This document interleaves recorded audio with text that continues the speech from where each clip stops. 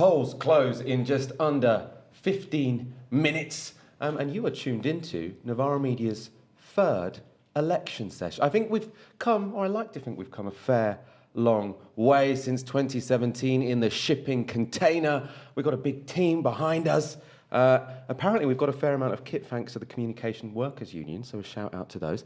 We will be going to the exit poll at precisely 10 p.m, a very key moment on these evenings. We're going to be here with you until 5 a.m. Great guests lined up, experts, politicians, analysts, and we begin the show with my fantastic colleagues, Sarkar and Aaron Bastani. What are we thinking? How are we feeling? You know what? I wasn't that excited about this general election because of the two main parties on offer until I walked into the green room that we have across the corridor and saw all of our colleagues squished into this tiny room, eating pizzas and working busily away on their laptops. And suddenly I just felt so gassed to experience what will be a historic moment for the Conservative Party with all of you guys. And a historic moment for the Conservative Party. Interesting you used those words. I mean, some people will be looking at this and saying this is historic for the Labour Party. They're going to get back into government with probably the biggest majority ever. But there is a sense in which, sort of, looking at this election from a historic perspective, it does feel like it's that collapse of the Conservatives that people are going to remember. Aaron, is that really the story of this election? Well, we'll find out in 13 minutes. What I would say is that we're looking at potentially the biggest majority ever, according to some of the polling. And that is off the back of Labour winning maybe as many votes as they won with Corbyn in 2017, maybe fewer. And that would lead to a majority bigger than Stanley Baldwin, 1931, bigger than Earl Grey. Yes, the man who's you know, he gave that name of his to the tea. This would be a bigger majority than somebody who gave the world Earl Grey tea. So it would be huge. And I mean, look, Keir Starmer's impressive in some ways, but he's not such a big deal that somebody's going to name a cup of tea after him in a century from now. Maybe he will be a tea, I don't know. But it is principally about the collapse of the Conservatives, which explains that potential majority, yeah. Let's just remind you what you can expect from us tonight. We'll be going to all the significant live counts. We've got interviews with MPs, or I suppose no one's an MP at the moment, soon to be MPs, from all the major parties and journalists and analysts. As I say, we should say a big thank you to the CWU who have sorted us out with lots of our rig. Also, of course, a massive shout out to our regular supporters, because half the rig was paid for by you as well. CW have lent us some rig for I think what is our most complicated stream ever, I have to say. Before we go on to some more analysis, let's take a look back at the last few weeks of and the 2024 general election. We will have a general election on the 4th of July. Things can only get wetter. Why has he called the election now? He's called it now because he knows inflation is going to go back up. He knows energy prices are going to go back up in the autumn. That's what he's not telling you. Our plan to introduce a modern form of national service is an example of the bold action that I'm prepared to take. I am going to stand in this election. Nigel Farage is the man who's going to save Britain. That clip just showed somebody throwing a milkshake at Nigel Farage. Here's a flavour of what the Liberal Democrats stand for. The Conservatives are on their way out of government. They're toast. And so it's going to be a Labour government. Labour are going to win. The debate is who forms the opposition in the next Parliament. Labour's purge of its political left continues apace. Abbott still has not been told whether she'll be allowed to stand as a Labour candidate in her constituency. 5 members of the National Executive were appointed to safe Labour seats. Labour has dropped left-wing candidates like Faiza Shaheen and Lloyd Russell Moyle for not being, quote, the highest possible quality candidates. It's found a new crop of potential MPs from one very select group, lobbyists for big business. Hello, Grant chaps. You're live on Sky News. I'm in the studio with Sophie Ridge. Have you just seen that you're about to lose your seat according to the Sky News YouGov projection? You just put the phone down on me. It took 4.5 months and the death or injury of almost 100,000 civilians in Gaza for the Labour Party to back a ceasefire. You'll see record levels of taxes on working people. Well, that was terribly dignified, wasn't it? On the 80th anniversary of the D-Day landings in Normandy, Sunak left a commemoration event attended by world leaders to pre-record an interview with ITV. We were a bit, Normandy. Yeah, it all just ran over. It was incredible, but it just ran over everything. I'm sure it was so apologies for keeping you. No, not at all. I'm sure it was a powerful trip. When I grew up, my dad was a toolmaker. He worked in a factory. It's true. Liberal Democrat leader Ed Davey is one of the longest-serving politicians to lead a party this election. Now is the moment for Britain to choose its future. For the end there, we saw the Lib Dem leader, Ed Davey, sort of going down a water slide, which lots of people thought was completely ridiculous. But I saw today he is the only leader of a political party who has, in fact, ended this election campaign with a significantly higher percentage of approval from the public than anyone else. So it seems like going down water slides does seem to be somewhat effective. From you guys, I want your highlights, your lowlights from the election. I should clarify, my highlights aren't watching Ed Davey go down water slides. I just thought that was a little interesting vignette there. Well, you know what? Let's just talk about Ed Davey for 1 second, because I have found it a bit frightening that I go about my daily life and I don't know if Ed Davey might just pop up, leading a Zumba class. You spend a lot of time on water slides. Oh, Zumba classes, I see. A Zumba class, or he might be driving my Uber, or I might open my fridge and he's in there handing me a block of camembert. I mean, I just feel like he could be anywhere at any time. But it was a smart campaign. What he was able to do by basically distracting the nation with things which are funny and kind of good vibes is the Liberal Democrats' record as part of the coalition government. And of course, what's in their manifesto, it's very different from the coalition-era Lib Dems, and he managed that quite neatly. All he had to do is humiliate himself on television. Aaron, most memorable moments of the election? Well, memorable, I don't know, but on the Lib Dems point, he could be, Ed Davey, Sir Ed, could be the leader of the opposition, doing effectively these stunts, these things you would have seen on You've Been Framed on ITV 20 years ago. Many of you watching pretty too young to know that show. There's not been a Liberal leader of the opposition, I think, since Herbert Asquith, maybe Lloyd George. These are huge names of British political history. And a man who's basically gone out as, as budgie smugglers and done Zumba in a swimming pool could be their successor. A Liberal leader of the opposition. Hasn't happened for, I think, more than 100 years, best part of. And so Ed Davey is going to potentially be catapulted into that sphere of politicians. We'll find out in less than 10 minutes. I'm not sure we have seen him in Budgie Smugglers, precisely. That was just your imagination, That was just Aaron. your imagination, yeah. If only the election campaign could have gone on a little bit longer. Let's talk about your expectations for the exit poll, which we are about to see in about 7 minutes' time. What would be a good night for Labour, a good night for the Tories? Well, you know what? Before this election was called, the Tories were talking about being left on 150 seats as an utter catastrophe. That is the worst possible scenario, utter wipeout. Now, you look at them and you go, you'd take those 150 seats if they were on offer. For me, the big question is whether they are over or under 100. Now, of course, this is completely arbitrary. As I said, 150, that is a terrible result. But I think that if it's under 100, you would really struggle to see how they would get their act together within a single parliamentary term. So I suppose just to do some expectation management, according to the YouGov sort of final MRP poll, Labour will get 431, the Tories will get 102, giving Labour a majority of 219 seats. According to Survation, Labour could get 470 and the Tories get only 68, giving the Conservatives the Labour Party a 290-seat majority. How much does it matter, do you think, Aaron, sort of the size of the Tory rump in Parliament? Well, there's a part of me that thinks that Labour actually won't want too big a majority.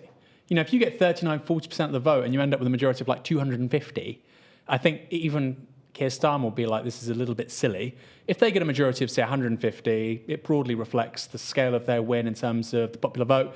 I think that would be good. I think if the Tories get below 100, I think psychologically that's massive. But regardless, I think if Reform just get a handful of MPs, Farage and there's his band of merry men in the Parliament between now and 2029, I think they will be saying to one another, there's 90 of them, there's 5 or 6 of us, forget everything else. We have one objective: take all of their seats, become the party of the right/centre-right. So that, again, for Labour, would be manna from heaven, because Reform will be in Parliament and they'll be attacking one side of politics and it won't be them in government. So I do think it matters. I think if the Tories go to, say, 150, 160, they came back from that in 1997, they could come back from that again. I think less than 100 is a really big psychological point. And I suppose us, ourselves, and many of our audience will be very interested in the smaller parties, and in particular the Green Party, and then also some of those independents, Jeremy Corbyn, Faiza Shaheen. We're looking at between, I suppose, 1 and 4 seats for the Green Party. That's sort of the range that we're talking about.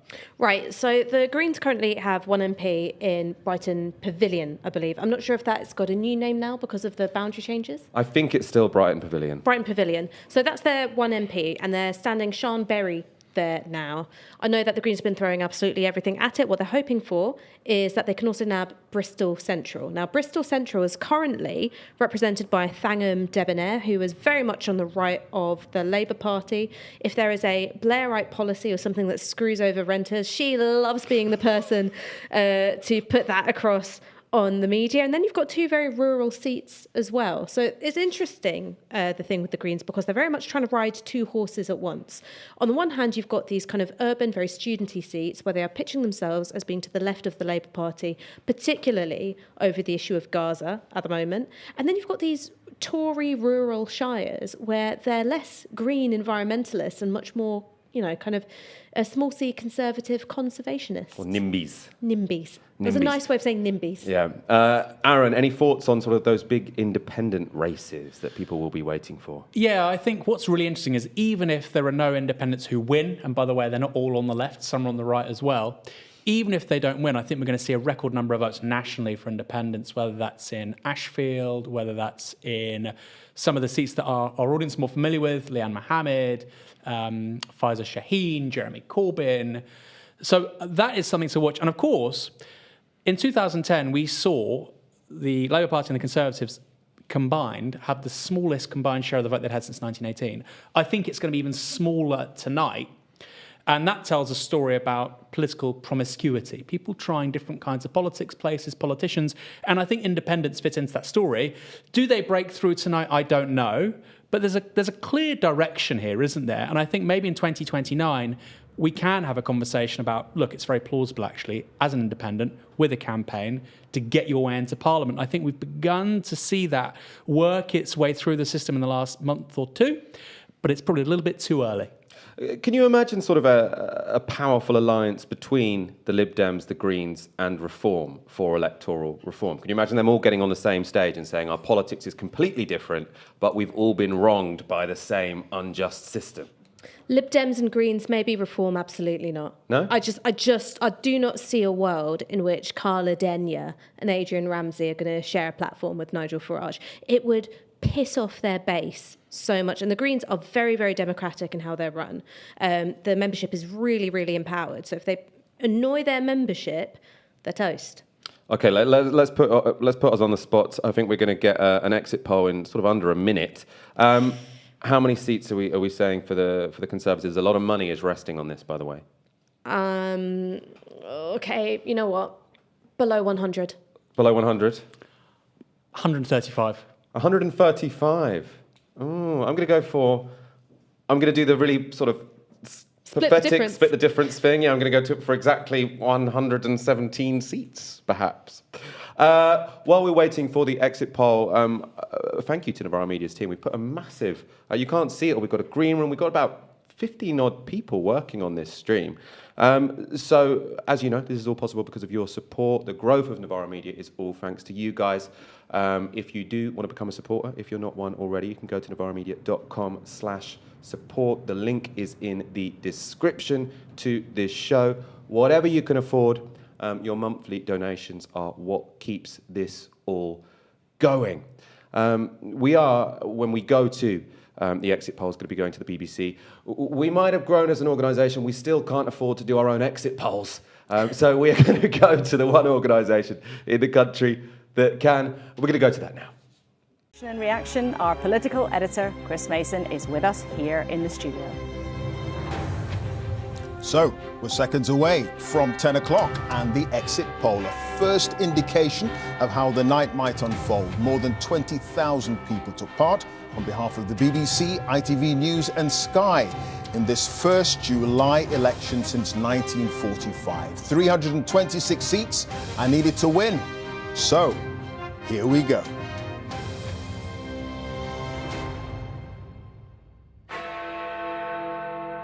And as Big Ben strikes 10, the exit poll is predicting a Labour landslide. Sir Keir Starmer will become Prime Minister with a majority of around 170 seats. The exit poll predicts that Labour will have captured 410 seats, adding 209. It suggests the Conservatives will have lost 241 MPs, landing on 131. On to the other numbers. The Liberal Democrats up 53 on 61 seats. Reform on 13 seats. The SNP down 38 seats. According to this exit poll, on 10. Plaid Cymru are on 4, they're up 2. And the Greens are up 1 on 2. All the pointers. So in terms of the sweepstake, Aaron was the closest. You said 135. The Tories were on 131. Novara Media's election guru, newly anointed. Interesting. I suppose that the expectations had been set so low for the Conservatives that this will be, I mean, strange, a majority of 170 will be a relief to them. In fact, actually, if she said a majority of 170, didn't she? That is actually slightly smaller than under Tony Blair, although the Tories are on way fewer seats because I suppose smaller parties are getting more here. I mean, to be honest, I mean, it's probably not going to be the big historic picture of this evening, but the worst night here is for the SNP on 10 seats. That's catastrophic. I mean, the SNP have had an awful time of it. And when you just consider the timing of this general election, you've got a brand new leader, not great name recognition, and you've got this weird place where they're having to fight it both as Westminster insurgents, but also as incumbents with a record in government. That is an extremely difficult position for any party. And so I think when you think about Keir Starmer, he's such a lucky politician. It comes to the helm of the Labour Party, and he has the implosion of both the SNP and the Conservatives. It's two major rivals in England and in Scotland just collapsing, right? They're just collapsing before his very eyes. So I don't know what voodoo dolls he has in his attic, but my God, they're effective. Yeah, I mean, I suppose, you know, we on the left obviously like to talk about how Keir Starmer did get a lucky hand, his sort of two big opponents sort of completely imploding. You might also say, I think especially with the Conservatives, that one of the reasons they did implode so dramatically is because they were under pressure from a Labour Party. Do we have to give Keir Starmer some vindication? Labour on 410 seats, almost sort of double what they got in 2019. I wouldn't say that they were put under that much pressure by Labour, because there weren't these big differences, these huge totemic differences in policy. It was sort of about tenor, and it was about competence. It was about perceptions of like sleaziness and the self-serving nature of the Conservative Party, and that's Keir Starmer piggybacking on what's already in the news cycle. So I don't think that was him putting them under pressure of his own creation. I'm going to say this a million different times, a million different ways tonight. The reason why the Conservatives have imploded is because the era of low interest rates came to an end. And when they were vandalising public services, when they were presiding over a context of flatlining wages, that was fine because credit was cheap. Now, the minute that goes, their coalition falls apart. And that is not something that was in the gift of Keir Starmer to achieve. I think there's a lot to that. I suppose I would say, Aaron, in terms of the story of this election campaign, what the Conservatives were trying to do, and I suppose what they did effectively do in 2019, was to say, look, we might have our own problems, but the other team are scarier. You know, you might be thinking about voting for a third party, you might be thinking about not turning out, but the other side are very scary. And so that's why I suppose, you know, we haven't seen the vote share here, but it might be the case that Labour's vote share isn't any higher than it was in, say, 2017. But I think one of the reasons why the Tories sort of, their strategy to try and squeeze their opponents and get out their vote, why they struggled with that is because you can say a lot of things about Keir Starmer. You know, he might be boring, he might be dishonest. He doesn't seem to have scared many natural Tory voters. No, that's absolutely right, and that's the argument for him. I would also add the caveat, which we've not said yet, which is exit polls can be wrong. Not to the extent that somehow the Tories are going to get a hung parliament, but for instance, in some of the details, the difference between Reform getting 13 MPs and, say, 20 isn't that big, or the Green Party getting 2 and 4, or 2 and 1, actually, is again not that big. If you look at some of the margins needed for those Green target seats of Bristol Central, Waveney, North Herefordshire, they were razor thin. They were 1,000-2,000 votes. So I would say, look, actually, on the numbers for the Lib Dems, for Labour, for the Tories, yes, that's probably almost certainly correct. But if you're interested in the fate of Reform, for instance, don't be surprised if they end up getting 20 seats or 5. Ditto with the Greens. Things can move around a lot. But on Labour, you're absolutely right. Look, that was the selling point of Starmer, and it's clearly been a very successful strategy to get into power. The question is, how do you keep it? Because we saw polling out, 2 days ago, that the number one reason that people were voting for Labour was to get the Conservative Party out. Well, the Conservative Party are now out. So you're going to have to build consent for your political project through something else. And I'm sure there'll be something of a honeymoon for several months, but after a year or two, there will inevitably be political challenges, and it'll have to be about something else. So also on your point about the share of the vote, I think if the MRP polling we've seen until today has been anywhere near accurate, a majority of 130 would indicate, we don't know, we've not seen the numbers, but would indicate probably a share of the vote below 2017 or around the same, but could be below, because we saw some polling the same as 2017 and Labour had a much bigger majority. We don't know, but that again would create its own crisis of legitimacy, I think. I'll be speaking sort of later in the show to someone from Ipsos who sort of help with the exit polls, because one thing I'm not entirely sure about is how good this poll is going to be when there's sort of a very specific situation in a seat. Because obviously the reason why they've been very accurate in the past is because they're very good at getting kind of the Labour vote share, the Tory vote share, and that sort of averages out. They're good at getting the swing, I suppose. But I'm not sure how much this can tell us about what will happen in Islington North, for example. So I think it is probably those seats throughout the night that are going to remain a bit of a mystery, I suppose, whether the Greens get 2, whether they get 4, and what happens in those independent seats. Ash, is 131 seats something the Tories can rebuild from? Well, I think that Aaron was right. Going below 100 would have been a massive psychological blow, and you don't even know who would be leadership material within those, 60, 70, 80, whatever it might be, seats. With 131, they can build back, but if Reform have got a parliamentary presence, they are going to be squeezed very hard from their right. Now, again, a lot of this will depend on who's left in the party. You've got a sort of section of the Conservative Party, I would say, Priti Patel is an emblem of this section of the party who think that the Conservatives should have a much closer relationship with Reform. You've got someone like Kemi Badenoch, who is to the right of the Conservative Party, particularly on cultural issues, but she really hates Reform. You've got the sort of Tory moderates, the Tory wets, as they once would have been called, who want nothing to do with the Conservative Party, but they've got very little of an activist base within the Conservative Party membership. So this question of rebuilding, there's going to be a lot of bloodletting first, I think. And I think what's going to be really interesting in this Parliament, because we've never really actually had a significant chunk of MPs either to the left of the Labour Party or to the right of the Conservatives. You've always got, the Lib Dems as this sort of floating, not particularly sort of political grouping in the middle. So it'll be interesting to see sort of the impact those, the exit poll says 13, as you say, Aaron, that's not, we can't take that yet as gospel, but thereabouts.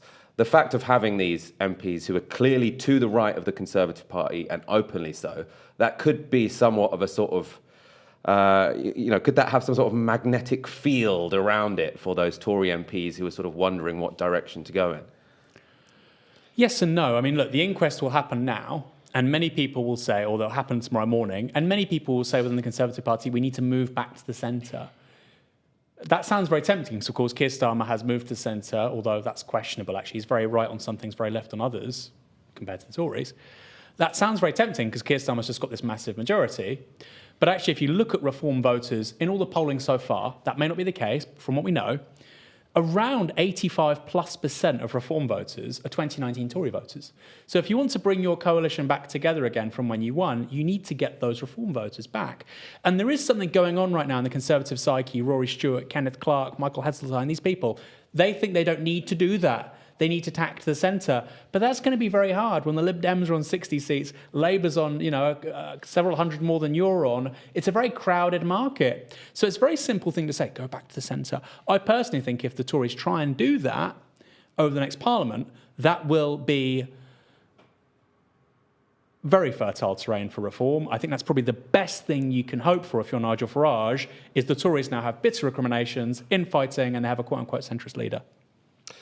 For more reaction to that exit poll and what it means for the Conservative Party, I'm delighted to be joined now by author and journalist Peter Oborne. Thank you so much for joining us this evening. As we've been saying, I mean, historically a catastrophic result for the Conservatives based on the incredibly low expectations which have been swirling around the country over the past week. They might be somewhat relieved. Oh, yeah, I think that 130... You saw the suggestions it could I'm not sure we've got Peter Oborne. I definitely can't hear him. Peter Oborne, have we got you there? I can hear you very, very well. Fantastic. I can hear you now. So yes, can you tell us your views on this exit poll? Historically terrible for the Tories, but they might be a little bit relieved. Yeah, I think that, I think the Tories, it could have been an awful lot worse than this. Some people were suggesting, and this might still happen, I think, that, it could be sort of 50, 60, 70. But, 130, is this being suggested? I think they might bite your hand off. We were looking at a potential situation, where they wouldn't be able to fill the front bench and the Lib Dems might be the biggest party. That seems not to have happened. But I reckon what I'm sensing about this is that these numbers are going to change a great deal in the course of the night, much more than usual, because there are so many freeway marginals. There's so many. We don't know what the independents are going to do to the Labour Tory balance. That reform number, which you were highlighting, looks dead dodgy to me. If you ask me, it's likely to be less than 15. It might be 3 or 4. But as you say, you just can't really tell because there is no precedence there.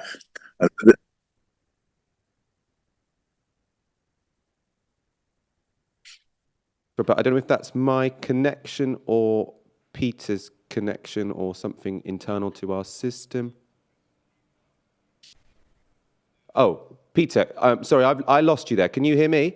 I can hear you like loud and clear, like a bell. Perfect. So I wonder where the connection issue is. I want to know from you, sort of, how much difference will it make, sort of, if it is this figure 131, or if it's a bit lower, or if it's a bit higher, in terms of the battle that's now presumably going to break out inside the Conservative Party? I mean, you were the former chief political correspondent for the Daily Telegraph, so this should be, I imagine, a sort of sphere of the world that you have a bit more understanding of than we do, especially in terms of connections. What do you see happening next?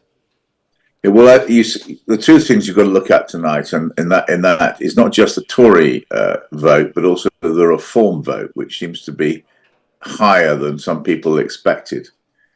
And we are going to enter a period of convulsion in the Conservative Party, and I think this is the end of the Conservative Party as we knew it. There's no, as we've known it for 200 years, the biggest electoral machine in the Western world is going to turn into something else.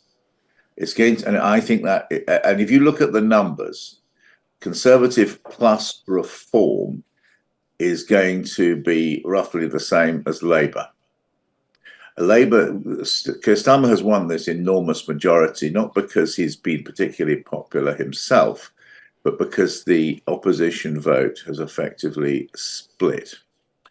And so you're going to have an enormously strong argument, utterly disastrous, I think, for the Conservatives, but there we are, that for the Conservative Party to reform, to become once again a party of government, it has to enter into an alliance with the Reform Party. And do you see that as possibly happening? Can you imagine, I mean, one would imagine that Nigel Farage is among the 13 seats that the exit poll predicts Reform will get. Can you imagine him joining the Conservative Party? Do you think he feels like he can increase his power a bit more by sort of staying in Reform and causing problems there? How do you see that playing out? It is going to be a minor story to begin with, because, you know, the big story from now is this astonishing Labour majority, the most powerful prime minister we'll have had since Blair at his peak before 2003, and how he's going to use that majority, and how much the size of the majority is going to enfranchise the Labour left. I think all that is going to be a major story. But you are going to have an enormous debate on the right of British politics as to whether traditional conservatism is still worth bothering with, and whether actually you need this merger between the Reform and the traditional Conservative Party.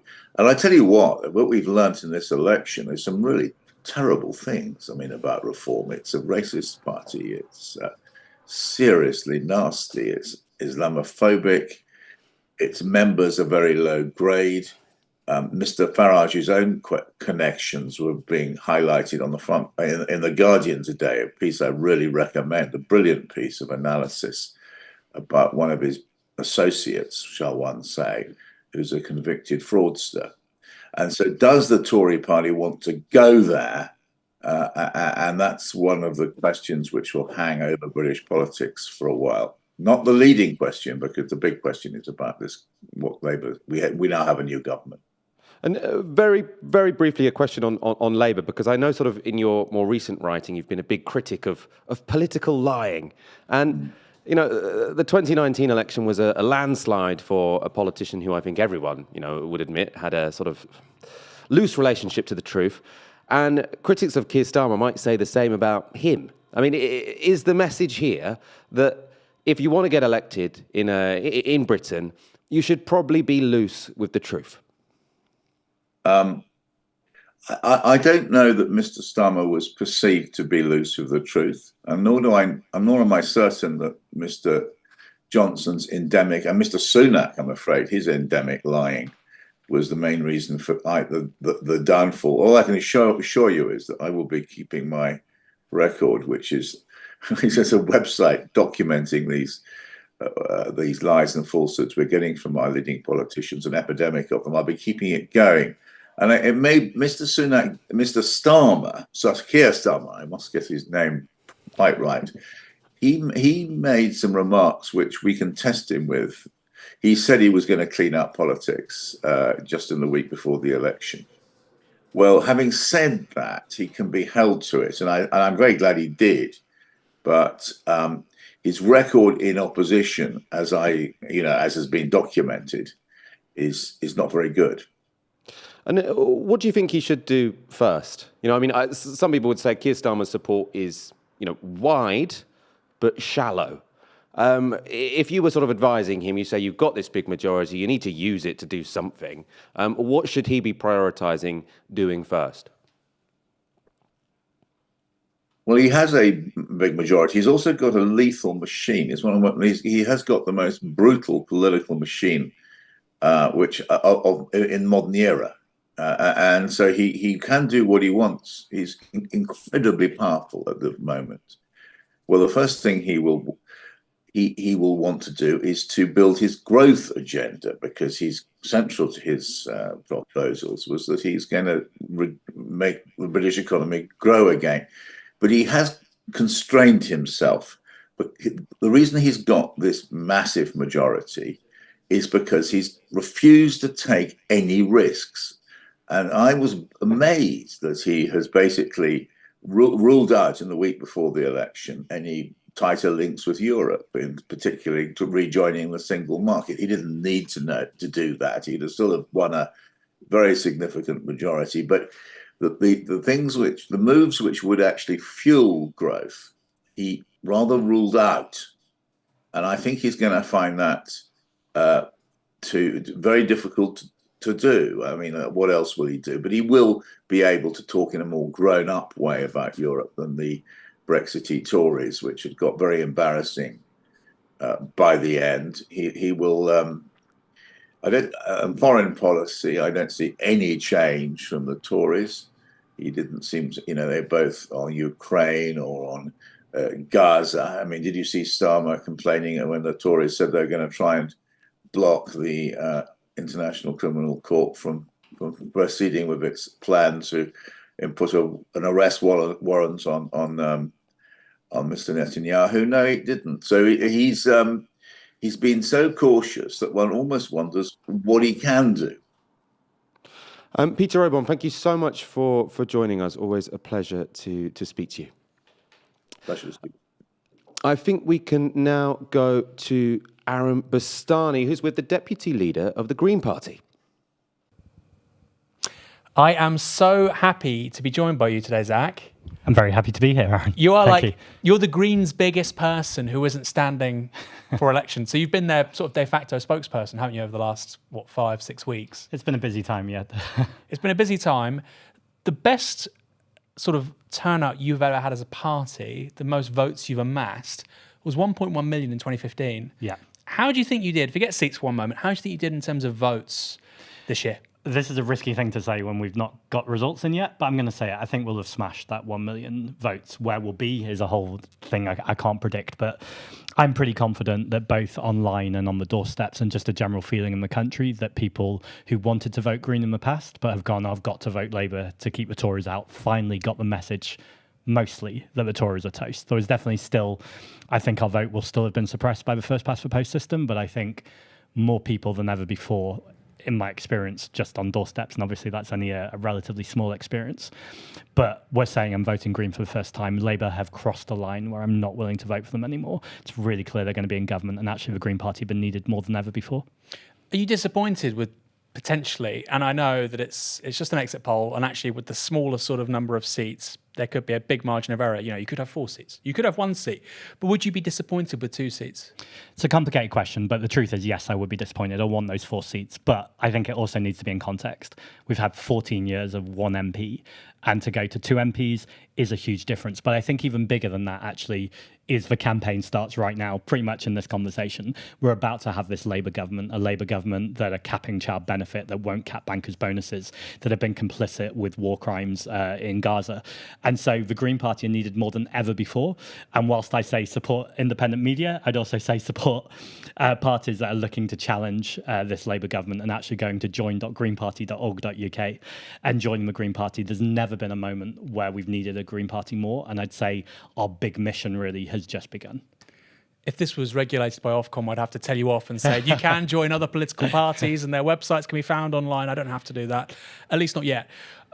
I understand that. In terms of the Tory-facing votes that you guys had, which were the 2 really interesting seats, right? For sure. Which may be the seats that you've not won. I mean, just for people watching out there, you had 4 targets, Bristol Central, Brighton Pavilion. It seems, if this exit poll is right, those will be the 2 seats you've won. That would be my assumption too. And then you've got Waveney Valley and North Herefordshire, which were Conservative-facing. If you can't win those seats when the Conservatives get 131, when can you win them? Yeah, it's a really good question. And for me, the Green Party were at our strongest when we're to the left of Labour. And again, this is a real key moment that with a party of environmental, social, racial and economic justice. Now, I know you've had this discussion on Novara where you've said, can that work in rural seats? And I will still always insist it can, and I think maybe we haven't communicated that clearly enough. But when I've knocked on doors in Waveney Valley, for instance, people still care about rent controls because they have children or grandchildren who are living in the cities who are struggling. People still care about clean air. People still care about, so much of what our Green Party platform is about. But undoubtedly, I think the strongest message that we've had previously and becomes even stronger from today is that ultimately we will push a Labour government to be better, to be bolder, and Keir Starmer's authoritarian government is going to badly need pushing. And there was that one YouGov MRP poll. We don't need to talk about the polls anymore. Fantastic. This has been an actual election. But there was that one MRP poll, which was fascinating because it put you on, actually just put you on 2 seats. Right. But it put you second in 40 or 46 others. Many of them are in London. Are you beginning to sort of work out what a green, quote-unquote, heartland might begin to look like under a Keir Starmer government? Are you going to be the party of major cities for the ex-Corbynistas? I mean, that was the sort of framing you got for the Sunday Times after your local election results. Right. They said, look, this is all the disaffected radical left. But we know that's not that many people. I mean, it's millions of people. Yeah. It's not that many people. What does a Green Party heartland look like once you've got these two MPs? Yeah, so a few things. I think the first thing to say, and it's not directly related to your question, but I haven't acknowledged it on air, is that the Tories are gone, and that feels this moment of absolute intense relief. So I've jumped straight into we've got to challenge Labour, but I think we should all take a pause to recognise what that feels like. We have taken local elections pretty much equal seats from Labour and Conservative. So I'd imagine we will continue to do that because there's lots of places that are in rural places like mid-Suffolk, where Waveney Valley is, where we have an outright majority on the council. And I know that, especially on nights like this, MPs are really where the key conversation is, and I'm not knocking that. I want more national representation. But local representation is really important. And actually, people's first experience of politics is often about youth services or potholes or libraries, and those things shouldn't be sniffed at. So I think if we're still winning in rural seats and we're still taking Conservative votes, I want the Green Party to continue to do that. And I do think there's another message here, which is, again, it's coming back to it with a Keir Starmer government on so many issues, whether it's rent controls, whether it's tackling inequality. I mean, inequality is the biggest issue facing our country. We've had a pandemic where multimillionaires and billionaires are richer than they've ever been before, whilst people are struggling to put food on their plate and heat in their homes. That's not going away. And in fact, I think it's going to get worse. I think it's got the potential to get worse under Keir Starmer, but what's definitely will get worse is if his kind of supposedly centrist social democratic party doesn't offer solutions to these inequalities, we're going to see reform rise. Nigel Farage is waiting in the wings. And I think there's a possible vacuum. And I think the Green Party are recognising what the problems are, and the problems are inequality. It's just our solutions are not Nigel Farage's solutions, which is to scapegoat migrants, trans people, disabled people, whoever he can get his hands on. The Green Party are there to say, ultimately, solidarity is important and we need to challenge this inequality. And I think that's a really important and powerful campaign message that, again, we're not in a campaign now, but we're always in a campaign. And ultimately, that's where the Green Party now needs to continue to build, is to tackle inequality. And I think things like our wealth tax have put that into the national conversation in a way that it just wasn't before. So two quick questions, really. Sure. Firstly, would you campaign alongside reform for proportional representation, for electoral reform? I mean, they might have 15 MPs. They're going to make that a huge conversation in the next parliament, electoral reform. Yeah. Would you stand next to them on a platform and argue for it? Well, there's two parts to this question. So I think the first part is, should Nigel Farage have a seat? And I hate to say this, but yes, he probably should. If millions of people, as they likely have just done, have voted for reform, the idea they should have no representation in Parliament is part of what's causing a problem with our democracy. It's eroding our democracy that we're not having real debates about things. There's just such an orthodox, narrow establishment that's being pulled to the right by people like Nigel Farage because they don't have representation. So I think in the interest of democracy, there is going to be a very strange coalition of different parties that are informally, I think, working together to push towards proportional representation. Would I share a platform with Nigel Farage? No, I wouldn't. I think he's I was about to say pause, but I think he said clearly racist things. I think he said clearly fascist things. And so if there was a demonstration of 2 million people for PR, and they said we've got all these speakers at the end, don't worry, there'll be half an hour between you guys. You wouldn't speak on the same. Yeah, I probably would do that. So I think there's a big difference between appearing side by side, and I'm realizing this in real time as I'm speaking to you, side by side with Nigel Farage, and I wouldn't want to give him that platform. Not that I need to give him any platform. He's considerably more well known, sadly, than I am. But in terms of speaking on the same stage over a long period of time, then I think that's clearly you're not endorsing the views of the person. You're sharing a stage on this same crucial topic. I think these are crucial questions we're going to have to answer pretty quickly. Absolutely. I think this result could be one of the most unequal that we've ever had. Yeah. It looks like the Labour Party vote share could be lower than Jeremy Corbyn, yet they've received all of these seats. That is absolutely absurd. One of my worries was that this has been talked about particularly in legacy media in the last few days of we could have this huge disproportionate result, then we need to talk about proportional representation. I'm like, you don't need the result to talk about proportional representation. Just the fact it could happen is a reason to talk about proportional representation, but it looks like those things are aligning. We are going to have this hugely disproportionate result, and that will anger people. And again, it points to the inequality, the disaffection with politics, and that can all play into Farage's favour. It's really important that all of us on the left, wherever we stand, keep offering hope, keep offering solutions, and don't let Farage win. I've got one more question for you. Sure. I don't know if we're running over. I'm not hearing anything. Maybe this is so enrapturing people for start listening our production team. They're going, keep on talking. What do the Green Party get wrong? Right. Because look, you just got reform. They came from nowhere. They were polling something like 4% last Christmas. Yeah. They've just seemingly won 13 MPs. They have massively overtaken you. I know slow and steady wins the race, Yeah, and yeah. that's been the Green Party mantra for a very long time. And you might say easy come, easy go with regards to reform. What are you getting wrong that reform gets right? Yeah, absolutely. So there's two things. One's not my fault, and one's something I can do about it. The not my fault bit is just legacy media love to platform Farage, and they love to platform reform, and that's very difficult. To even get on Newsnight required me to tweet and pretty much run a campaign to get me on Newsnight. And when I was there, they made it quite clear that they didn't appreciate that tweet. So I got on there. But what did they say? They said that they apologised for the fact that I hadn't been on, and I said it's okay. I recognise it's not all of your faults, and they said it's not okay. You tweet about it. I was like, okay, interesting. And then the interview I had, I'm fine with a robust interview. In fact, I quite like a robust interview. It gives you a chance to be better. But I think if anyone looked objectively at the interview I got, it was pretty guns blazing compared to some of the interviews that other politicians get. But that's fine. It just, again, encourages us to be more robust. The bit I can take responsibility for is I think we can be too polite and gentle. And that doesn't mean I don't think we should ever be rude and disrespectful, but I think we've got to get more urgent in the way we speak. We've got to recognise that these problems are not problems that are nice to have in a few years' time. We're facing a climate crisis, we're facing an inequality crisis. And again, we need to get more urgent about that. But if people are watching this and thinking, yeah, I'd like to see the Green Party do better in the future, that's not good enough. People need to join the Green Party. They need to get involved. We're a democratic party. People can be getting involved with voting things, literally in the next few weeks. But that's the thing I want to change. I want us to get even more urgent in the way that we speak to the crises. Yeah, because it's here. The climate crisis is absolutely here. Totally. I could talk all day, for instance, about olive oil prices and falling production of French red wine. But Zach, we're going back to Michael in the other studio. Thanks. We've got over 12,000 of you watching, which means I have to say, if you want to support our work at Novara Media, then you can go to novaramedia.com/support. We really do appreciate it. A little update, we're listening to that. The Tories have their lowest seats since they started calling themselves the Conservatives in the 1830s. Let's have a look at what people out there have been saying so far. I can't see anything. I wonder what they've been saying so far.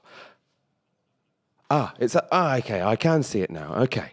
Dan Hodges has said, key takeaway from that is Nigel Farage is the new leader of the British right. Gordon, rent controls fan account, says, dreadful and embarrassing result for the SNP here. Cautious managerialism, clearly doing nothing to build or even sustain their support. I mean, it's also a scandal, wasn't it? Seems clear that the right-wing sharks will be circling, trying to orient the party towards business and the rich. And then Hamza says, Sky News just now, Keir Starmer set to have lower vote share than Jeremy Corbyn in 2017. Interesting, that sort of lower vote share, because, as I was saying, people weren't really turning out to vote against Labour to the same degree that they did in 2017. Shahab Khan says, wow, if the exit poll is correct, the Tories will have their lowest number of MPs since 1832. And Aubrey Allegretti, Tory peer Ruth Davidson on Sky, calls the exit poll figures a massacre for the Conservative Party. Interesting, that line of Nigel Farage being the leader of the right. I mean, fundamentally, he will be until the Conservatives have a new leader, because presumably Rishi Sunak is going to resign very soon, one would imagine. And there's going to be this huge civil war in the Conservative Party. And Nigel Farage, of course, doesn't have... Oh, let's go. I'm going to cut myself off mid-sentence. It wasn't that important. Let's go to Ash.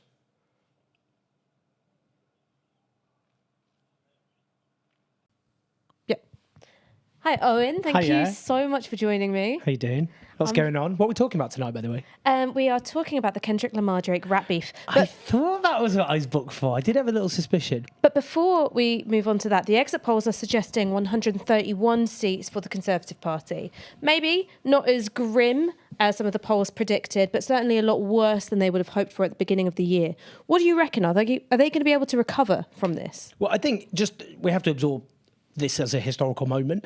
That would be similar to the 1997 landslide. It would be a few less seats for Labour, not as bad for the Tories as it was in 1997. But the starting point, this was an 80-seat majority back in 2019. So that would be, in terms of democratic history, that kind of swing just doesn't happen. And I think the reason for that, above all else, was a few reasons. Is this is a government that failed on its own terms. I mean, we have a whole list of problems we have with Toryism. It shattered the country, austerity, all the rest of it.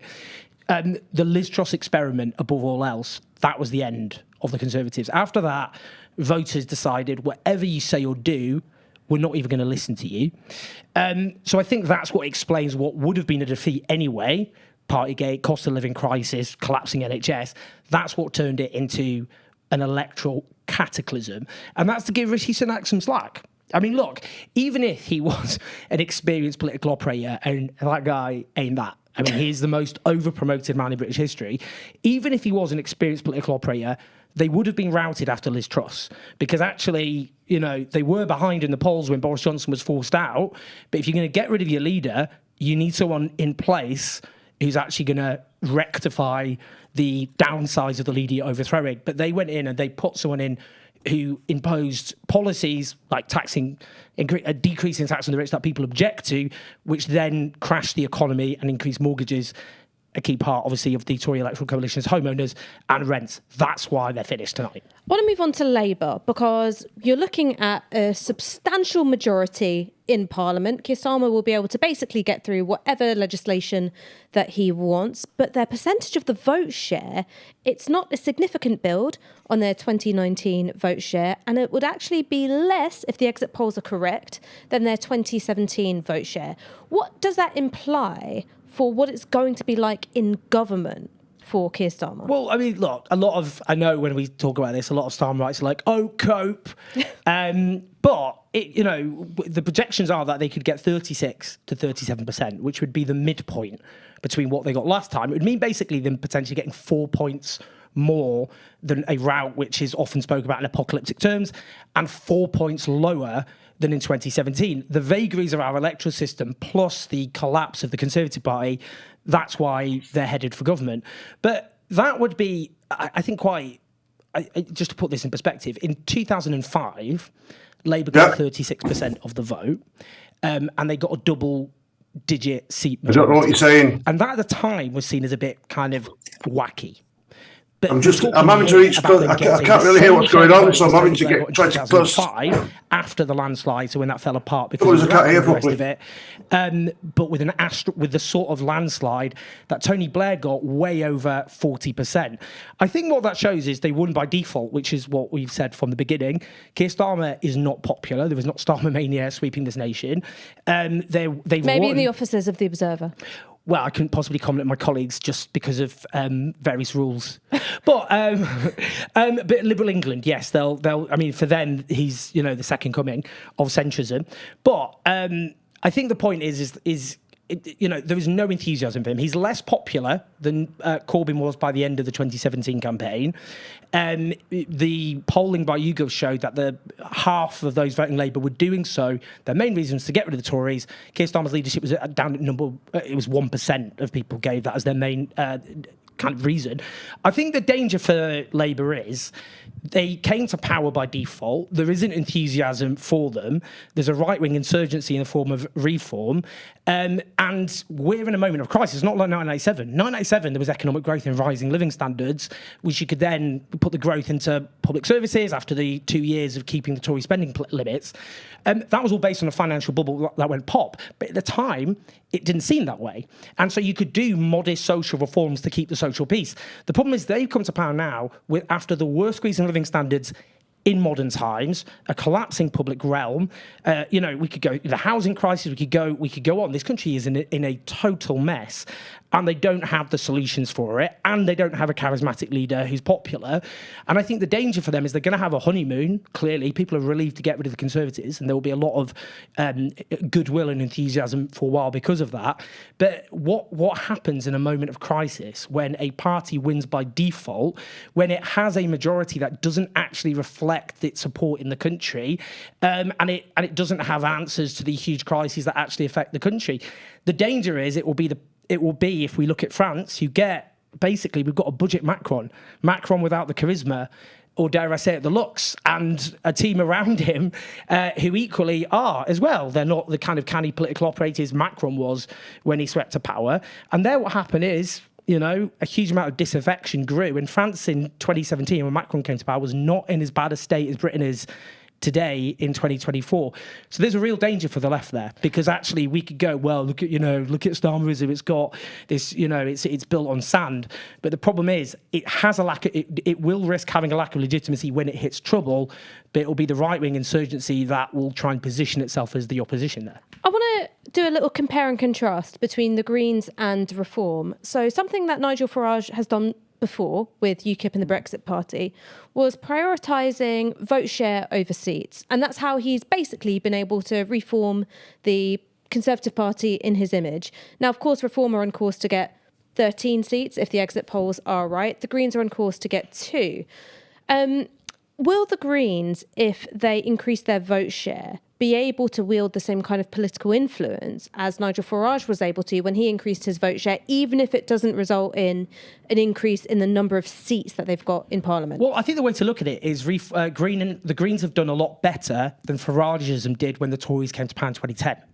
This is quite an interesting situation. When Blair came to power in 1997, there wasn't some big left of kind of Labour constituency, including, I would know, a coalition of kind of younger people plus minorities of all ages, creeds, backgrounds, whether that be Muslim voters, whether that be, we've seen the way that Dan Abbott has been treated, an example of the kind of anti-black racism of the Labour Party.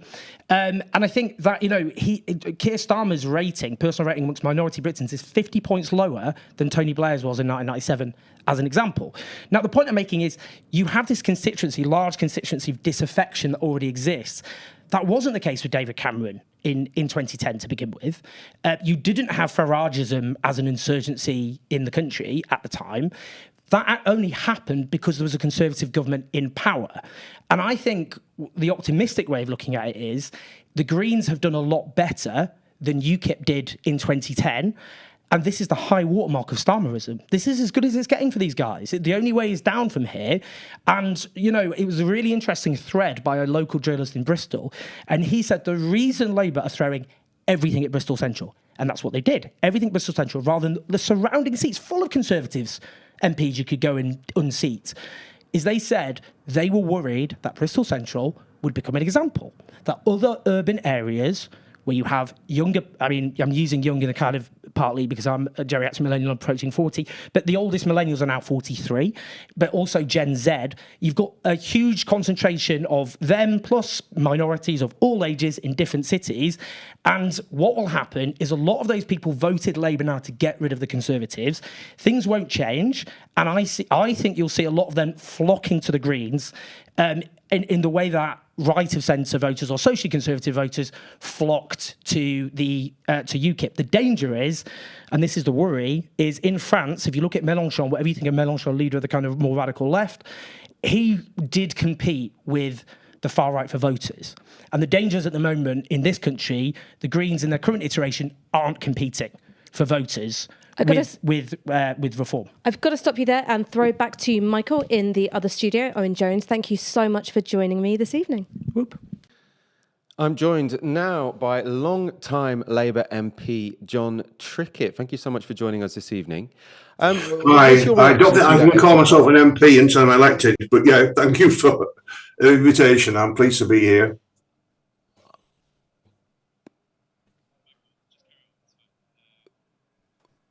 I can't hear anything. Oh, carry on in what respect? Oh, hello. Okay. Right. Hi. Sorry. Hi, John Trickett. Thank you for joining us. What's your reaction to this exit poll? Well, we'll see when the votes are counted, but the exit polls do tend to be quite accurate these days, and therefore I assume, even if it's not precisely the numbers which we're expecting, then that is where we're heading. Conservatives have imploded. And I think before we perhaps talk about the next government, what we just need to think for a minute, let's reflect on what happened with the Conservative Party. Now, I hear what Owen was just saying, but I think there are long-term underlying trends in the nature of our society which begin to explain what's happened to the Conservative Party. And in a nutshell, they would traditionally have an alliance of we might call it the ruling class, together with middle-class voters and maybe a third of the working class. But the majoritarian prospect for the Tories depended on monopolising, colonising, middle-class voters, the English middle class. But the English middle class has been transformed in recent years. You know, the shopkeepers, the small shopkeepers, small business owners, people in the professions who are having to get a degree, go through university, the whole university experience transforms your life. Now they're struggling with the debt from university and find it difficult to find a house which they can purchase. All of the privileges middle class gave you in England in the past, one by one have been stripped away by neoliberalism, in effect, the way it's been formed by the Tory party. These long-term trends have been visible for some time. And so the Tories then began to pursue a different project, a different kind of coalition of voters. It looked as if Boris Johnson had understood that, but of course he was a fool, and eventually his own foolishness brought him down.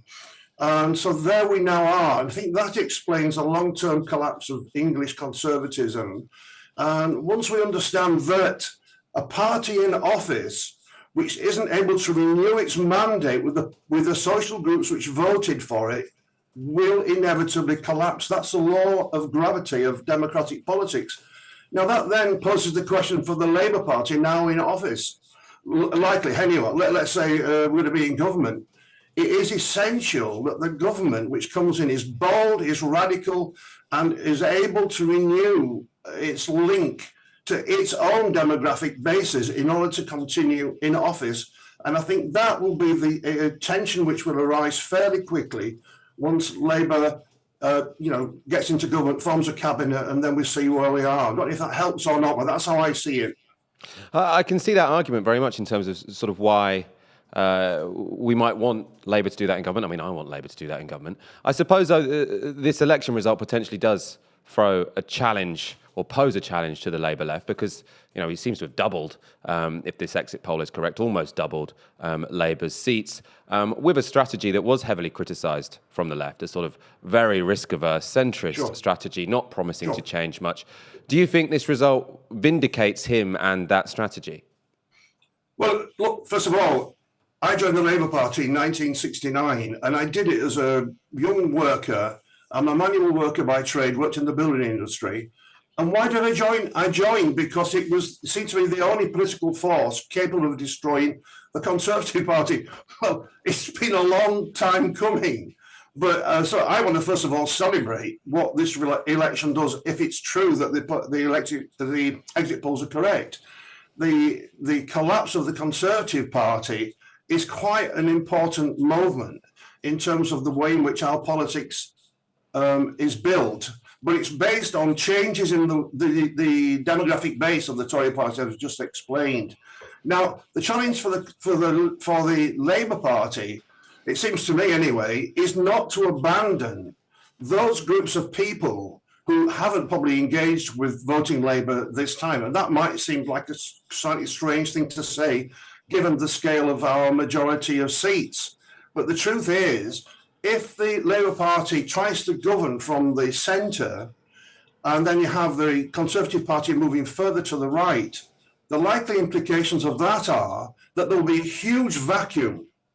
And I represent a former coal mining area. A sense of anger and disappointment, which has been there for a long time, that the political class hasn't been able to represent the views of the people I speak up for.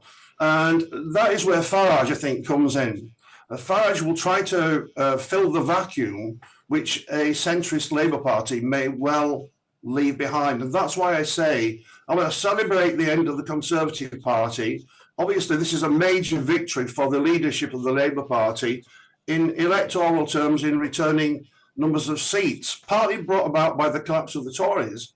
The key task now for the left, for the Labour left, because there's, as we know, large amounts of left outside of the Labour Party, is to articulate articulate a case and to develop an argument which says that there is a section of the population who rightfully ought to be voting for progressive parties who feel abandoned.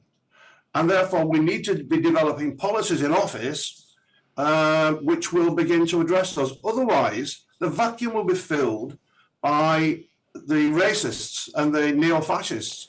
That is a real risk. So I want to, John, but we're also slightly worried. I've got to let you go in a moment, so I just want to sort of ask you how Labour left MPs might try and make your vision happen, because I think probably lots of people will think is that the Socialist Campaign Group have been fairly silent now for a while, and it's there's an obvious explanation why. Is because Keir Starmer and the people around him have made it quite clear that if you cause any trouble, you'll be kicked out as a Labour MP. Do you think now, after the general election, if you win your seat, you're going to definitely be an MP for 5 years? Do you think we might hear a more vocal Labour left now that they've got at least 5 years as an MP ahead of them? Well, there's clearly a task for the left. And I think there are several tasks, one of which is to give voice to those people who feel they haven't got a voice. And I think the left generally, but certainly my own opinion is, change never came from above. Change comes from below. And our job will be to link in to all those movements which will begin to emerge and are already there, demanding justice for whatever their particular cause might be, to give voice to those concerns in the House of Commons, and also to give advice, let's say friendly advice, to the new leadership, the new government, that if you continue down a particular path, you are in risk of losing the very demographic groups which you need to win the next election, and then to simply say, these are the concerns which the people have. So I think in economic policy, political restructuring, providing a framing argument, which we haven't really seen from the left for some time. We need to do all that. But there's another task for the left, which is to look in the mirror and say, Alan, we haven't got this right. We made many, many mistakes. And the left itself needs to confront its own failures. And I think that's part of the early task which we need to do now the election's out of the way. So for now, you'll be giving advice. It could be a little while until we see some serious rebellions. John Trickett, thank you so much for joining us this evening. Thank you very much. Off to the count. Let's take a look at what tomorrow's papers are saying. No surprises, really. Daily Telegraph, Labour landslide. The Sun, Britain sees red. The Mirror, here we go, very cheesy. The Metro, Keir Starmer. They've had a while to think up that one. The Independent goes simply with landslide. The Guardian, huge Labour majority predicted by exit poll. God, they really do play it straight, don't they, there? Joining me now, we said at the beginning, was a very interesting result from Scotland. And to discuss that, I'm joined by Xander Eliards, content editor at the National newspaper. Xander, the exit poll has the SNP on 10 seats, which would just be an extraordinarily bad night for them. Yeah, definitely would be. I think the exit poll in Scotland, I mean, we've had it just about an hour now, so we've been able to look a little bit more in detail about what it's saying about some of the seats, and I think a lot of it does need to be taken with a pinch of salt. It seems that some of the predictions in Scotland are a little wild, so whether or not the SNP are actually going to crash all the way to 10 seats, I personally would be extremely surprised. I mean, if I'm going to give you one example, Aberdeen South, which is Stephen Flynn's seat, the SNP Westminster leader. The exit poll seems to be saying that that's too close to call between the Conservatives and Labour, which is not the reality on the ground. I mean, in 2019, it was a toss-up between the SNP and the Tories. The Tories, a lot of people up here in the media are being briefed by Conservative sources that they're thinking that this is bollocks. That's the Tories themselves saying that. So I would be very surprised if the SNP don't win Aberdeen South, for example, which the exit poll is saying they won't. So yeah, it's looking to be a bad night for the SNP. I don't think there's any sugarcoating that. But whether it will be quite as bad as the exit poll says, only time will tell. And the SNP found themselves in quite a strange position during this election because they sort of said, at the start. I think, if we win a majority of seats, that gives us a mandate for a second independence referendum. And then whenever they were asked the sort of obvious follow-up question, which is, therefore, if you don't win a majority of seats, does that mean you don't have a mandate for a second referendum? They would sort of say, well, no, we don't quite mean that. And it all looked somewhat unconvincing. We've got the mandate from 2021. Don't forget about that mandate. No, clearly, but if you want to make the SNP argument about the general election, then you sort of have to take the other half of the bet as well, don't you? Of course, but that's what John Swinney was saying literally just the other day when he was asked that question. He was saying, well, we have the mandate from 2021, so that's obviously never been honoured. So whether or not you can have a mandate overriding another mandate when the first mandate's never been, it's all just, I mean, realistically, the SNP kind of taught themselves in a few circles with their general election strategy. I mean, you're right that they did eventually settle on winning the majority of seats and taking that as a mandate to open independence negotiations. But initially, that was going to be the most seats, which is obviously a bit different. You don't have to win 29 out of 57. You only have to win more than anybody else. And then independence negotiations, I think the way that the membership took it, certainly the way that we took it when it was agreed back in, I think, October last year, it was very much like independence negotiations means in order to have independence. There was talk of sending envoys to Brussels and setting up, what do you call it? Not a citizens' assembly, but like a civic kind of assembly where everyone was going to discuss how to move forward. And since John Swinney's taken power, that seems to have been rowed back. And now these negotiations on independence actually seem to be asking for another referendum. So I think realistically, you wouldn't hear them say this in public. I think the SNP knew that independence was off the agenda in this election. Yeah, and presumably it will be until the next one, at least, one would imagine. Because I can't see Keir Starmer thinking he's in a position to grant, the SNP another referendum from this position of strength. Yeah, there is still the independence majority in Holyrood, and whether or not that will remain in 2 years when we have the Holyrood election, I mean, it will be interesting because if Keir Starmer can't bring about this change that we're hearing, change, it seems that he's actually just going to continue with conservative policies, which would mean like shrinking budgets for public services and things like that. So if that does continue, then I think a pro-independence majority in 2026 is a real possibility because obviously it's proportional representation in that parliament rather than first past the post, which can mask how people truly feel about issues. Yeah, that's interesting. Almost preempts my next question because I was going to ask about sort of how a Labour government will change or transform sort of the politics of independence in Scotland, because I think it has been very helpful for the SNP and for the independence movement that they can point to a very unpopular Conservative government in Westminster and say, if you want to be free of these guys, you're going to have to become an independent nation. Now, you're saying there that potentially the Labour Party will just pursue Conservative policies anyway. But I mean, presumably there's going to be some goodwill north of the border for this new Labour government. People have wanted the Conservatives out for so long. So, I mean, do you think the SNP are just going to treat the Labour Party like the Tories again? Or do you think they will sort of say, OK, we've got to give them a chance? People, across the UK, really, are glad to see the back of the Tories and Keir Starmer deserves a chance to sort of have a go. Yeah, well, I think the first thing that Keir Starmer would have the chance to do is reverse the Conservative policies that have put us in this situation. And for example, since Brexit, there has been a huge centralisation of power at Westminster.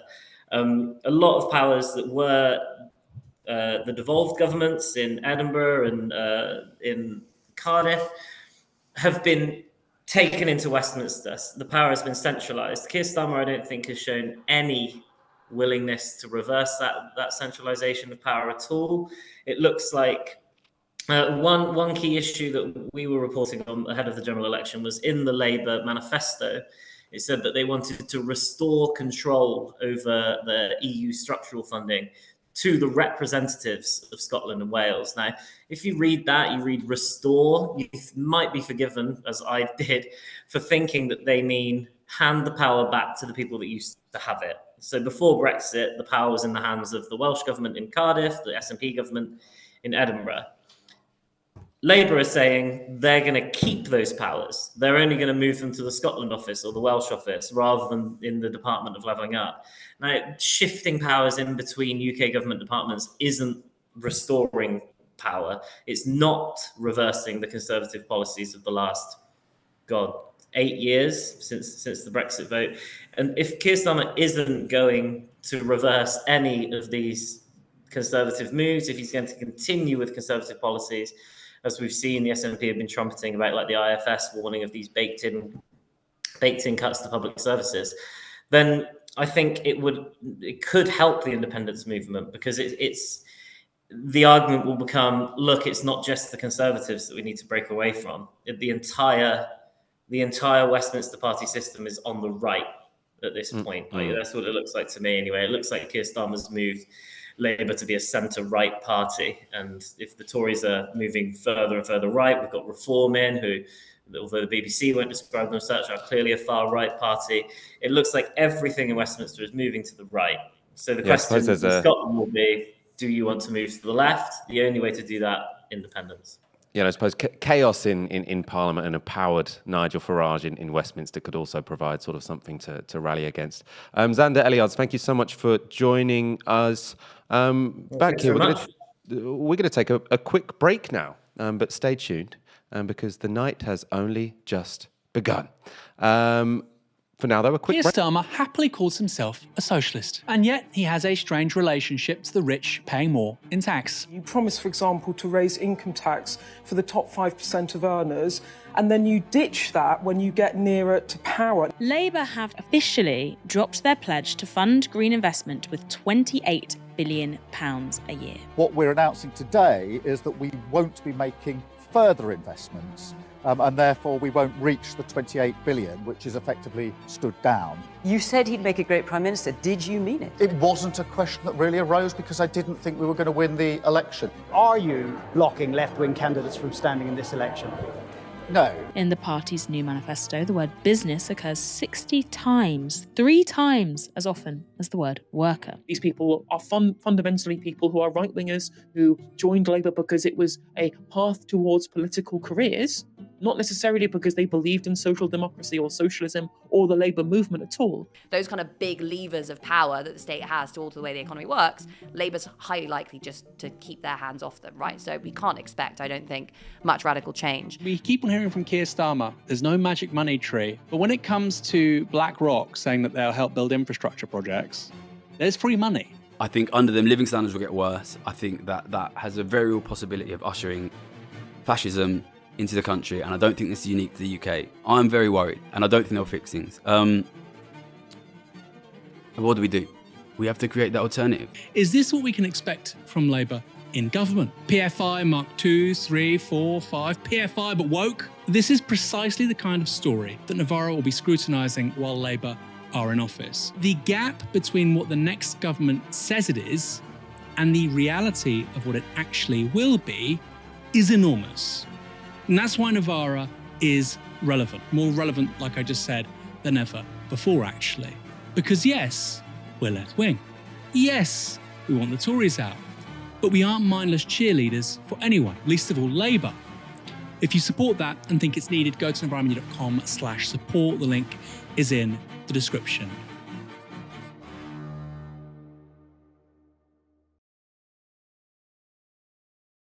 Me now, and it's a bit of a relief as well because I know I'm going to be able to hear all of your answers, even the first ones.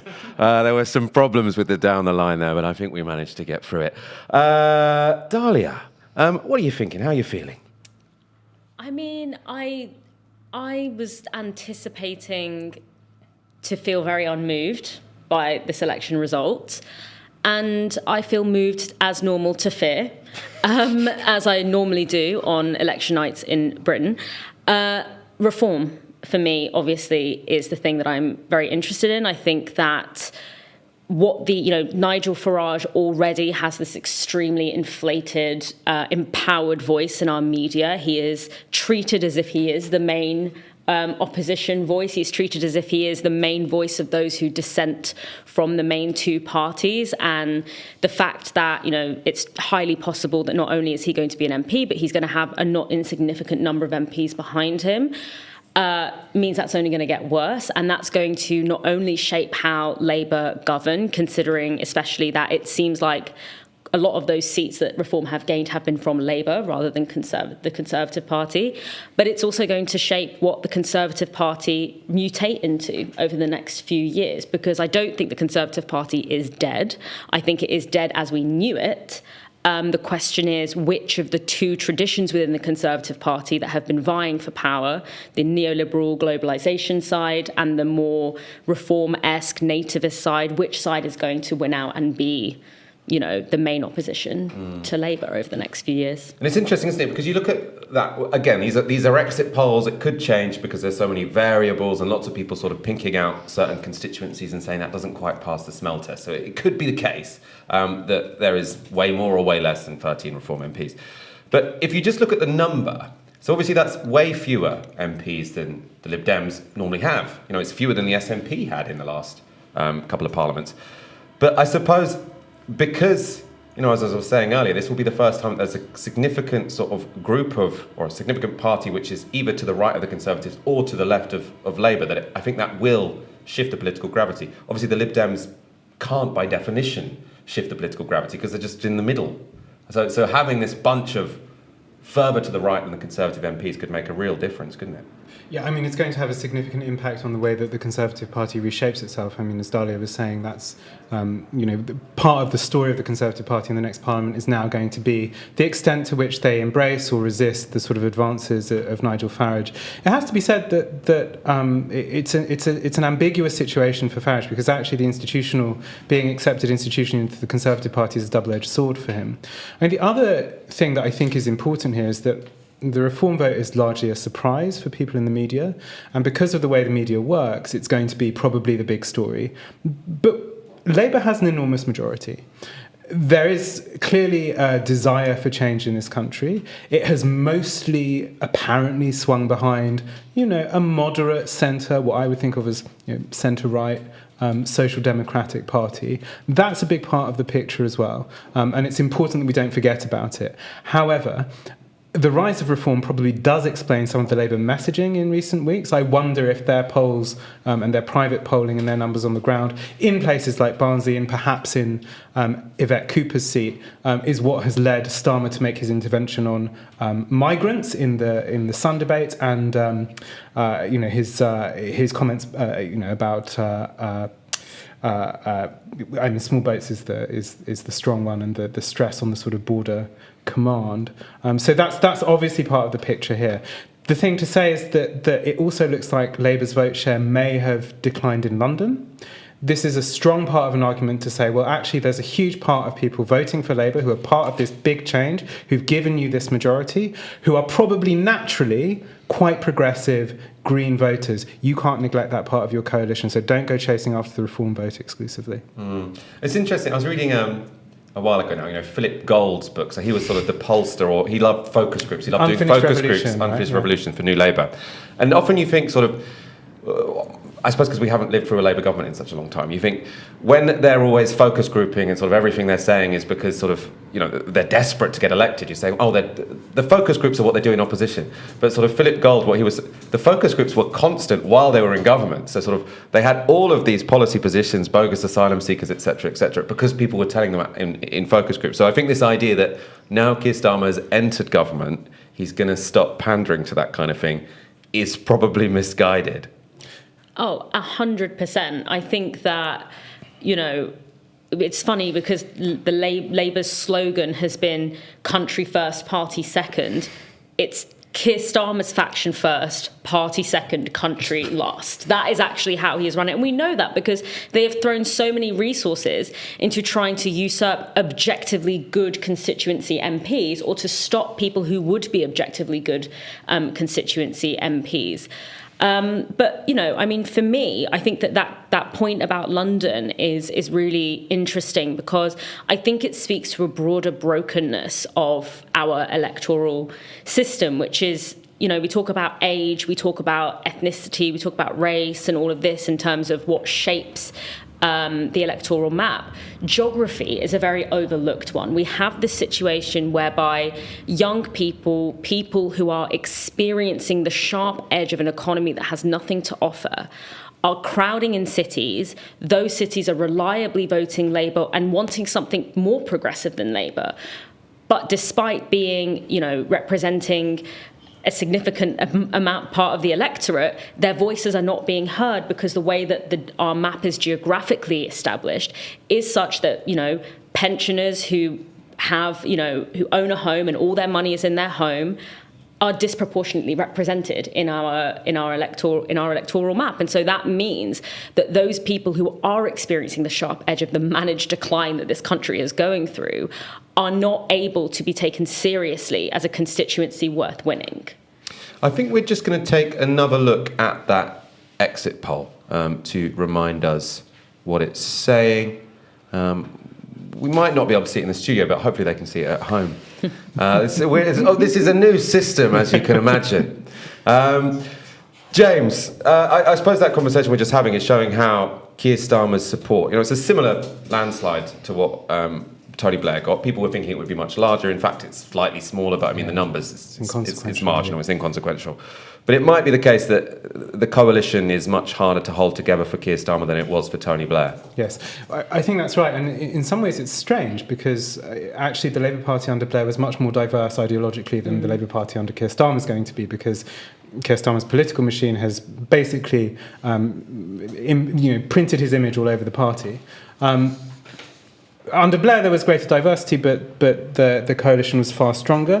One of the things that Starmer's going to have to learn, probably from the 2019 Tory result, is that you've got to go into this next parliament accepting that you're going to lose lots of the seats that you've just won. You need to start looking at where you're going to retain them and use that as the basis for building your electoral coalition.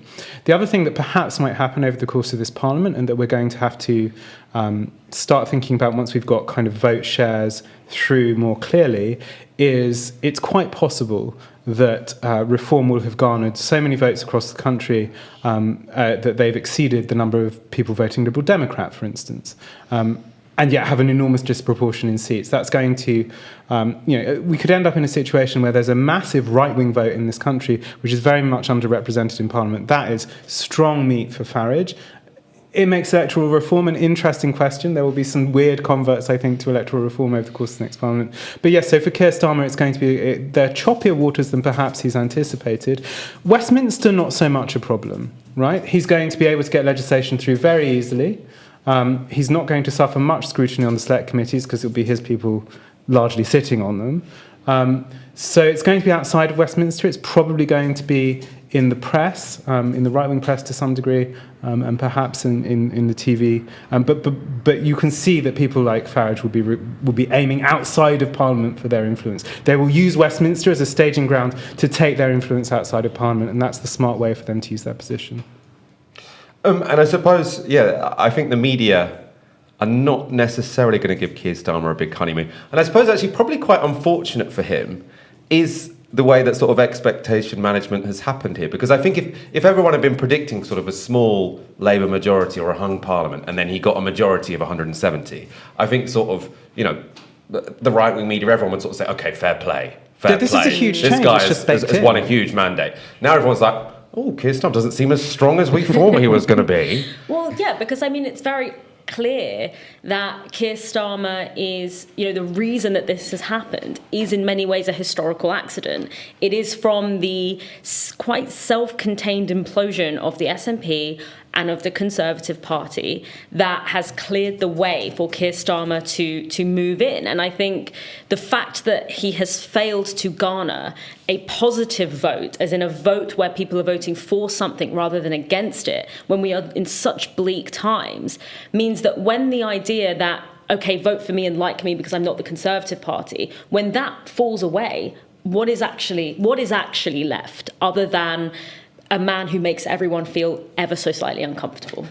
We are going to go back to Ash now, who is joined by Martin Ford, KC. Hello, I am here with Martin Ford Casey, author of the Ford Report, an internal inquiry into issues around racism and a perceived hierarchy of racism within the Labour Party. Martin, thank you so much for joining us. Very happy to do so.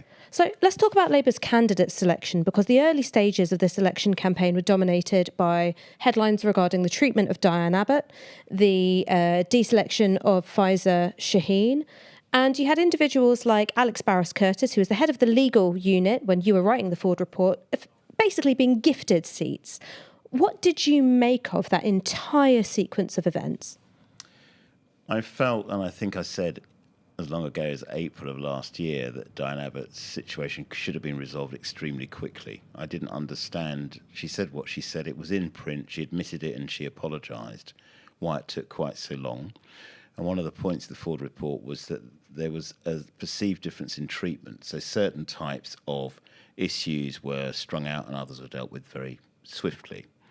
With Faiza Shaheen, whom I've spoken to, is clearly a very gifted and talented young woman. I think the thing I found disturbing was that it seems to me there isn't a consistency around whose apology counts in a way that you can go forward. So, Neil Coyle, of course, his apology counted. Well, yeah, and initially the gentleman in Rotherham, before the Daily Mail, predictably had even more, because tabloids always drip feed you information. So I was already on record as saying it was a very naive approach to that, because they should have known that when they said, he said this, what's your comment, on a Sunday, let's say, then on Monday there'd be something worse.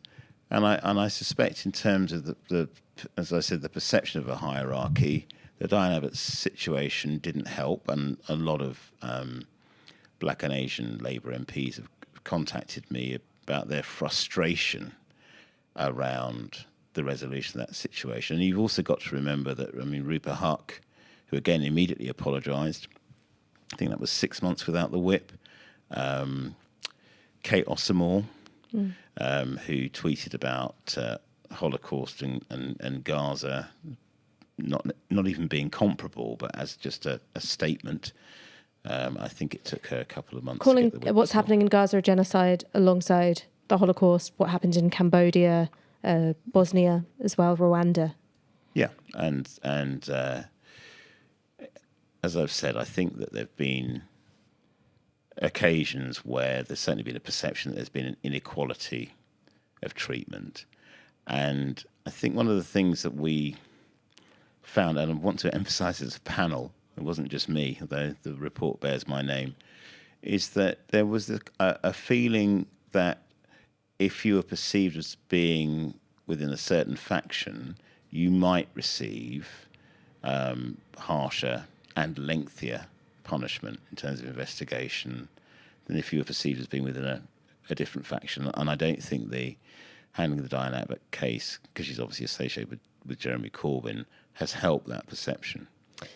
Should people of colour in this country, regardless of whether or not they're members of the Labour Party, trust Keir Starmer to handle issues of race and racism fairly and sensitively?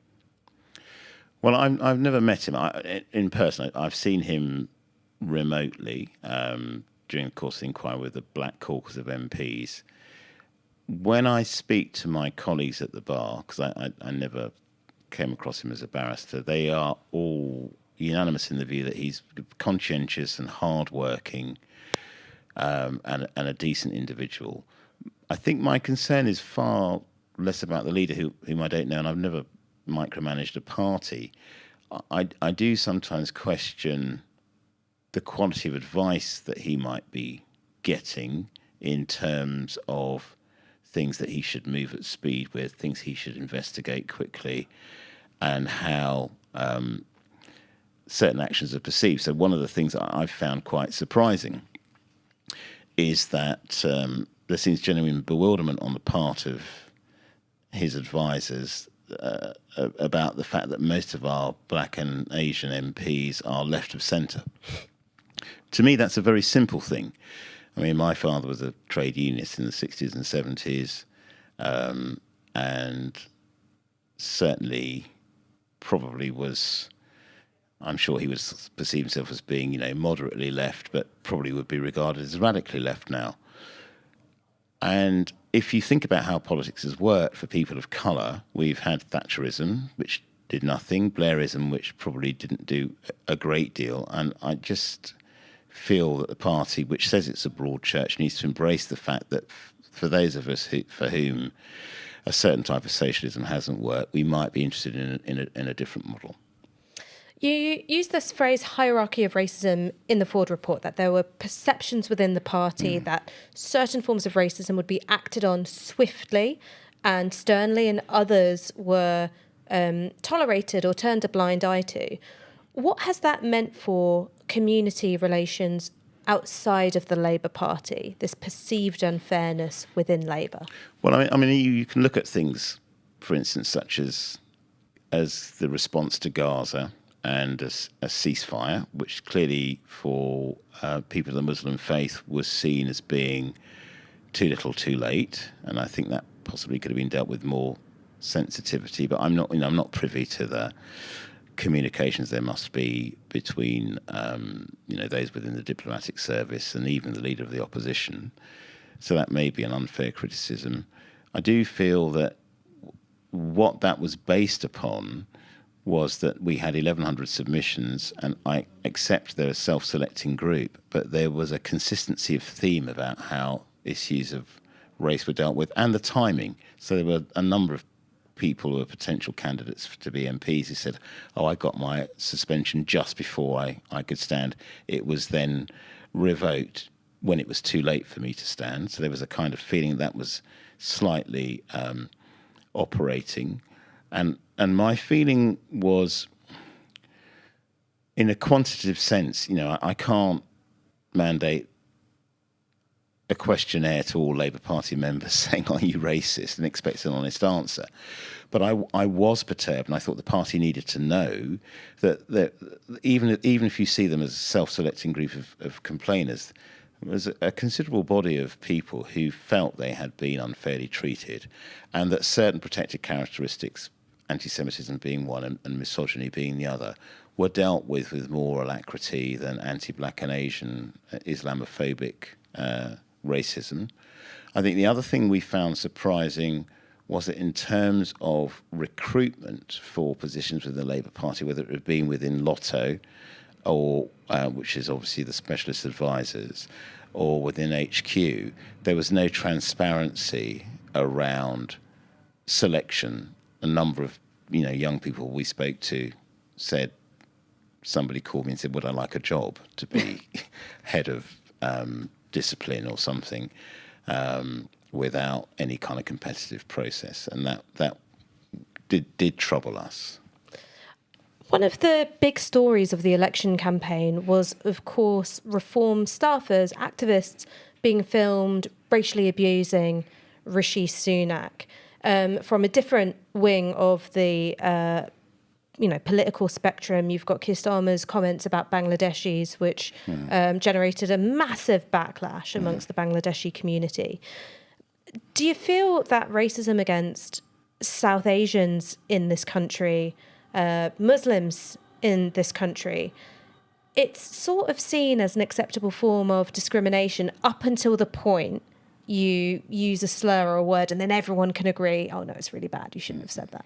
I think what's disturbed me in the last few months, and if I start with Hester and Diane Abbott, one of the mitigating factors that was put forward was that he was in a private meeting. Now, my long experience of being around upper middle class professionals whom I've heard express anti-Semitic views in front of me and racist views in front of me is it's sort of quite hardwired into the kind of the patriarchal sense of superiority. So none of this comes as a particular surprise to me, but I am really concerned that, and which is why we described it as a perception of a hierarchy, that for some people they will feel that it's a reality, and I wanted even those who feel they're left of centre to just question attitudes. I am cognizant of the fact that it's probably a primitive instinct to fear those that are other, don't look like you, don't sound like you, aren't part of your tribe. But we're supposed to be sophisticated now, and I think we need to take on board, whenever we meet anybody from a different background, different culture, are we treating them fairly? And I don't personally think that's a huge burden, but it seems to be, when you look at, say, the Reform campaign, which to me, the anti-immigration stance is very, very thinly disguised racism. And I know they say the gentleman was an actor, and I did ironically think that the Prime Minister might be more upset to be described as Pakistani when he's an Indian. But it also shows that, in a way, to go on the front foot and say this is a setup, whilst being appalling but not true, just kind of reminded me of the kind of Trumpian fake news. And I do feel that when people are in a safe space where they feel that they're around like-minded people, they tell the truth about how they feel. So I think Hester saying to his, I'm guessing, predominantly white right-wing audience, she makes me want to kill all black women, without any interruption or consternation being expressed, was expressing a genuine view. And of course, the Labour Party crowdfunded off of the back of that particular scandal, while still at the time denying Diane Abbott the whip. But I've got to throw back to the studio now. Martin Ford KC, thank you so much for joining us. Thank you. We've got our first result of the night, and it's in Houghton and Sunderland South. And here is the result. So Labour on 47%, Reform on 29%, the Conservatives on 14%, Lib Dems on 6%, the Greens on 4%. And we can look at the swing next, I think, the changes. So Labour are... My apologies. Labour are up 7%, so be happy with that. The Conservatives way down. But the Reform Party, so this is compared to the Brexit Party, of course, they're up 13%, which in fact means there's been a swing from Labour to Reform in this seat. So this is Bridget Phillipson's seat. She is presumably, one would imagine, going to be the Education Secretary. It's interesting when you look at the numbers as well. So Bridget Phillipson on 18,000 and Reform on 11,000. That's not exactly an incredibly safe seat, is it? If Labour were to become more unpopular, then you could have Reform, biting at her heels. Yeah, I mean, it doesn't feel likely to me that Labour is going to become more popular in government. I mean, this is, you can see a situation in which certain things fall into place. Maybe there's some global rapprochement. Maybe growth returns for a bit. Maybe you can do a bit of sort of very generous social spending, but that looks quite improbable. Labour have been very clear about the hard choices they have to make. It's one of their favourite phrases. So it's quite unlikely that you'll see their approval grow in government. And in seats like this, where Reform have come second in this election, they're going to start to feel very worried indeed.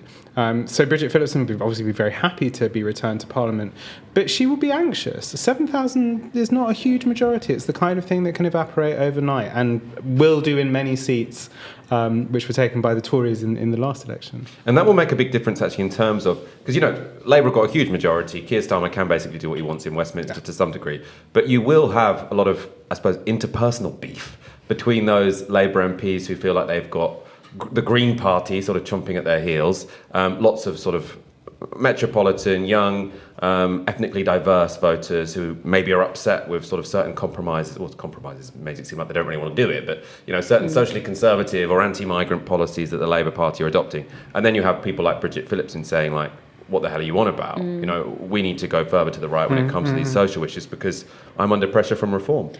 Yeah, and this is what is going, over the night. This kind of question of who is nipping at the heels of Labour is going to become really important, and how close are they to Labour's nipping at the heels, you chomp at the bit, nip at the heels.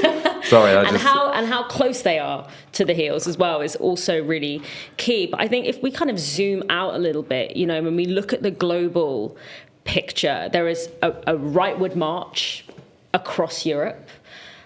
Life is not the core reasons why people's lives are in decline right now are not going to get better. A lot of these issues are global issues. You know, the global economic crisis, increasing instability around food and weather and etc. with climate change, the knock-on effects of that. Immigration is not going to go down because our economy relies on immigration. It's not going to change. And so the best thing a Labour Party could do is soften the edges of those blows for the worst off in the squeezed middle. Now, parties and politicians rarely become more progressive when they actually get into power. So I have no reason to believe that they are going to implement the things that might soften those blows of global crisis in power. And therefore, and instead, I have a feeling that because of results like this, they are going to continue to pay lip service and lay the ideological groundwork for reform talking points. And we're going to be in a much more sticky position in 5 years. And the reason that we're in this position is because Labour have backed themselves into a corner by wasting the past several years when the Conservative Party was eating itself alive. And rather than pointing out and making clear why we are in these conditions, they just talked about things like competence and things like decorum. Well, it's what's got them elected, though, isn't it? Talking about competence. It's what's got them elected. But the problem is when we look at the corner that it has painted, I don't think that they would have lost the election if they had put more bold approach to the British people. I really don't think that. And we know that because, I'm sorry to bring it up again, but in 2017, Jeremy Corbyn, with a really bold alternative, did win 40% of the vote. And so I don't think that necessarily would have worsened their chances. It would have created the space for them to actually be able to not get us closer to fascism in 5 years, which is sort of what they've written in the future for us. There are two questions here, aren't there? One is really about what kind of things the Labour government can do to shore up its reputation in places where reform is being very successful. And a lot of that is going to be about a long-standing problem in England in particular, which is to do with the geographic distribution of wealth and power, right? You know, it's fair to say that most of it's in London, and where it's not in London, it's concentrated in very, very few other cities. That is now a very serious problem for Labour. It's a problem that Labour has confronted in the past. It's a problem that it's suffered from in the last few elections. That's now going to be, or should be, much higher on its agenda. Can I see Keir Starmer taking seriously the question of actually spreading out wealth and power in England? It seems to me to be a long shot. But I think he'd like to, all other things being equal. All other things being equal, but sadly all other things are not equal. The other question here is maybe a bigger and wider and longer durée question, which is really, it's the big question of 2008, big financial crisis. Why wasn't social democracy in Europe revived by that phenomenon? Probably because the social democratic parties were very closely identified with the institutions that were at the centre, right? All social democratic parties in Europe were, bland, third way, sort of post-Clintonite, post-Blairite parties. There's some exceptions around the edges. But they don't find themselves revived by 2008. And they've really been kind of scrabbling around since then to find a new answer to how you do social democracy in Europe. For a while, it looked like there was a kind of older, almost Benite tradition reanimating in those parties.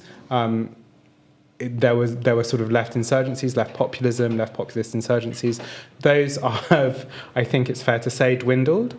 We're now in an environment where that stuff that looked plausible in the post-08 period, zero interest rates, you could do big borrowing, you could do big social spending, that looks less probable. There are things that start to look attractive, like Danish social democracy, which is very reactionary, particularly on migration. The Danish Social Democrats pioneer the jewelry law, where they take expensive jewelry from any migrants because it's a contribution to the state. There's lots of kind of spatial kind of ghettoizing that goes on there. That starts to look good, but they're quite successful in government, so that starts to look attractive. The real question for Keir Starmer's government is how do you do social democracy in a country that no longer has the kind of zero interest rate environment available to it. It no longer can do easy borrowing. It can no longer, it's reticent about taxing the wealthy. It doesn't know what to do about migration. It has conflicting instincts. Those are all the big questions, and they're going to impact on seats like Sunderland, which are crying out for social democratic treatment, right? It also does, a Tory strategist really does now have an interest in reform hanging around. Because, the reason, on whatever they are, 36, 37%, the high 30s, they've got this enormous majority is because the right-wing vote is divided. So if you are, I don't quite know how you sort of play the kind of four-dimensional chess whereby you make sure that both Reform and the Tories remain on about 20% of the vote and they don't, it's difficult to try and control what your opposition is doing. But is there a way that they can sort of say, we want this to keep happening? Yeah, I mean, it would be unwise for them, I think, in terms of the politics it produces in Britain, right? Like, I think that means that migration is at the centre of your political argument for the next 5 years, and that becomes very, very difficult for a Labour Party that doesn't feel it can go either way on the question. I think it maybe reveals why Labour were apparently so reluctant to get behind their candidate in Clacton. That may have been a consideration there. There are various weird things that seem to have happened there. He was too well dressed and it made Keir Starmer feel uncomfortable. Well, I think it's because they don't want to be seen as oppositional to reform. And I think that, I think you're totally right to take it back to 2008, because what we have, in the kind of post-Cold War to 2008 period, you have this sort of neoliberal consensus where you can have these broad church two main parties that are able to keep a lid on some of these internal contradictions. Within the Labour Party, it's between kind of Blairite neoliberals, Third Way, and the Bennite, sort of Corbynite tradition. And then in the Conservative Party, as I said before, it's this nativist, UKIP-esque sort of strand, and then the neoliberal globalisation, kind of corporate side of the Tory party. And since 2008, both parties have struggled to keep a lid on that contradiction. Labour have resolved it by purging the left, and the Conservative Party have collapsed under the weight of it. You can always resolve something once you've done the purge, can't you? Say that you need to rid the party of factionalism. Well, the way you rid the party of factionalism is you've already goddamn factional. That's kind of what they'd say they've done. Thank you both for now. I'm delighted now to be joined down the line by Kieran Pedley, Research Director for Public Affairs at polling firm Ipsos, who actually I think had a role in that exit poll. So Kieran, we've in the studio sort of been speculating in a sort of amateur way as to whether the fact that there are sort of so many different parties in play, so many freeway marginals, does that make the exit poll we've seen a little bit less reliable than previous ones? Are there too many seats that are too difficult to call? Yeah, well, first of all, good evening, Michael. I think when you've got, the more variables you've got in any statistical model, the more challenging it becomes to get things completely right. And I think John Curtis was saying a little while ago that when it comes to the reform being on 13 seats, he's cautious about that in terms of how that will play out. I imagine that a lot of those seats are going to be on a knife edge. And it's important to say that there'll be a lot of speculation at this early stage, both about seats and which way they're going, but also about what vote shares are doing and things, and so on and so forth. So it's a bit boring to say as you approach midnight, but it still is early. We still need to see the real results coming through. But of course, seismic exit poll, Labour landslide, but obviously lots going on under the bonnet as well. And I mean, what do you think about the role of polling in this election? Because we were sort of saying earlier that if we hadn't had all those MRP polls, people would have seen this and be like, whoa, this is huge. Labour have had a complete turnaround from the last general election. This is a huge mandate that Keir Starmer's won. Now, I think most people will accept that he has won a big mandate. But to sort of have this majority of 170, if the exit polls are right, we need to be sort of keep repeating that. And that to be sort of read as a disappointment is slightly odd, isn't it? With these things, election nerds like us, I'm going to throw you into that mix as well. I'll take it. We're obviously going over all of this now. We've been following the polls very closely. The truth is that most people in the public don't follow them very closely and won't be beyond. They might absorb the idea that Labour's going to win big or something like that, but they're not going to be sitting there worried about whether the Conservatives are getting more or less than 100 seats and what the size of Labour's majority is. But there is a return to the real world over the weekend where Keir Starmer has a large majority and is announcing a cabinet and is forming a government, right? So the real world does move on. But I do think that the results that we see over the next few hours do have longer term political implications both on the right of politics in terms of what how many MPs do Reform deliver, what is the relationship between the Conservative Party and Reform moving forward, but also, with Labour on the left, how well do the Greens do vis-a-vis seats? Yes, that are projected to win 2, but also vote share. Similarly with the Liberal Democrats, if you want to call them left, people would argue that. But so there are longer term implications to this in terms of our political system and how vote share relates to seats and so on and so forth. But I think obviously the big picture is if Labour gets anything like 410 seats, then they're going to have a large majority, and and it should be a very stable, workable government for the longer term. But obviously that's politics. We'll see. Yeah, and I mean, it definitely should be a stable, workable government for 5 years with that majority. Lots of people have been saying that his support, while broad, might be somewhat shallow. As far as I understand it, Keir Starmer might enter sort of Downing Street as, a relatively unpopular prime minister compared to previous opposition leaders who went on to win a general election. Obviously, Tony Blair being sort of the most obvious comparison. I think you can also say the same for David Cameron. To what extent is that true? Is that what you sort of read into the polls? And to what extent is it sort of unusual, the lack of enthusiasm for Labour and Keir Starmer? So I think the first thing to say is, I don't mind admitting I'm 39 years old, right? So there have been 2 elections in my lifetime where the opposition leader has won. Obviously 97 and 2010. So one of the things we often say when we do commentary on the leader satisfaction ratings is that, Keir Starmer's net satisfaction rating with Ipsos was -19, I think, in our penultimate poll of this campaign. David Cameron and Tony Blair both went into Downing Street with net positives. And Margaret Thatcher went into Downing Street with net positives in 1979. So in that regard, it's pretty irrefutable that Keir Starmer's net ratings are inferior to some of those people. At the same time, it's a small base size, right? It's a small sample size. It doesn't necessarily equate to how you'll get on in office. I think what will matter is whether Labour can deliver for the voter coalition that will ultimately have put them there. We'll wait and see what exactly the size of that is. But we've seen over the last 5 years, 4.5 years, that the Conservative 2019 coalition has fractured in all sorts of different directions. I think we know about this. On the one hand to Reform and others over immigration, but on the other hand to Labour and others over cost of living and public services. So if you don't deliver for the people that put you into power, then voters are volatile at the moment. And I think what we know from looking at the people that said they're going to vote Labour is that the cost of living and public services, particularly the NHS, are really important to them. And so those things will be critical to the success of Keir Starmer as Prime Minister. In many ways, how he enters there is secondary. The only other thing I would say as well is that what we have seen, whilst there might be not so much enthusiasm for Labour, there's been a lot less hostility amongst the public as a whole to the idea of a Labour government.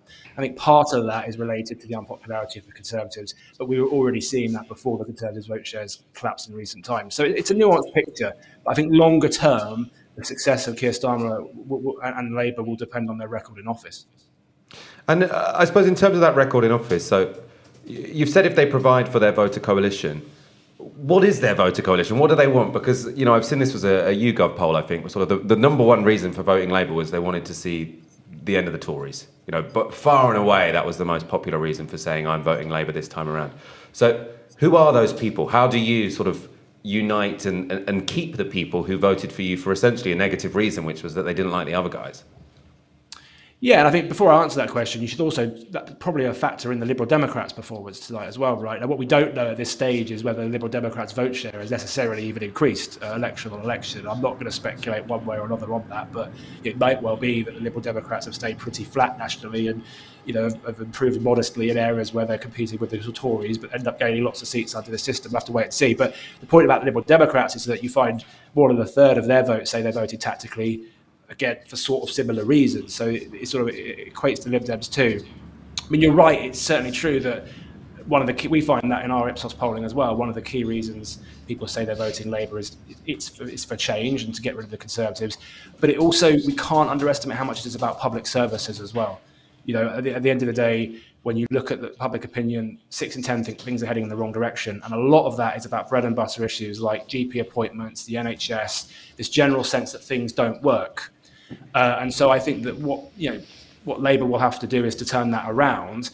It's going to be difficult because obviously the pace of change is never what people want it to be, particularly when they've been wanting this change for the last couple of years. The polls haven't really moved in that time.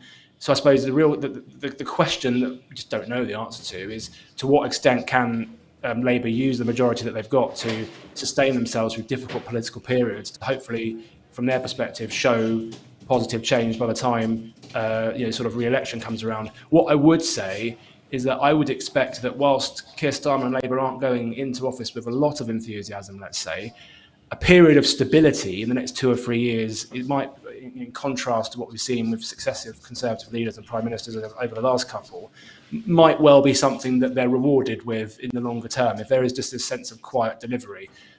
So, look, it's going to be interesting. We don't know. But I think it's really about the economy, public services and the cost of living, and providing that sort of stable government that hasn't been there in recent times. And I suppose the success of reform in some of these seats, we were just talking about reform now being second in Bridget Phillipson's seat. Is that driven by sort of, I mean, presumably that's driven by anti-migrant sentiment, is that correct? And do you think that will be something that Labour finds it impossible to ignore, and sort of they have enough of these MPs who sort of, you've got a massive majority, but if you've got a few key MPs who want to keep their seats and they're saying, well, I need something to tell these reform voters. Do you see that as being sort of a direction of travel in British politics at the moment? So one of the key trends we know, which I don't think will surprise many, but is important to understand this election result, is that 2019 Conservatives, people that voted for Boris Johnson essentially, tend to put immigration as their number one issue. And 2019 Conservatives switching to reform overwhelmingly above all other issues prioritise immigration. And so, fundamentally, whilst it might feel like a simplistic way of explaining this election result, the right has split over the issue of immigration, and the perception amongst those voters the Conservatives simply haven't delivered, and that under first past the post is pretty devastating. There are other factors going on, like I say, there are people moving to Labour over public services and the cost of living, but that is a key component of this election result. So that's obviously a problem that the Conservatives and Reform are going to have to work out what they're doing about that in the future. From a Labour perspective, though, what's really noticeable in the polling is that when you ask the public which party do you trust on immigration, the Conservatives or Labour, the majority will say neither. And so at the moment, that's not really punishing Labour in this election, for reasons we've sort of explained. But it will become Labour's problem, won't it, in office? They will become the incumbents, they'll become the government, it will become the issue that they own. And I suppose some of these questions we've had about the so-called Red Wall, or the north of England, or the areas of the Midlands that were strong for Leave and strong for Brexit back in 2016, a lot of those dynamics haven't gone away. And how they manifest themselves with Labour in office, I guess, remains to be seen. But I think it's pretty reasonable to assume that immigration is going to remain a key issue for that 2019 Tory voting coalition. And now they're out of office, you'd expect the Conservatives will see that as a key route, for them getting back to power. So I think it's going to be a significant issue. But again, I'll go back to the original point. It is kind of about delivery. Labour will want to be able to show that they can deliver on all of the issues that the public care about the most, and that they're making progress, so that they can run a campaign, whenever it might be, 4 years' time or so, that says, we're making progress. Let us finish the job. Don't go back to the chaos of the Conservatives. It's the oldest political campaign in the book in many ways. You have time for change. You have stay the course. Those are the two sort of key messages in elections, really. And Labour will want to run a stay the course campaign next time, I'm sure. And so part of that's being able to show there's a course that you need to stay to. And obviously Rishi Sunak hasn't been able to do that. Kieran Pedley, thank you so... thank you so much for joining me. I suddenly got Grace in my ear, but that's irrelevant to the people watching at home. Kieran, thank you for your time. We really do appreciate it. Thanks, Michael. I'm assuming Grace is going to appear at some point because I just had her arrival. But I want to hear from you two. I spoke to John Trickett earlier, and sort of he was talking about sort of the left needing to come up with a vision. Do you think the left are going to have any relevance in this parliament? I mean, a majority of 170, if that's what it turns out to be, I mean, that's a lot bigger than the Socialist Campaign Group, is one way of putting it. Yeah, I think that, I do think it will be interesting to see what happened in the seats where independents challenged Labour from the left. Even if they don't win any seats off of Labour, I think it will be interesting to see what the kind of turnout was, what the vote share was, because it will give an indication of whether or not this is a viable strategy to put pressure on the Labour Party. But I do think that over the next 5 years, we are likely going to be seeing a lot more I mean, it's going to have to go back to the streets in many ways. Social movements, things around climate change, things around Gaza, Palestine. These are going to be the vehicles through which the left expresses power and pressure. Ideally, we would be able to do it with one foot in Parliament and one foot out. But I cannot see the left, because I think it's very difficult to overestimate, to overstate how much Jeremy Corbyn surging to, winning the leadership of the Labour Party was a horror show for the establishment and for the right wing of the Labour Party.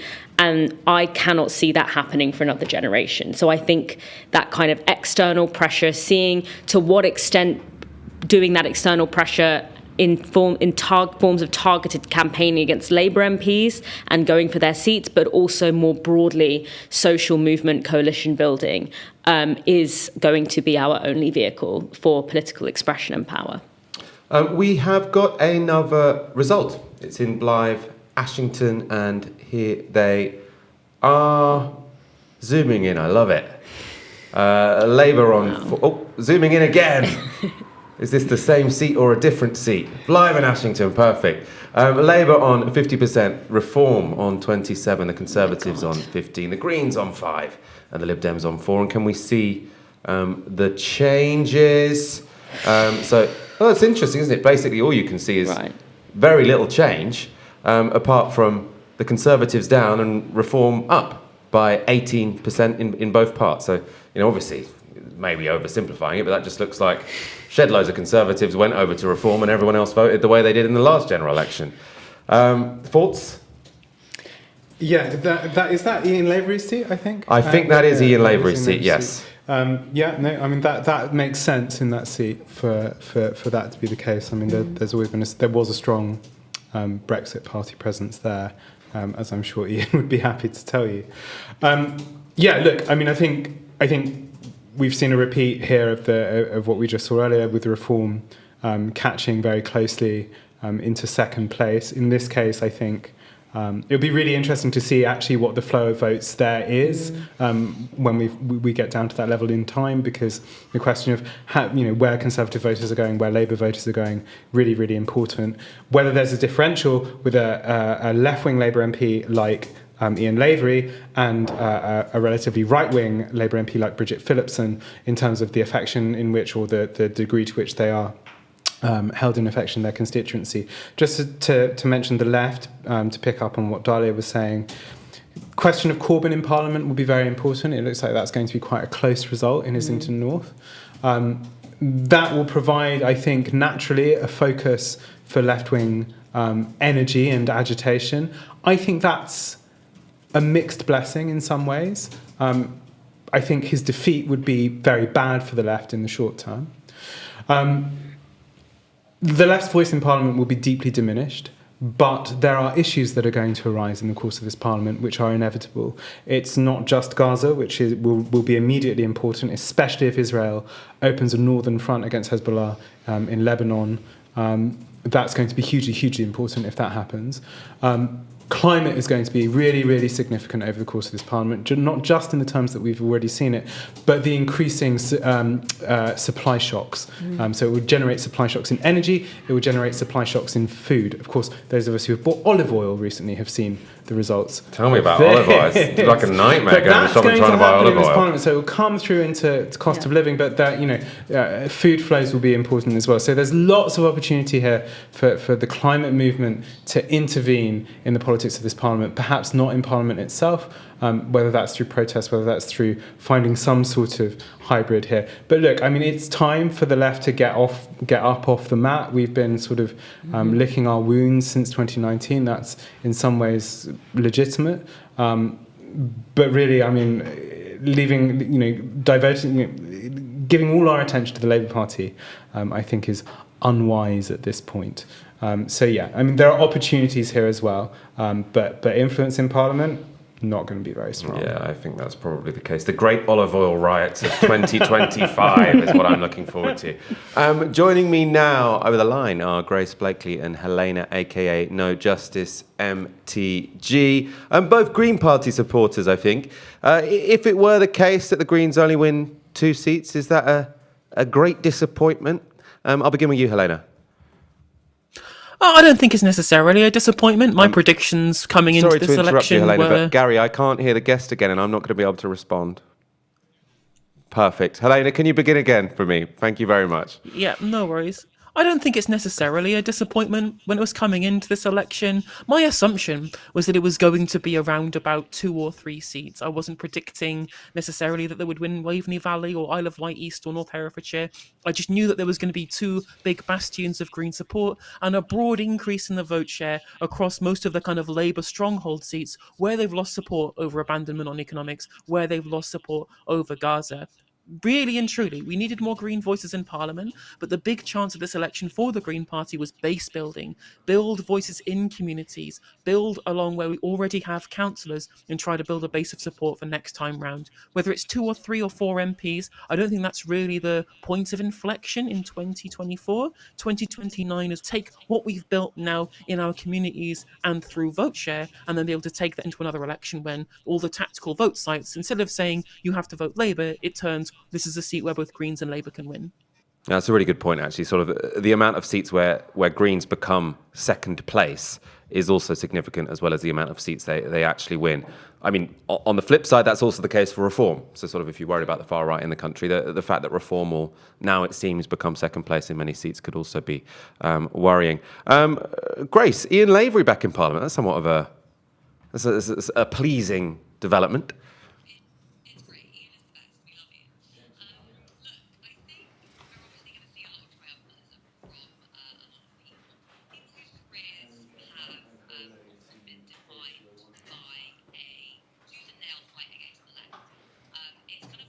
Thinking, I guess, back to 2015 when, that was the last time I voted Green. None of the issues that gave rise to the Corbyn moment, the movement, the surge in support for the left, none of those issues have gone away.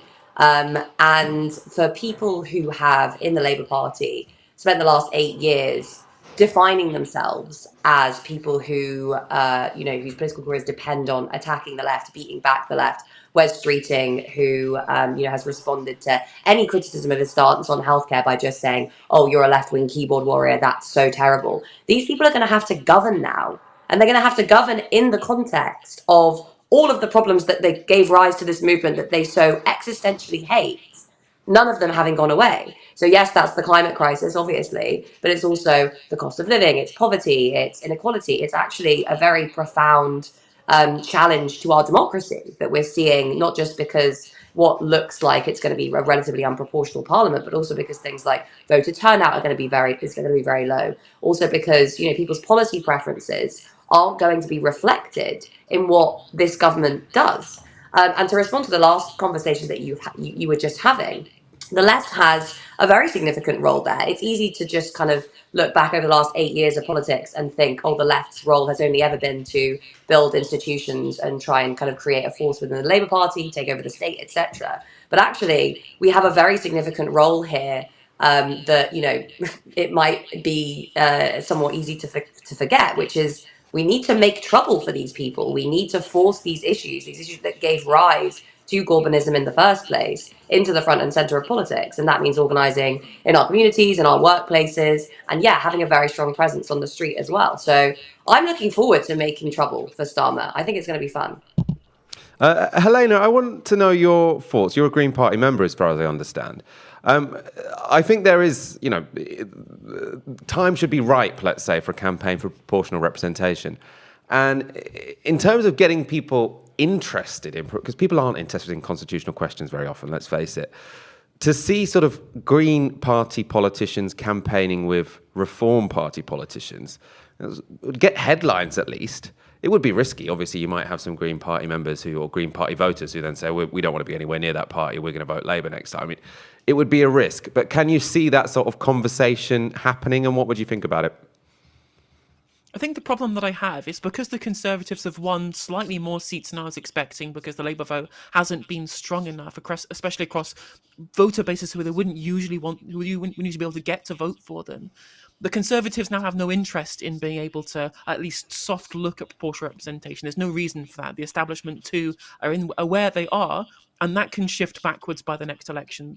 The tide hasn't really turned against first past the post in terms of the people who genuinely support it in the way they otherwise wouldn't have done if this was the kind of 40%, 20% vote share splits that the polls were looking like they were going to be, 7 days ago. Because all the Tories do by supporting this means that Reform take more vote shares off them. And Labour don't want to get more vote share off the Greens either. And also the argument for, this is so much further away than the broad vote share of the people who've won, which is usually how you'd be able to get against the proportional representation argument. Like if Labour was sitting here on a massive 250 seat majority off of 38% of the vote, I think the argument for proportional representation would have been stronger than this kind of large majority Blair style, but not enough that it wipes the Conservative Party out, therefore broadly uniting the right of politics, along with the kind of the progressive left in opposing an incredibly undemocratic system. Like the voice on the right and the left, I don't think is strong enough given the results that we've seen for proportional representation.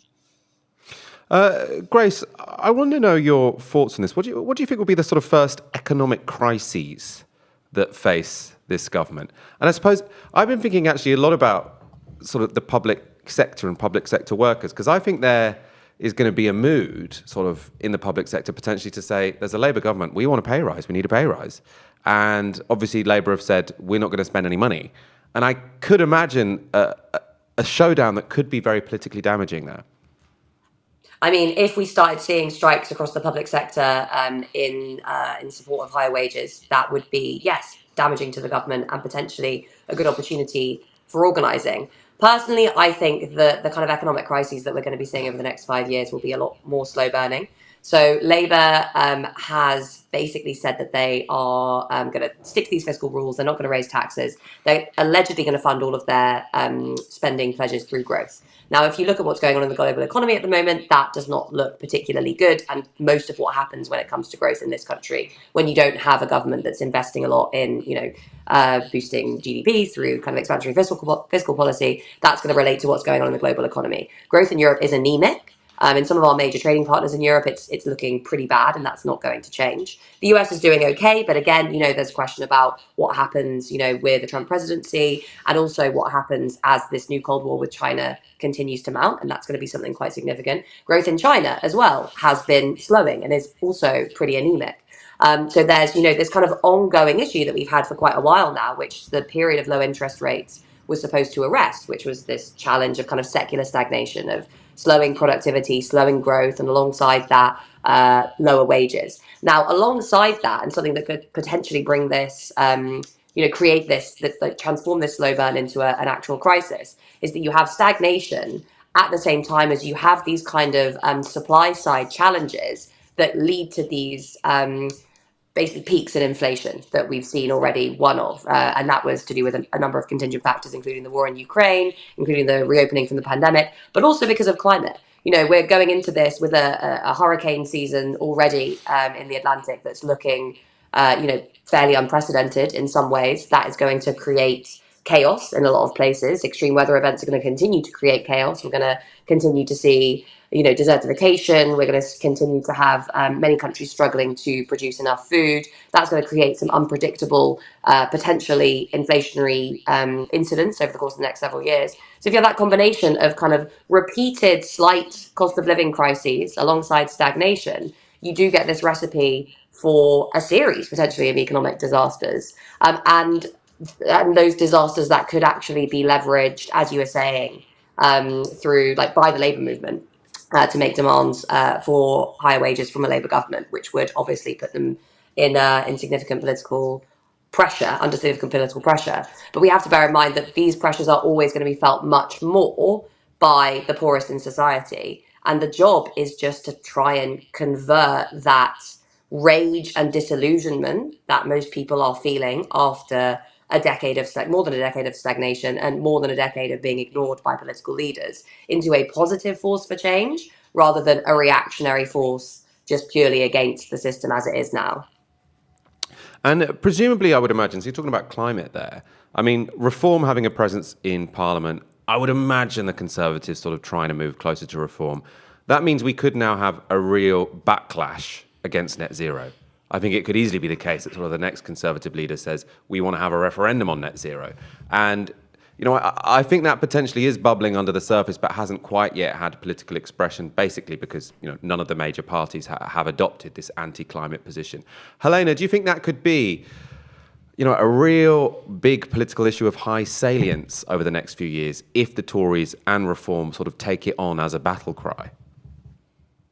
I think I find it difficult to see how that works. When you look at polling in terms of support for pro-climate policy in this country, even amongst Conservative voters, they poll in terms of those policies much higher than even some portions of the Democratic Party voter base in America, or even people from Macron's party in France. In terms of being pro-green in this country, in terms of green policy, we're actually further ahead than a bunch of other Western counterparts on these issues. A lot of the kind of Southwest kind of blue wall liberal conservative people fully support the green transition. And I really only think that the true supporter base that is vehemently anti-net zero is Reform, and even in their own messaging, their own messaging isn't even, well, apart from like Richard Tyson, some descriptions, they only really say things like, well, this will make us poorer, rather than, the climate change doesn't exist, for example. There is some climate denialism amongst their voter base, that's to be sure, but I don't think that there is enough of a current supporter base who's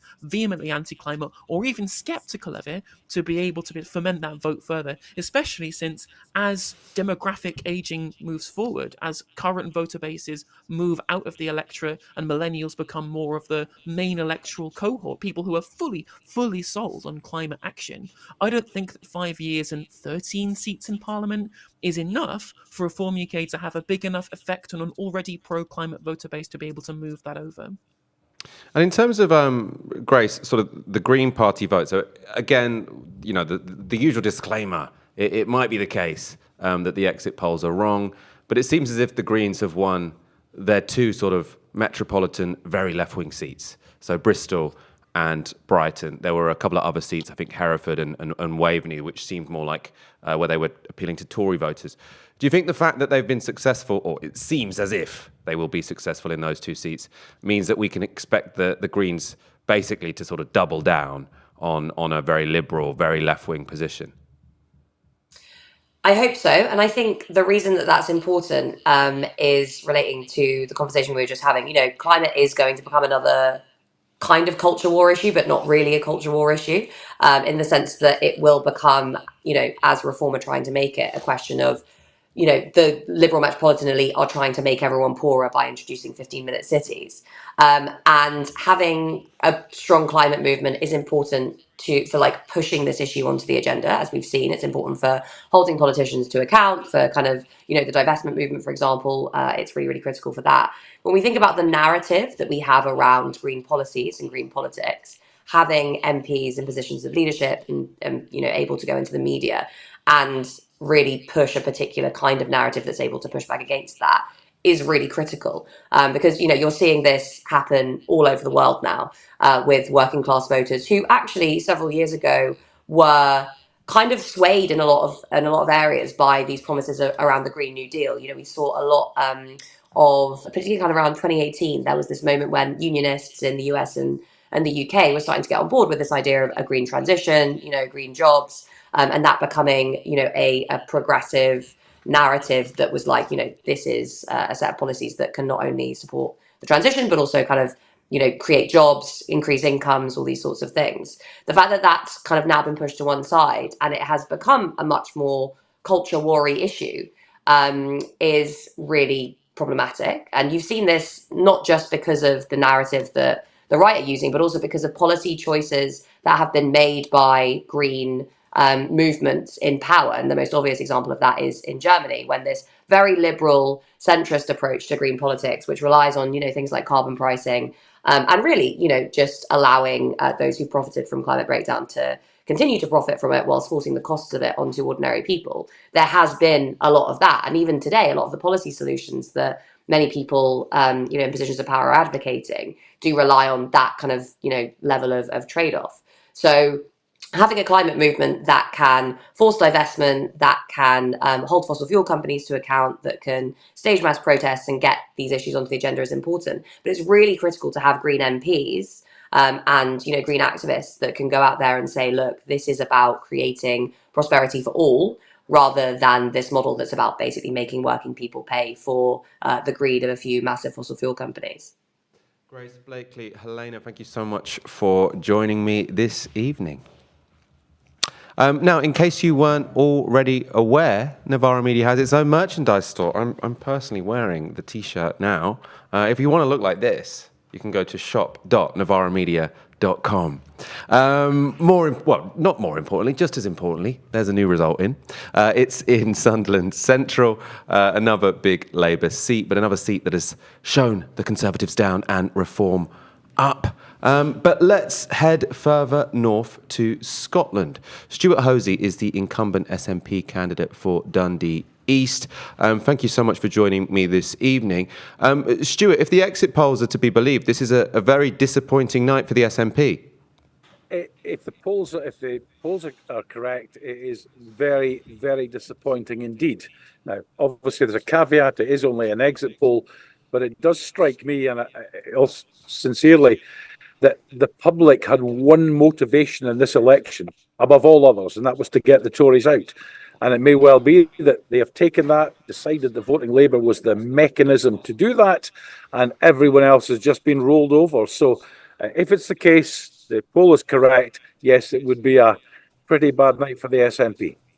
And you've said that's partly because people just want to get the Tories out. I mean, there have also been, I suppose you could say, some hiccups in the SNP campaign. I think many people were a bit unconvinced by this line that sort of if you win a majority, then there's a mandate for a second independence referendum. But if you don't, there's still a mandate for a second referendum. I mean, was it a mistake to sort of come out with that position? No, I think you need to have a mandate to make constitutional change. So it's self-evidently the case. Without it, it's difficult to move forward. But of course, we were also talking about austerity and the damage of Brexit and the cost of living crisis, stuff that affects ordinary people. But all of these issues, even the health service, all of these issues were just steamrolled out of the way, I think, by people's absolute determination to get the Tories out. And do you think if the SNP does end up with sort of 10 seats in Westminster, that is sort of the end of independence, at least for this Parliament? Well, I think what it does is, certainly for this Parliament, I mean, it would ensure and force, quite rightly, the SNP to reflect very seriously on the way we campaign, what we say. Obviously, independence is not going away for us. That's the reason this party exists, that and social justice. But, you know, the party isn't going to go away. The cause of independence won't go away. And it might well be when we do the analysis over the next few days and weeks and months that we'll find a significant number of independence supporters voted for Labour to get the Tories out. Perhaps the electorate are far more sophisticated than the politicians. They can have two ideas. One is to support Scottish independence. The other is to get the Tories out. And what's your attitude going to be to the new Labour government I mean, we keep putting caveats on the exit poll, but we can be pretty sure there is going to be a Labour government in Westminster. What's your attitude going to be to that? Are you going to try and work constructively with the Labour government, sort of have a clean sheet, as it were, or a fresh start? If they win, and it looks like they're going to win big, they have a mandate for change. They now need to deliver that change. If they keep baked in the 18 billion of cuts, if they don't come forward with the 28 billion for their Green New Deal, then it'll be not a Tory austerity and Tory cuts. It'll be Labour austerity and Labour cuts. So yes, I think they should use their mandate to change for ordinary people, to help the environment, to do all the stuff we all need and know needs done. If they don't do that, then I think their honeymoon period might be rather short. And you're going to be arguing for them to be raising taxes to spend for that, I suppose, or to pay for that, sorry. Well, what we've said is if they were to implement the same progressive taxation in England or across the UK that we have in Scotland, they could actually fund almost the entire 18 billion they're planning to cut by baking in the Tory plans. So it's not a demand that they increase taxes, but a fair and progressive tax system would allow them to fill what they see as a black hole in their spending. And after poor election results, often party leaders resign. Will there be calls for John Swinney to make that move? I very much doubt it. I mean, John took over at a difficult time. Remember, 6-7 weeks ago, we were way behind in the polls as this campaign has progressed, we caught up.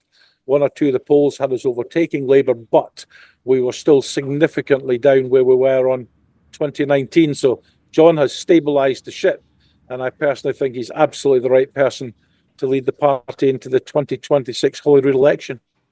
And will the SNP sort of remain distinctly to the left of Labour? Is that your new positioning now, that the SNP are a left-wing party and they're a party who are to the left of Labour? Obviously, that was a bit more ambiguous when Jeremy Corbyn was Labour leader, but now are you sort of confident just saying that we're a party to the left of Labour?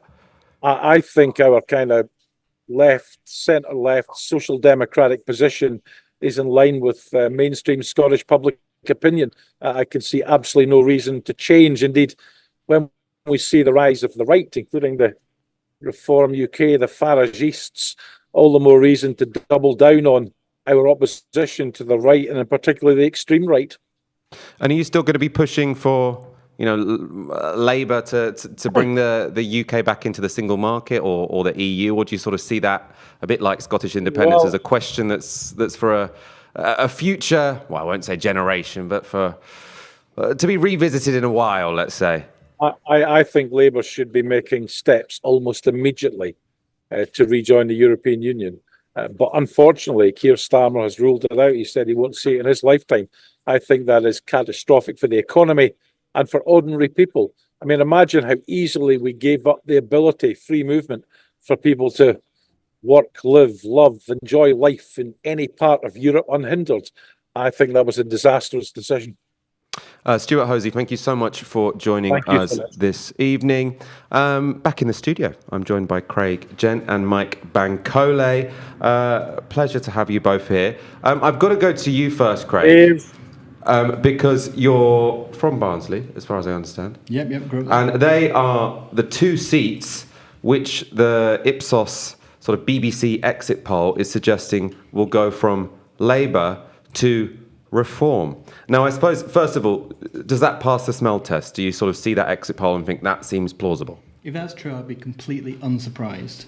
Yeah, that seems completely plausible to me. And what would be your analysis of why that would have happened? Because it's striking, but rare still. There aren't going to be many seats that have gone from Labour to Reform in this election. So why would it be specifically those two in Barnsley? Well, I think the writing's been on the wall for quite a while. We have to remember that in the 2019 election, the Brexit Party came a very close second. So of the constituencies that the Brexit Party contested last time around, Barnsley North, as it is now, and Barnsley South are both within the top three of the target seats for Reform as it is now. So did very well. It has a very strong showing there. But there's a longer history, which is that in the 2019 local elections, Labour lost a third of the seats it was defending. So there's also this other story, not just of the rise of Reform, but the falling out of love with the Labour Party. And, I mean, there's something very worrying about at least one of these Barnsley seats. So the candidate in Barnsley North, who is of the Reform Party, although they said he will have lost the whip once he gets elected, if he gets elected.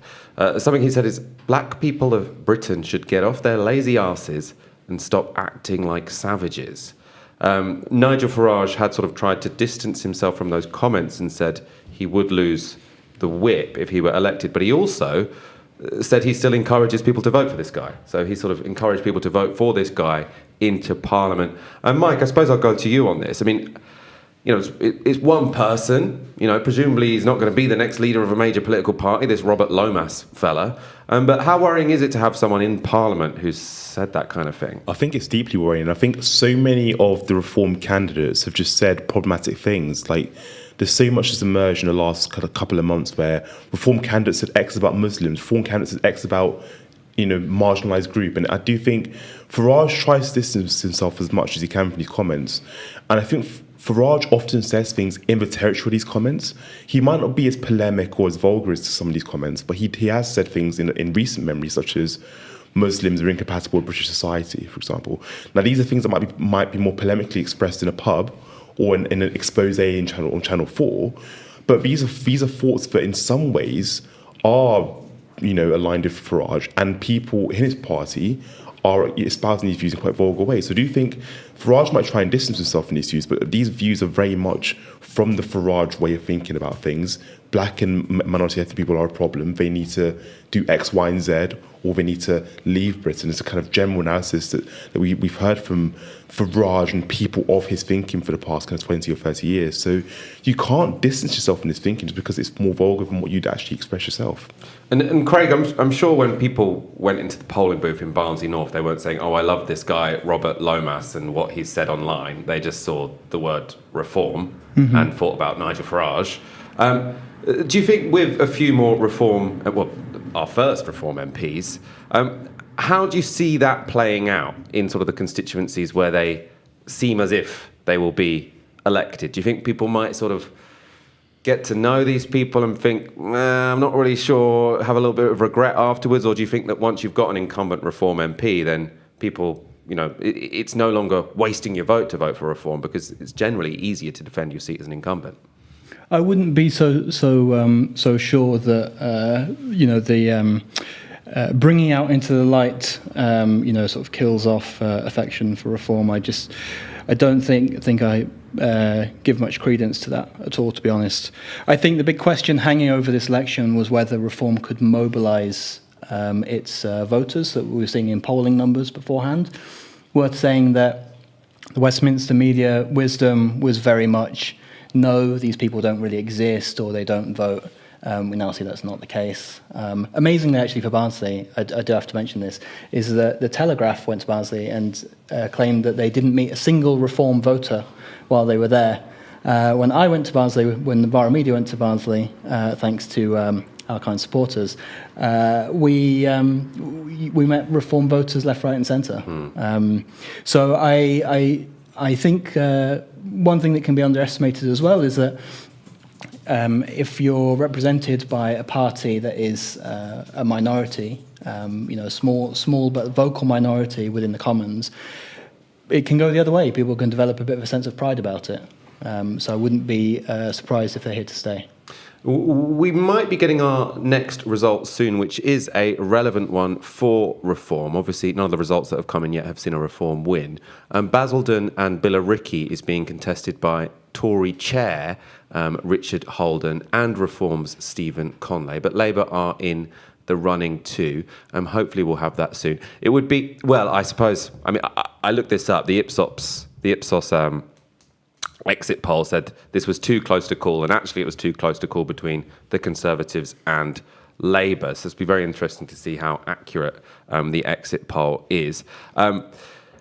If he gets beaten by Labour, it would be delightful to see Richard Holden beaten, because Richard Holden sort of had he was in the news earlier in the campaign because he is the Tory chair, and he fled a seat in the north of England. Chicken run. Yeah, he did a chicken run from a seat in the north of England to go to this seat, which he assumed would be a safe seat, which he might now lose, which would be a real humiliation for the guy. And we're all about humiliated Tories this evening, I think. That's the spirit of the evening, right? We need to humiliate the Tories. And I think it would be funny if he tried to run from one seat to another in the hope that it was a safer seat. And it's like, you can run from destiny, but destiny will come and catch you at some point. And it seems that might be the case. The result is in. A Labour gain from the Tories. Richard Holden has lost a 16% swing to Labour. What a decade. That is, however sceptical one might be about a Keir Starmer government, Richard Holden losing that seat and Reform not winning that seat. Oh, that's not the result. That's Swindon South. Aha, that makes sense. I'd misread the comms doc. Okay, so Swindon South is a Labour gain from the Tories. So Heidi Alexander has won that seat. Oh, we still do have a big shot who's lost it, though. Sir Robert Buckland has lost the seat. Okay. A big name. I can't really remember any reason I might have to particularly dislike Robert Buckland. Can anyone remember? No, but I won't lie, I feel a bit led on now. You feel a bit led on, yeah. I agree. I was so happy then. It was the moment when we thought it happened. Hopefully we won't give you too many of those disappointments tonight. It could have been worse. I could have said, Jeremy Corbyn's won his seat. Oh, shit, no, it's a completely different seat. It's like wasting the good happy birthday. Yeah, exactly. What do you see as the future of reform? You think they're here to stay? Do you think they could sort of dissipate as quickly as they arose? I think they're here to stay, I have to say. Nigel Farage is rare within British politics in that he's a proper long-termist. I think Ian Lavery and Labour are wrong to be saying that they're not bothered about who's coming second and third. If we look at the 2015 election, UKIP came second in a whole number of seats that came to be known as the Red Wall or Leave voting areas. And this was part of a strategy that at the time they called the 2020 strategy, which was all about maximising their vote share and coming second in an awful lot of places so that then they could put pressure on later. Of course, by 2020, UKIP have unravelled, but only because by then it had achieved all of its objectives, basically.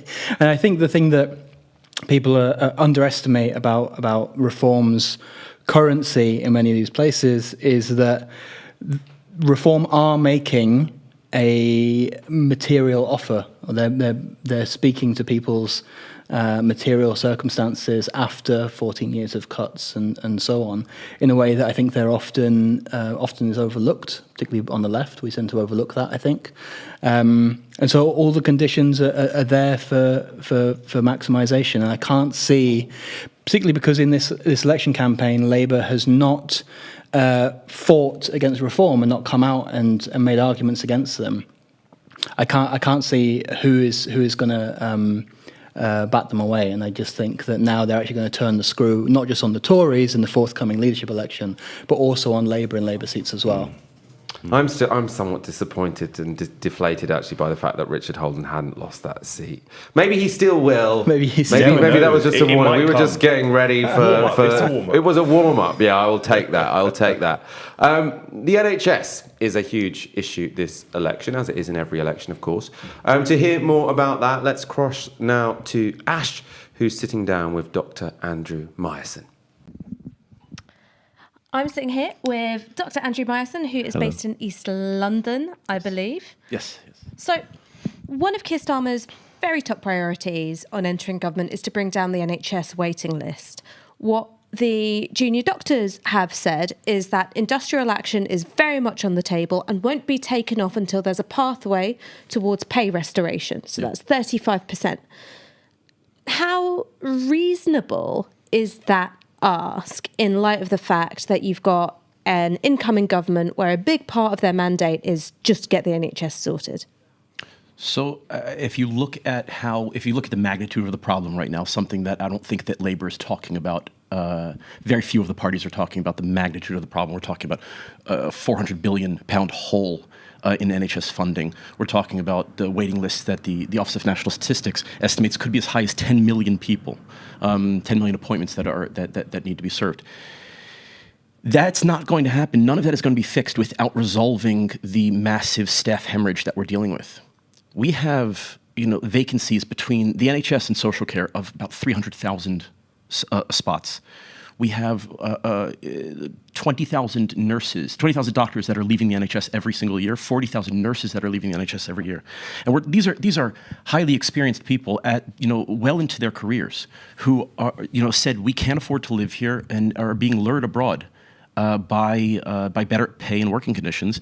And until we solve that, until we fix this staff hemorrhage, we're not going to solve the waiting list problem. And so that's why I'm optimistic. I know that the public is behind us. The public is behind pay restoration. It needs to happen over a number of years.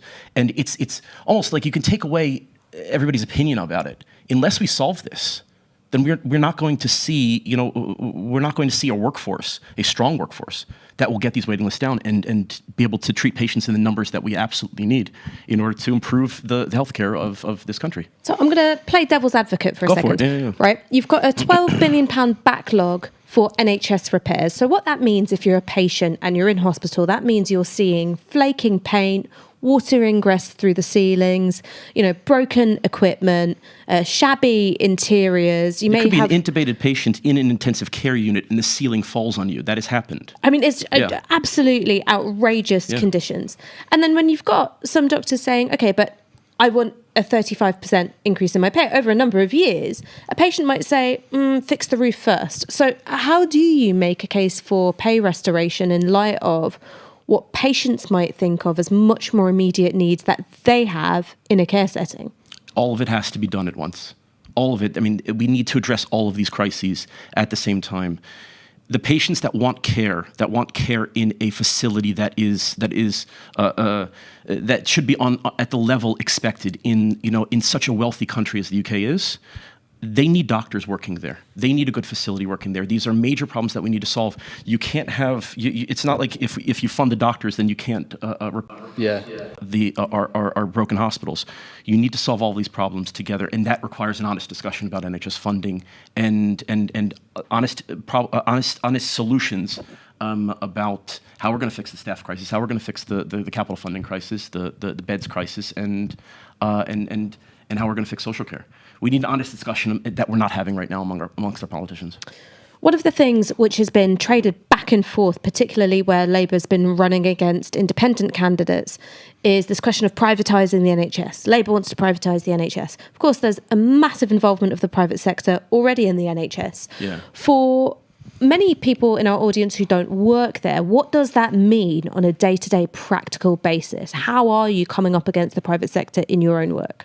So in our own work, I mean, every day patients might see that as they might receive they might go to a facility that it has the NHS logo on it, but they're receiving care that has been farmed out to the private sector.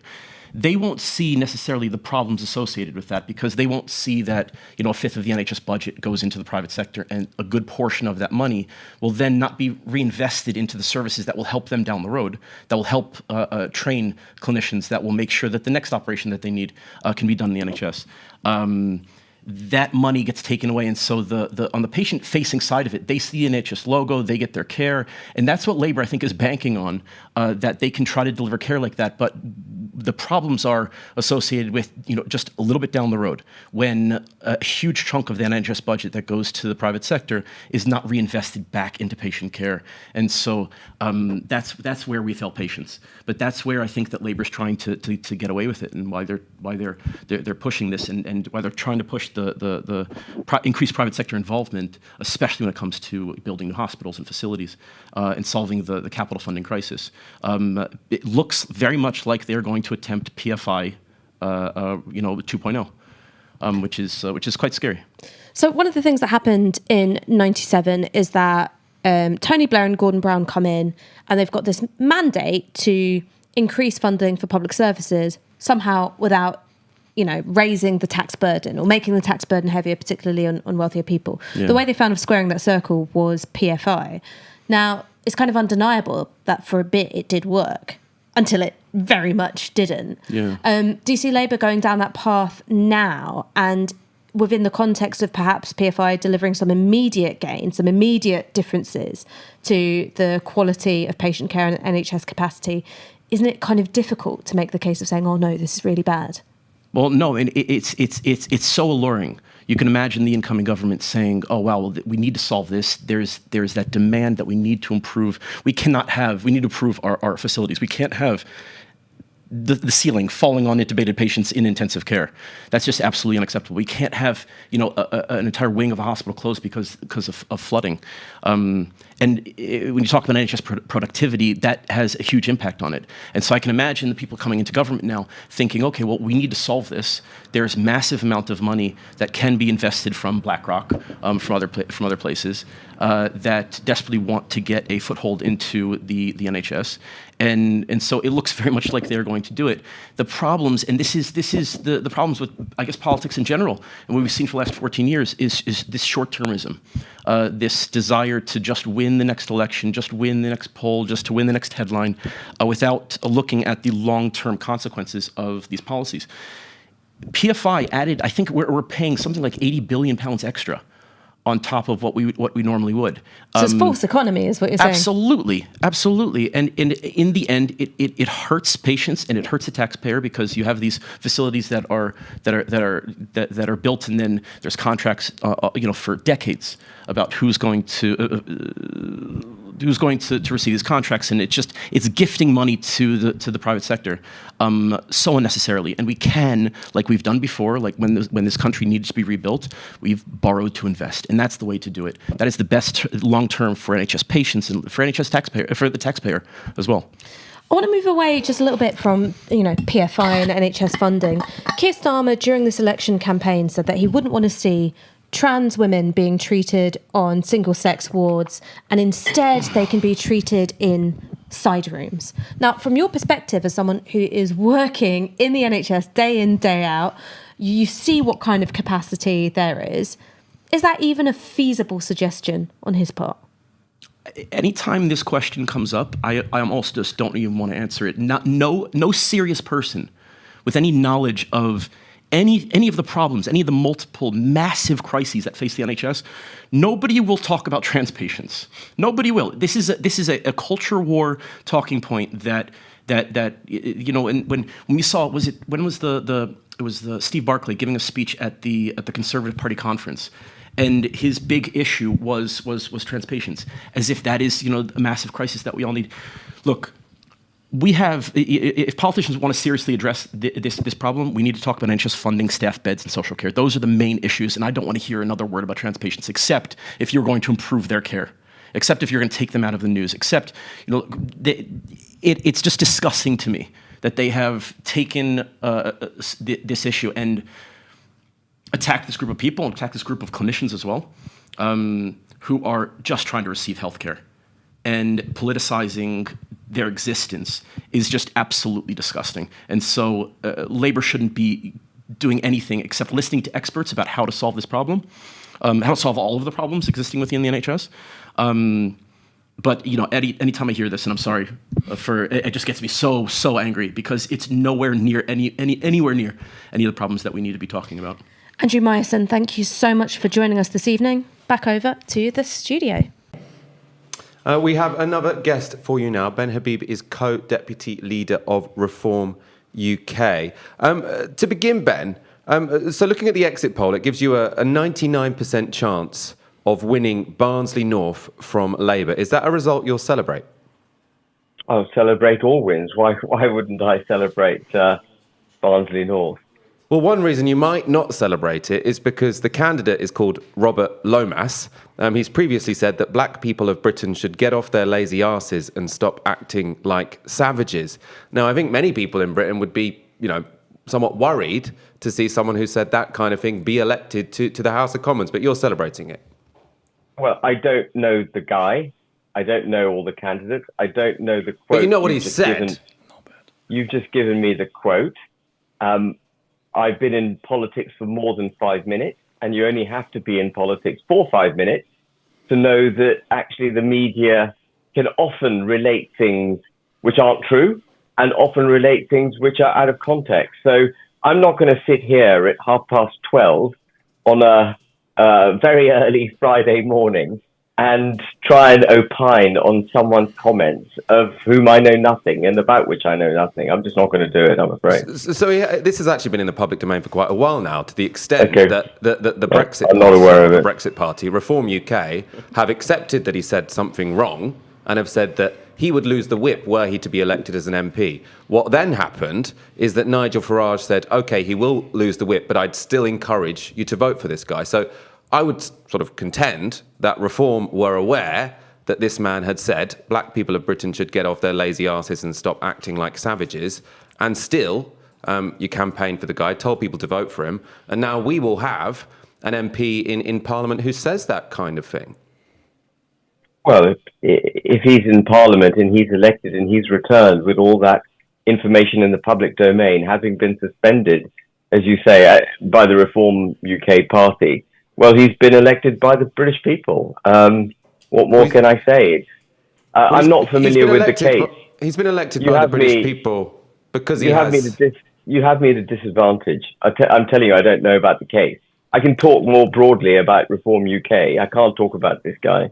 Well, I suppose the broader question about Reform UK is that people are being elected because they've got the name Reform UK next to them. I'm pretty sure that not well, people this in guy was Barnsley suspended North, by the sounds of it. No, but so there's two issues, right? He was told he wouldn't have the whip when he enters Parliament. But Nigel Farage still said, even those candidates who we've suspended, you should still vote for. He said this is because we want reform to have a high vote share. And I would put to you that you probably owe an apology to the public for your brand name being used to put someone so clearly outrageously racist into the House of Commons. And I mean, is that an apology you give perhaps to black British people who are now concerned that an MP representing your party, or who was voted or who was elected on the brand name of your party, is going to be in the House of Commons? So it sounds to me like he was suspended. As I say, I don't know the detail about what he said or the context in which it was said. I didn't know that Nigel had suspended him, let alone the fact that he'd made these comments, allegedly made these comments. And I didn't know Nigel had also advocated that people should vote for him nevertheless. It's a question you're best placed putting to Nigel, frankly. I'd love to be able to answer your question, but I'm genuinely, very rare occasion, completely in the dark on this subject. Can you imagine a situation where you would advocate voting for someone who'd said those things? If someone had said what you've just stated, and it hasn't been taken out of context, and it's not some part of some kind of hypothetical bigger discussion involved in a gotcha moment with the media, if you're relaying it exactly as you've described it, I would not want him in the party, absolutely. So that maybe puts you on a different page to Nigel Farage. Let's talk about reforms policy more generally. However many MPs you have, it's more than you had before. You're going to finally have a voice in Parliament. And are you worried that potentially some of the, I'd see them as contradictions really, in your platform might be unravelled to some degree? Now, your voting base tends to be, on the older side. You're appealing especially to sort of working class people, especially in the north of England. Now, your policy seems to be to cut taxes massively and then to stop immigration entirely. And to me, that's a recipe for, the social care system completely collapsing. Who is going to be looking after the older voters voting for reform as they age? So there's a great deal of immigration that can be reduced without having to put any burden whatsoever on the social care or medical services in this country. For example, stopping dependents of those who are being educated in the United Kingdom coming with them, or indeed those who are given a work permit, bringing their family and dependents with them. You come to the UK on a work permit to work in the United Kingdom. And we're not stopping immigration, by the way. What we're doing is reducing immigration dramatically and moving from a system where we're effectively importing cheap, unskilled labor to a system where we're getting people who are well educated within their respective fields, and those fields being fields which the UK wishes, to import people for specifically. Nigel Farage, though, specifically said... go on. Just one point I want to make. The average wage that was the minimum wage that was established for a work visa under the Conservative government was £26,000 per annum. That's about 25% less than the median wage in this country, which has already been suppressed for many years. And what we would advocate is a very significant increase in the minimum wage required for a work visa.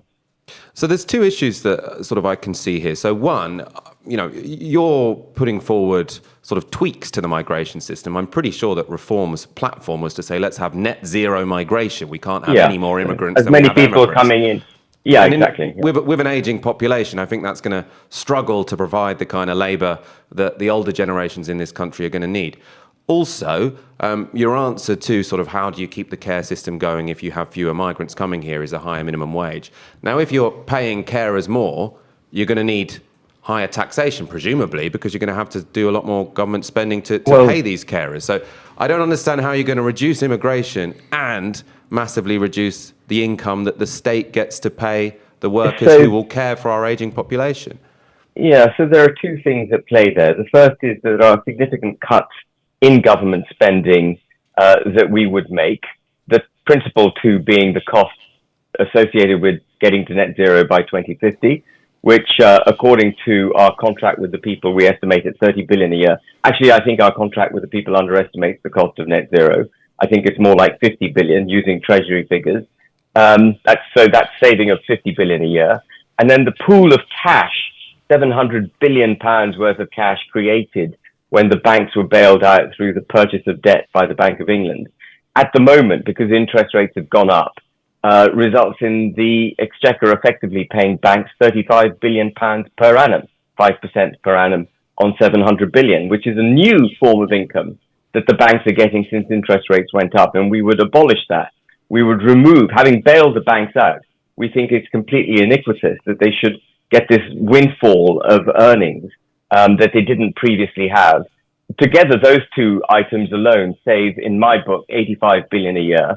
And then we've got other cost savings that we would make. But also, crucially, and this is the really big thing, is that when you grow the economy, which is what our economic policies would do, you have more money, not just within the Exchequer, but within the private sector. Why would your economic policies do that? Because, I mean, if you ask most economists, they'd say that if you have net zero migration, which is what you're proposing, if you dramatically reduce the number of people moving here, that's actually going to be a drag on growth. Now, you know, you might want to argue for it anyway. You might say we value having low migration over having high levels of growth, but it seems a bit odd to say, what's happened, big policy, cut migration, and then we'll dramatically, magically have growth.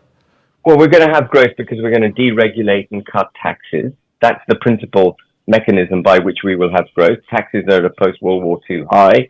GDP, for all the government spending and tax rates, GDP is flatlining. GDP per capita is actually reducing because of the levels of immigration that we've got. And we've got the burden put on our public services, by the way, by the massive... We've had 2.5 million people net come to the UK. That burden would reduce dramatically if we... Well, many of them, of course, working in those services. But many not. But many not. As I said, many, hundreds of thousands of people coming as dependents of either people who've got a work visa or just simply it's going to be less attractive to come and work here as a social care worker if you can't bring your family, isn't it? You're saying you can come and care for Brits, but you can't care for the people you would be caring for anyway. Attractive. We want to make it less attractive. But the argument is that if you make it less attractive, then it's become more expensive to pay people to work in the social care system. Yeah, there are 6 million people in this country surviving on universal credit, 4.5 million of whom are not in a job. And that figure was about, that 6 million figure that I just quoted, was about 3 million in 2019. It's a massive increase in the redundancy, if you like, for want of a better word, in the British workforce. We've got to make work pay. And that's a critical driver underpinning our economic policies. Now that Reform UK is set to have a bunch of MPs, you're now sort of more what we'd think of as a proper political party, yet you're still a limited company. But wait for the question, right? So you're still a limited... I just take what I can get from you. You take what you can get. You're still a limited company with Nigel Farage as the majority shareholder. Do you have plans to change your structure to become a more accountable democratic party, or do you expect to still be a sort of Nigel Farage vehicle? So I made a little speech on Monday evening on this subject. I made a little speech on two subjects. The first was that whatever the result this Thursday night, Friday morning, I would stay on the battlefield for the promotion of the nation state that is the United Kingdom and the national interest and people's interest of this country, whether I get elected or not. That was one of the messages I wanted to put out to the people who were voting for me. And the other message I put out on Monday evening was that if we do get MPs, particularly if we get MPs, we must democratise Reform UK itself. This is an unsustainable proposition that you have a party that is controlled by one individual when the ticket on which we stand is one of representative democracy for the British people. It doesn't make much sense. So that has to change, in my view. And what's gone before in this conversation doesn't give me that much confidence that you're that much in touch with Nigel Farage. So does he agree with you on that point, or is he going to sort of maintain control of the organisation? He said in an interview with Christopher Hope on Thursday night, he actually reaffirmed what I just said. So I think it has to happen. It's an unsustainable proposition, the way it's structured at the moment. Ben Habib, thank you for joining us this evening. Thank you. It was interesting in that interview. It didn't seem like Ben Habib is in much contact with Nigel Farage at all. He didn't seem to be particularly aware of these comments that this fella from Barnsley North had made. I wonder how cohesive the political party is at the moment.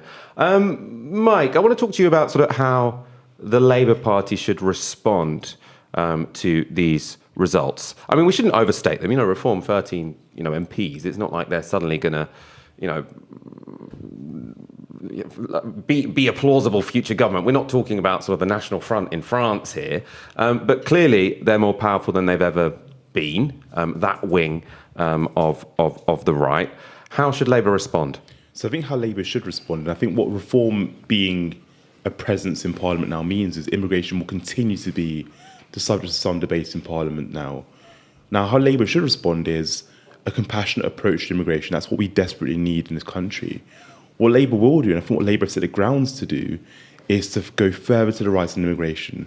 So Starmer, quite astoundingly in my view, he criticised Sunak for being the most liberal Prime Minister on immigration. Now that, for anyone who's kept a close eye on things for the last 4 or 5 years, the Conservatives have been far from liberal on immigration. The numbers might have risen in the last year or so, sure, but when it comes to how migrants are being treated, we're seeing restricted rights, we're seeing the exploitation of migrants. Now, if Labour is saying that in the lead up to an election, having seen reform do well, and reform will probably come second in quite a few Labour seats, I think what Labour's response to this is, oh my gosh, we need to be a bit more right-wing on this issue. We're going to lose voters to reform if we're not right-wing. And my fear is that you can't out Farage. Farage is the ultimate Farage. You can't be more right-wing than Farage. So Labour are essentially fighting the battle on a terrain that isn't theirs. And what Labour should have done, and I think the period in between elections is really important, because what you should do is build a consensus for your ideas. But what Labour have done is, well, actually, we also agree with the analysis that immigration is a problem, so we're going to kind of battle on this ground. What Labour should have done instead is actually build a consensus over time, over the last 2 or 3 years, for a more progressive outlook on immigration. So actually thinking about safe routes, thinking about a more humble approach, a more compassionate approach. That's what Labour could have been doing, but they haven't done that. And I fear they're going to go further to the right, unfortunately. I mean, I imagine if you're a Labour strategist, you're saying that the response to reform isn't safe routes, right? Because, yeah. I mean, I'll put this to you, I suppose, Craig, which is that, there are 2 arguments here, which is to say you can't out Farage, and clearly you can't out Farage. But at the same time, is it not the case that you might push more people to Farage if Labour does seem completely ignores the social conservatism that might exist in a place such as Barnsley? Yeah, completely. So we expect that an incoming Labour government is going to talk a lot about the economic inheritance following 14 years of the Tories. What I'd like to see them talking about is the social inheritance that they're getting from that period of time when the Tories have been in office. So the social effects of austerity, the massive political disaffection and disillusionment, the kind of anti-politics, anti-political streak that reform is capitalising on. I mean, I'll say the word. What I'm worried about is fascism in the future, and that we're entering territory where we get into a sort of pre-fascist politics. And my worry really is that Labour's impulses around this are fundamentally Mendelssohnian, especially in the north, because the core of that type of politics is to completely overlook these seats and not really engage with them in any meaningful way, not least because doing so might cost a bit of money. But we should remember that, it's very easy to say that Nigel Farage doesn't have the solutions. Of course he doesn't. But he is very willing to give lots and lots of answers. And Labour hasn't been willing to give a lot of answers. And I do agree with Mike. I mean, what I'd really like to see is a well-managed proposition on migration. And that's not a dog whistle. I'm not saying manage migration numbers. I'm saying actual success stories that manage migration in such a way that overcomes social division and in a way that brings tangible benefits to communities. I mean, we all believe that is possible, so we need to see it. And my worry is that what will happen instead is that Labour will give more and more ground. And of course, they've got form on this. The whole bogus asylum seekers narrative came from Labour in the Blair government. We got a result from Newcastle Central, so a Labour hold. I don't think any surprises there. Really, really safe Labour seat. But Labour's vote did drop by 14 points. An independent pro-Gaza candidate got 9% and the Greens got 5%. So Labour looking safe there. Or I suppose if there are closer seats where there could be 10 points in it. Then pro-Gaza candidates getting 9 points, 9% could be fairly significant. Sorry, the Greens weren't on 5%, they were up 5%, which I suppose does make a little bit more sense. Let's go to a couple of super chats. So we have Kuna9613, campaigned all day for Corbyn. Thanks to the Novara team for motivating us in dark times, from Tom and Olga. Now, I'm seeing on Twitter lots of people reporting that Labour sources suggest Corbyn might have won. They're saying it looks close, but he might have won by 1,500 votes. How they know that exactly at this point, I suppose it's their canvassing returns, and then you can also just look at the piles, I think, in the voting room, especially when it comes to postal votes. Cleese Ramdeen Lessie says, shout out to the people behind the scenes keeping this running. Labour will need to be held to account. I 100% agree. We've got a very impressive team working on this show all evening. I think we might be going to a... Oh, no, this is just someone tweeting about Sir Robert Buckland losing his seat in Swindon. How significant do you think these pro-Gaza... I'm not even sure... Oh, okay. We have our next guest. Perfect. As we've been saying, Palestine has been an issue that's caused a lot of anger at this election, as well as more than a bit of trouble for Labour. I'm joined now by Tanushka Mara. Tanushka is standing as an independent in Hove and Portslade. Tanushka, thank you so much for coming on. Can you begin by telling us why you decided to stand against Labour at this election? It had to be done, really. Labour's, sorry, I've got about 40 people. I'm trying to keep quiet in the other room. I can't think. We've been given an empty shop for the last week, which has been amazing. And I'm in the darkened room next door, and the party is stopped while I'm doing this. The Palestinian Solidarity campaign here in Brighton and Hove is very, very strong. And there was a search for a candidate. I think there's been a search for a candidate on the left for some time. I wasn't party to those conversations. And then organising a lot within the campaign, I was invited to stand as a candidate. And it just felt such an obvious thing to do with as a campaigner, with the general election coming. It felt such an essential thing to do, because the barefaced support by Labour of Israel as an apartheid state, and also its hand in this devastating and shocking time in history, it left many people unable to vote, because it started to feel like voting is a very dirty and immoral act. To vote for a slightly better, possibly slightly better quality of life here, whilst this was happening, you know, for people who boycott Israeli goods and then have to vote Labour. So it felt very much to hold Labour to account, to shape the debate, but most of all, to allow people the chance to participate in democracy, and hopefully to add pressure to show Labour that many, many people do not approve of their stance. And you're standing not just against the Labour Party, but a specific MP. And Peter Kyle, I understand, is he a high-profile figure in the Labour Friends of Israel? So sort of you've got a particular personal campaign against this person as well as against the party. He is a vice chair of Labour Friends of Israel. He is he is a vice chair of Labour Friends of Israel. He has shown no sign of wanting to call for a permanent ceasefire, and he seems to waffle and charm his way through the fact that he's not going to budge on that stance. When you have... Go on. So I was going to say, could you talk a bit about the campaign? Because I mean, I imagine it's a safe seat. So I mean, it'd be, you know, it's against the odds that you'd be able to win this one. But has the Labour MP sort of turned up for hustings? How's it been? How have people sort of been when they've been talking to you? Well, this campaign has been a very, very visible, joyful, noisy, inclusive and happy campaign. The double front shop we've been given is right opposite Peter Carl's single shop. So he knows we are there.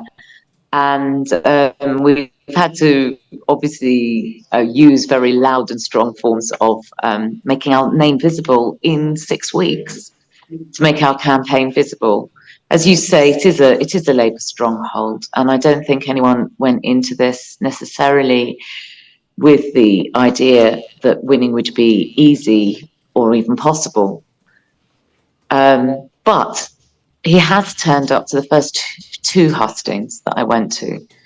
And obviously I was nervous having never been to a hustings before, but I had no idea how easy it would be to refute someone whilst they're blatantly lying.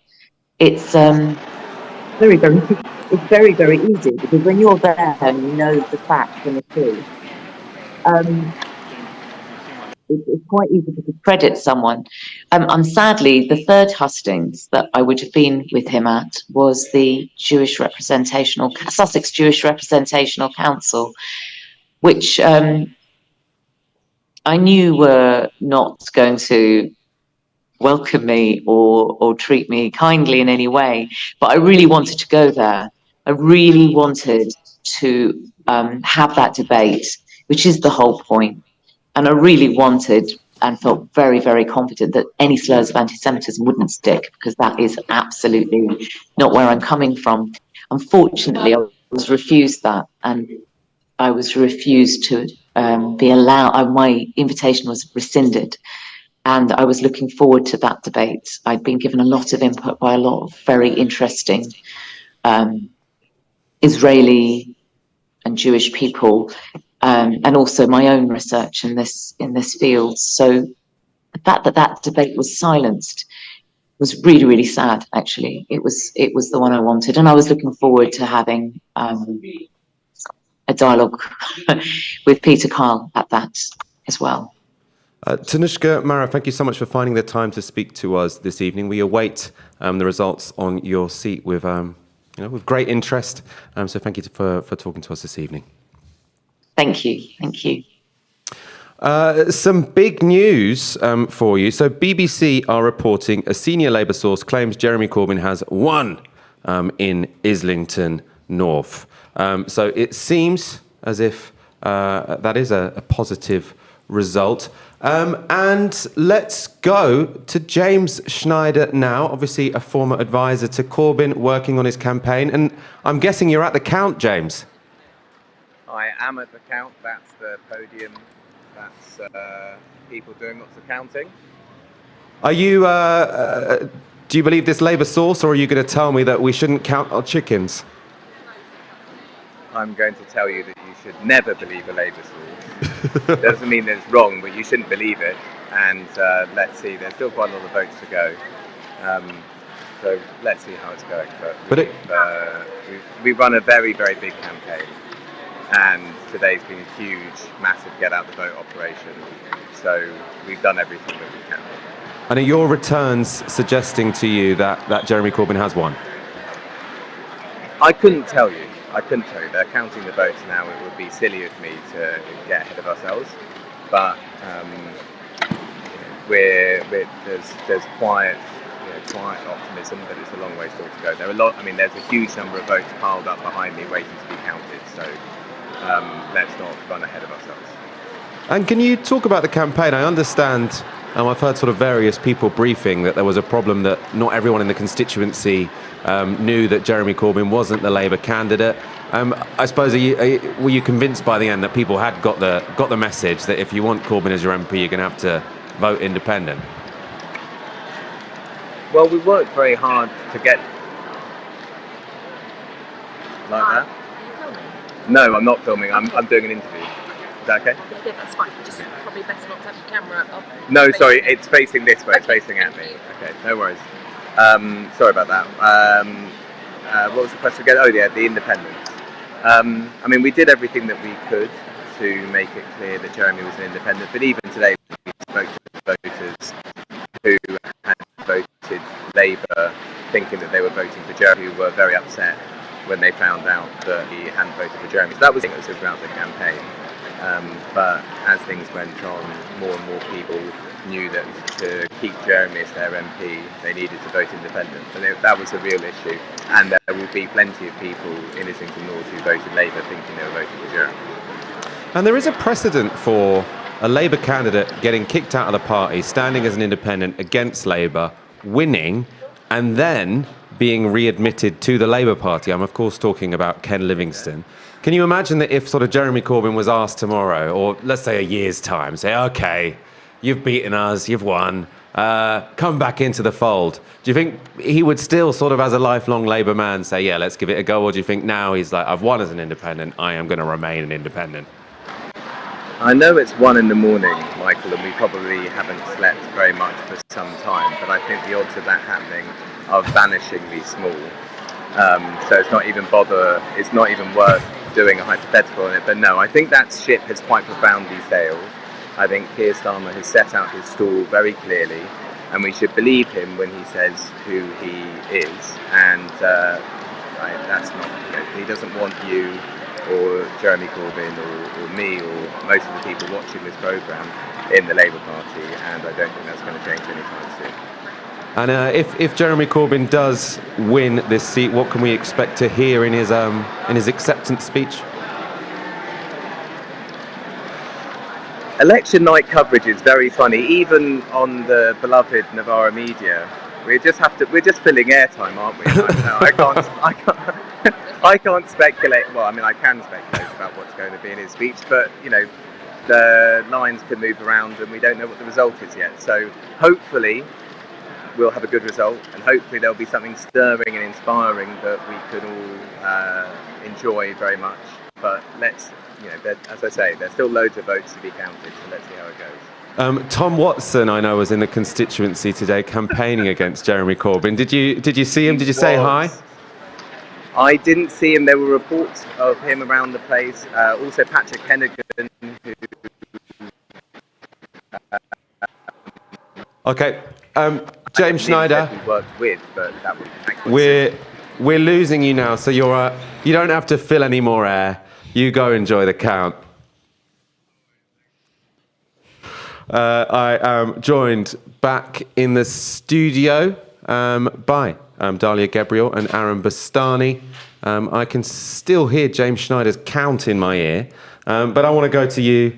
Seems like good news. Seems like Jeremy Corbyn may have won in Islington North. Your reactions? Well, we don't know, do we?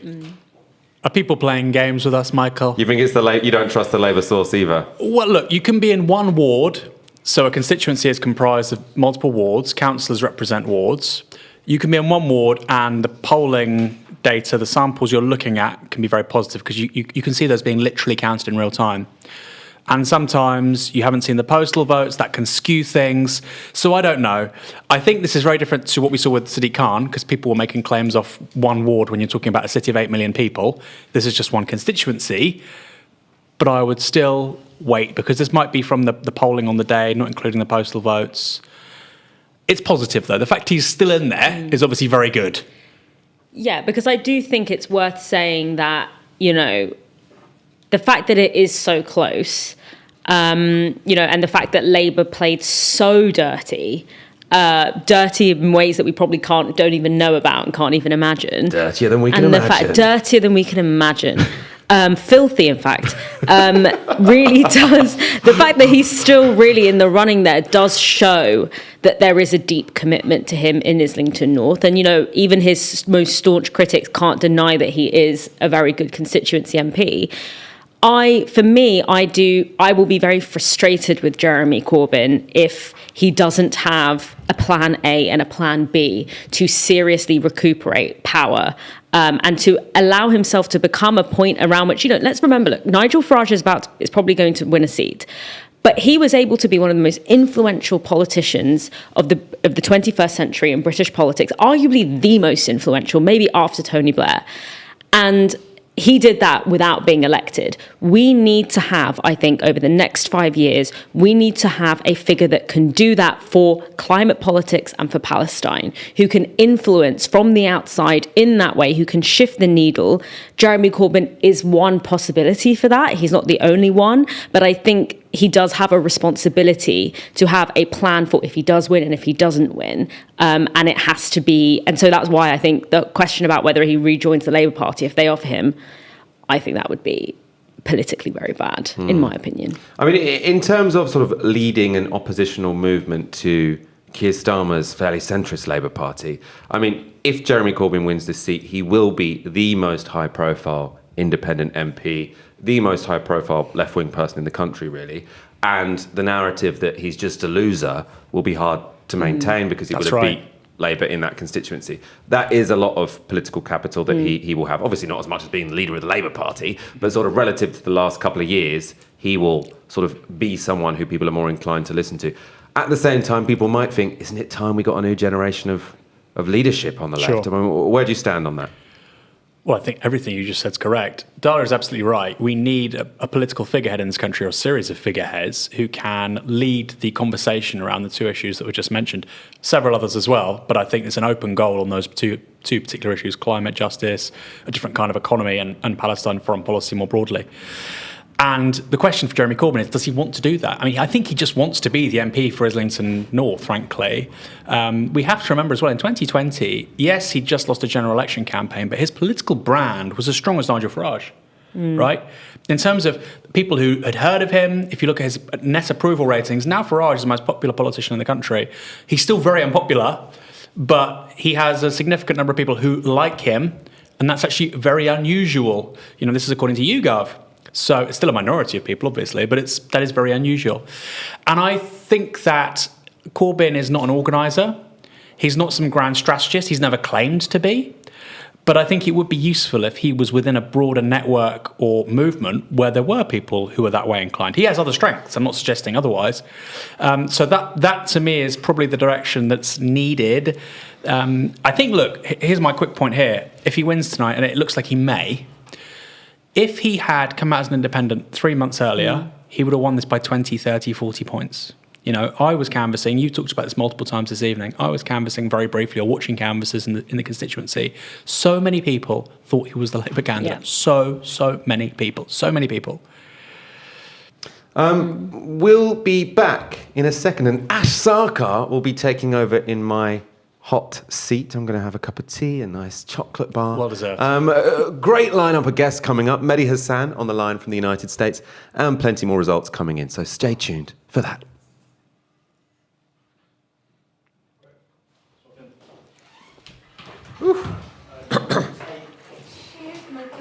Oh. Are you off now? No, I'm doing 3 hours after this hour. Oh, God. Ben Habib's interview was good. Was that? It was Ben very good. Habib's interview was good. He's great. His position was, I don't know what's fucking going on. I'm clueless. Don't ask me. No, I know.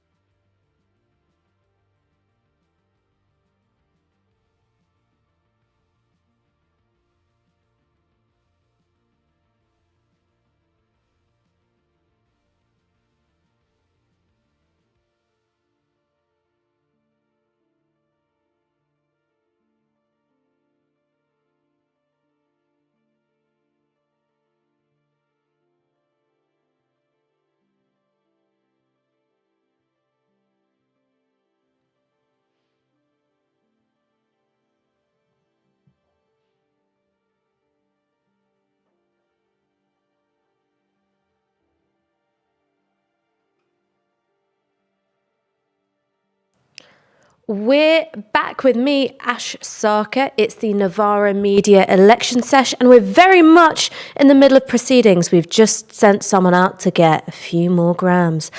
I'm joined all the way from the USA by author and broadcaster Mehdi Hassan. Mehdi, thank you so much for joining us.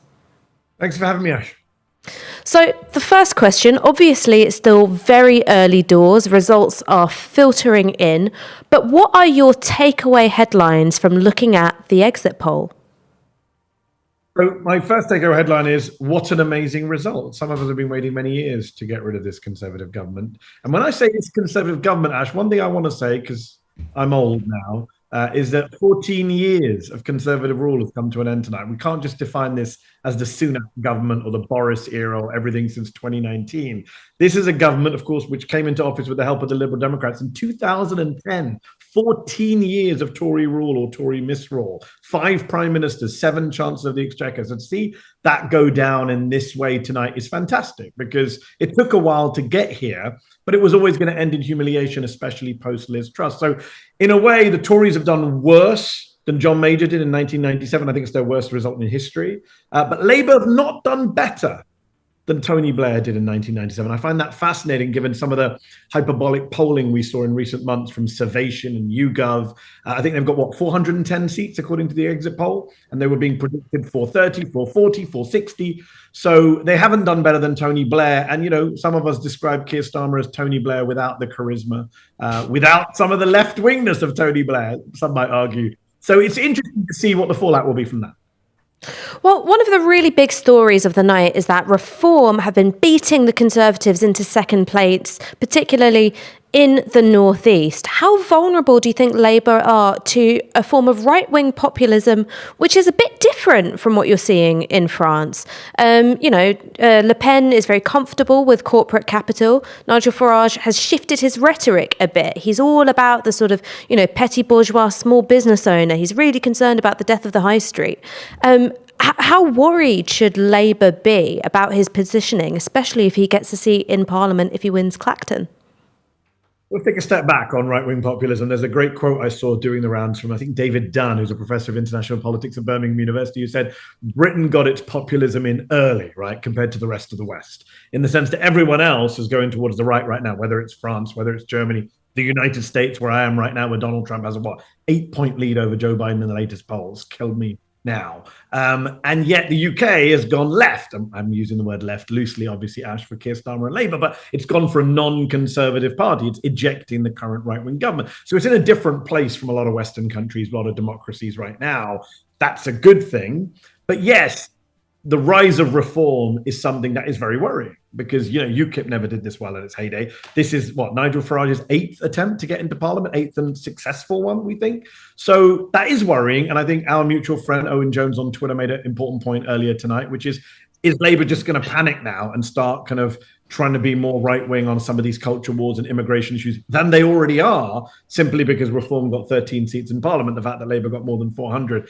It's always interesting how it doesn't matter how big the majority is for some centre-left parties, there's always a desperation to appease the right. I think Tony Blair said it best. He said, it's worse than you think. I actually believe this stuff. It's not always about electoral exigency. It's not always about pragmatism. It's partly about the fact that they like a lot of this stuff. And I think that worries me, that the excuse of Reform, and obviously the Tory party, Ash, is going to go even more right-wing. I think the leadership contest is going to be, right versus far right versus further right. And how strong Sir Keir Starmer will be as a prime minister with a massive mandate. Look, my big critique of Tony Blair in 1997, pre-Iran, 2001, was he came with a 179-seat majority. He came in with a new dawn has broken, has it not? He came in with the Tories led by William Hague. He could have declared the sky is green, not blue, and got that through Parliament, and he didn't do it. He went for very modest, good centre-left reforms, some constitutional reforms, but very, very modest stuff for a guy with a 179-seat majority. What is Keir Starmer going to do with a majority of 170? So let's talk now, funny tinge, to quote Angela Smith, and let's talk about race and Islamophobia. I mean, two of the lowest moments of this entire campaign. You've got one where Reform activists were caught on camera referring to Rishi Sunak as a Paki, and another one quite late in the campaign, a rare Keir Starmer gaffe where he talked about sending Bangladeshis back home, despite the fact that they make up quite a low percentage of asylum applications and are virtually absent from small boats arrivals. What do you think these moments tell us about the prevalence of racism and Islamophobia in politics? And perhaps what does it tell us about who gets criticised for it and who doesn't? Look, it was bad under the last Labour government when you had kind of David Blunkett talking about the swamping of schools by asylum seekers. You had Tony Blair trying to get rid of asylum seekers. Do you remember Gordon Brown's British jobs for British workers? There was a lot of that nonsense around even back then. And then Cameron comes in with the help of Nick Clegg, let's never forget that, and supercharges racism and xenophobia in the United Kingdom. And, I left the UK in 2015 and it was already bad 5 years into this nightmare of a 14-year Tory government. You already had David Cameron talking about swarms of migrants. Remember Theresa May and her citizens of nowhere, go home vans, hostile environment. It just got worse and worse and worse to Boris Johnson and Rwanda plan. Liz Truss now, nodding along as people praise Tommy Robinson in her presence. And of course, Rishi Sunak. And the best part of the Rishi Sunak P-word story is that kind of faux outrage we saw from Sunak. It's kind of like, do you know what party you're in? Have you seen the record of your councillors and candidates over the last few years? Have you seen what your former vice chair said about the Brown mayor of London? Have you seen what your Brown former cabinet colleague, Suella Braverman, says about Muslims? So from top to bottom, the Tory party is riddled with racism, always has been, but it's been mainstreamed and normalized. Obviously, again, to go back to our earlier exchange about reform, the presence of reform and reform's racism, and we saw the Channel 4 undercover video, that will only, instead of bringing out the best in our leaders to kind of stamp this down and take a stand with the majority of the British people, it will allow them to, unfortunately, again, try and meet racists in the middle. And you can't meet racists and fascists in the middle. That only emboldens the racists and the fascists. And whether that's the Labour Party, which has had its own problems with Islamophobia, anti-black racism, anti-Semitism, of course, all of those issues, which Starmer has tried to kind of cover up for. And now, a Conservative Party that I say, despite having brown and black people at the top of it, which is great for diversity, is super open about kind of bigotry and racism. The whole small boat stuff. Ash, my big worry for this Labour government, again, going back to the Blair years, I can only compare it to the Blair Brown years, is this idea that when confronted with an issue like immigration or racism or migrants, instead of taking a principled opposition, it's always a kind of pragmatic objection, a financial objective. The small boats policy is not bad because it's racist and ridiculous and reactionary. It's bad because it can't be done. It doesn't work. As if it worked, it'd be great to do. If Rwanda worked, then yeah, that would be great. And that's always been a problem for a centre-left Labour Party that doesn't take a principled stand on issues of race, racism, migration, racial equality. I mean, I want to talk a bit about the relationship between Britain and the United States. So Keir Starmer in Downing Street, Biden in the White House, that makes a kind of sense.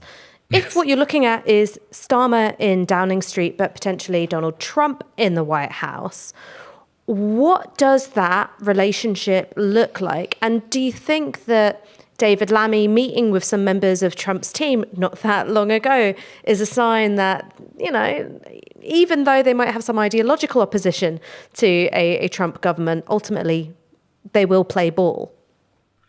So a couple of things. We've got 70, 80 years of the special relationship, quote unquote, which is really only special on the British end. And that is part of British post-war foreign policy. It's part of our strategic presence in the world. That isn't going to change in terms of the ways we are enmeshed in terms of, foreign policy, defense policy, intelligence sharing, all of that stuff. That's bigger than political parties and prime ministers, whether we like it or not. The issue is Donald Trump is sui generis when it comes to US presidents. He was in his first term. His second term will be much worse, both for domestic and foreign policy. So the question then becomes, what does Keir Starmer do in that situation? You remember Boris Johnson, Ash, when he was mayor of London, he said he didn't want to go to New York because he might bump into Donald Trump in the street. He attacked Trump. And then he becomes prime minister and becomes Trump's best friend. They're big pals. Trump is heaping praise on him. Boris is meeting with Bannon. The question then becomes, is Starmer going to do that? Is Starmer going to become the guy? And everything we know about Keir Starmer says he's happy to, flip on a dime. Is he going to suddenly become best pals with Donald Trump? I think it'll be hard for him because I don't think British politicians, I don't think any politicians across the West have quite understood how extreme Donald Trump will be in his second term, how dictatorial, authoritarian, openly racist, what positions he will take on Ukraine and Putin, what positions he will take on generally far-right fascists across the world.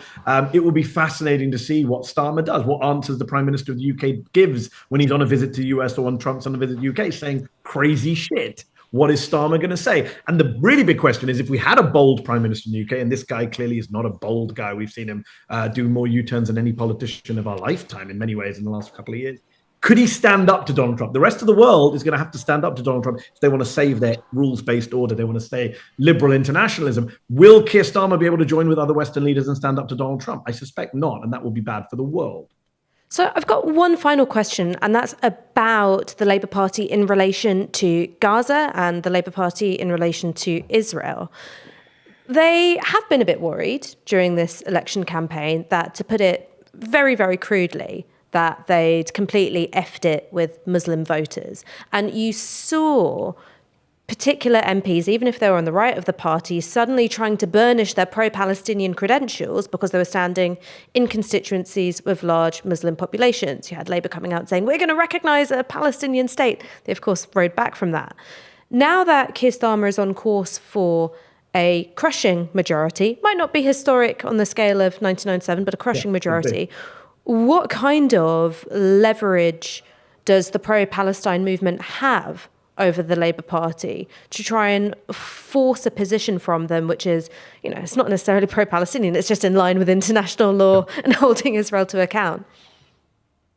Not much is the answer, unfortunately. This is why the British political system is so broken. This is why some of us for the last 20, 30 years have advocated for electoral reform, because it's just not healthy or democratic for any party, Conservative or Labour, to have super majorities, have 170, 180 seat majority in Parliament, which doesn't, by the way, doesn't reflect the will of the British people. From what we're seeing online, Starmer's got 36, 37% of the vote, a lower share of the vote than Jeremy Corbyn in 2017. Kind of absurd that on 1/3 of the vote, you can win that kind of majority in Parliament. So that needs to be fixed, a long-term goal. Look, on Palestine, as you say, it's not about being pro-Palestinian or pro-Muslim. It's about taking a position in line with international law. And more important than international law, basic morality, right? For me, at the moment, I don't really care what the Labour position is on Palestinian statehood. I care about what they're going to do tomorrow when he's in Downing Street about the hundreds of Palestinians who are being killed every day, every week, every month. Right now, people are being killed as we speak, Ash. The genocide is not over in Gaza. So the question is, what is he going to do with the power he has over British aid, over British arms sales, all of that stuff? They made a big song and dance, didn't they, a few weeks ago about release the advice, David Cameron, the legal advice on answers. Well, now you release the advice. You tell us what the legal advice is within the Foreign Office about giving arms to a country that's being investigated both at the ICJ and the ICC. What's he going to do if an arrest warrant comes out for Netanyahu? The ICC chief prosecutor has requested an arrest warrant. The ICC judges are probably going to grant it, but the British government right now, the current Sunak outgoing government, is arguing on Israel's behalf, saying the ICC doesn't have jurisdiction. What's Starmer and Lamy going to do about that? Mehdi Hasan, thank you so much for joining us this evening. Thanks for having me. So, Dalia, one of the things that me and Mehdi were just talking quite a lot about is that Keir Starmer's Labour Party may well do exactly what Tony Blair's Labour Party did with regards to immigration. Do you foresee that there is going to be a kind of tango dance between Labour and the right-wing tabloids over demonising certain groups of migrants? Absolutely. I think that, as I've sort of said earlier, there is, immigration is not going down. It's simply not. Our social care system is in disarray. Our economy relies on immigration. I have my own private issues with the fact that, our economy relies on a super exploited class of racialized people. But I don't think they're private issues, Dalia. I mean, very fair. But, that is the nature of our economy. So immigration is not going down. And so I think what I am worried that we might see is Rwanda-style posturing, where these kinds of discursive and symbolic gesturing towards an increasingly racist politic, whilst nothing realistically is going to change, therefore giving the right-wing press, increased fodder, because the right-wing press is not in natural alignment with the Labour Party. The Sun might have endorsed Labour, but they have said, it's time for a new manager. It's time for a new kind of interim sort of keeper of the British state, whilst our real interests recoup their kind of position. And so I have no reason to believe, because it's certainly not going to be principle that stands in the way of Keir Starmer implementing a very kind of reform-esque approach to immigration. And so I can only assume that that is the direction that he is going to go in. I've now got on the line Andrew Feinstein, the independent candidate running in Holborn and St Pancras against Keir Starmer. Andrew, thank you so much for joining us. Hi, great to be with you. So I suppose my first question for you is, what has the reception been like on the doorstep when you've been out campaigning? Of course, you're fighting against a massive figure in national politics. Did you ever get people just saying, what are you doing this for? Only people in the media, certainly not on the doorstep. You know, the most extraordinary thing on the doorstep, and we knocked on between 45,000 and 50,000 doors, was the number of people who were shocked that someone seeking to represent them was actually speaking to them. So many people said, well, I've never seen my MP, I've never seen my councillor. And I was sort of saying, well, I'm seeking to represent you, and how could I do that if I didn't know what your issues and concerns were? So I suppose that's been the biggest surprise to me. Yes, there have been occasional people, you know, Labour supporters who've said, why on earth are you doing this? And I suppose the response to that has been, well, I come from a different political tradition. I served as an MP for the ANC under Nelson Mandela, where public service was about being a part of one's community and representing that community very directly. And part of the reason for running is to show people that there's a different way to do politics, and also the reality that while Keir Starmer is obviously the overwhelming favourite, he's not universally liked in his own backyard, in his own constituency. And that's because it's a very progressive constituency. And to have an MP who I regard as a fairly conservative MP, it feels like a bit of an anomaly. But obviously there's the juggernaut of someone running to be Prime Minister. There's the reality that 4 independent candidates have won elections in 50 years in the Westminster system, and that our campaign could spend £17,500, while the parties can spend virtually what they want. But it'll be very interesting to see the result, and particularly to see how an independent campaign does, and to see whether Keir Starmer's majority goes up or down. If I were to look at the left through the least charitable lenses possible, right? So I've put my Nigel Farage specs on, right? I might say, all right, you're running these independent candidates or progressive Green candidates in urban, more middle class constituencies with high concentrations of student voters. And what are you talking about? You're talking about foreign affairs. Laudable though they are, they're far away. Whereas, you know, if you've got someone running in Barnsley and they're talking about decimation of the local high street, or they're saying, there are too many asylum seekers living in that hotel down the road from you, there's a sort of locality and rootedness and almost like domesticness to it. How do you respond to those criticisms of the left being too urban and too disconnected from a certain kind of local politics?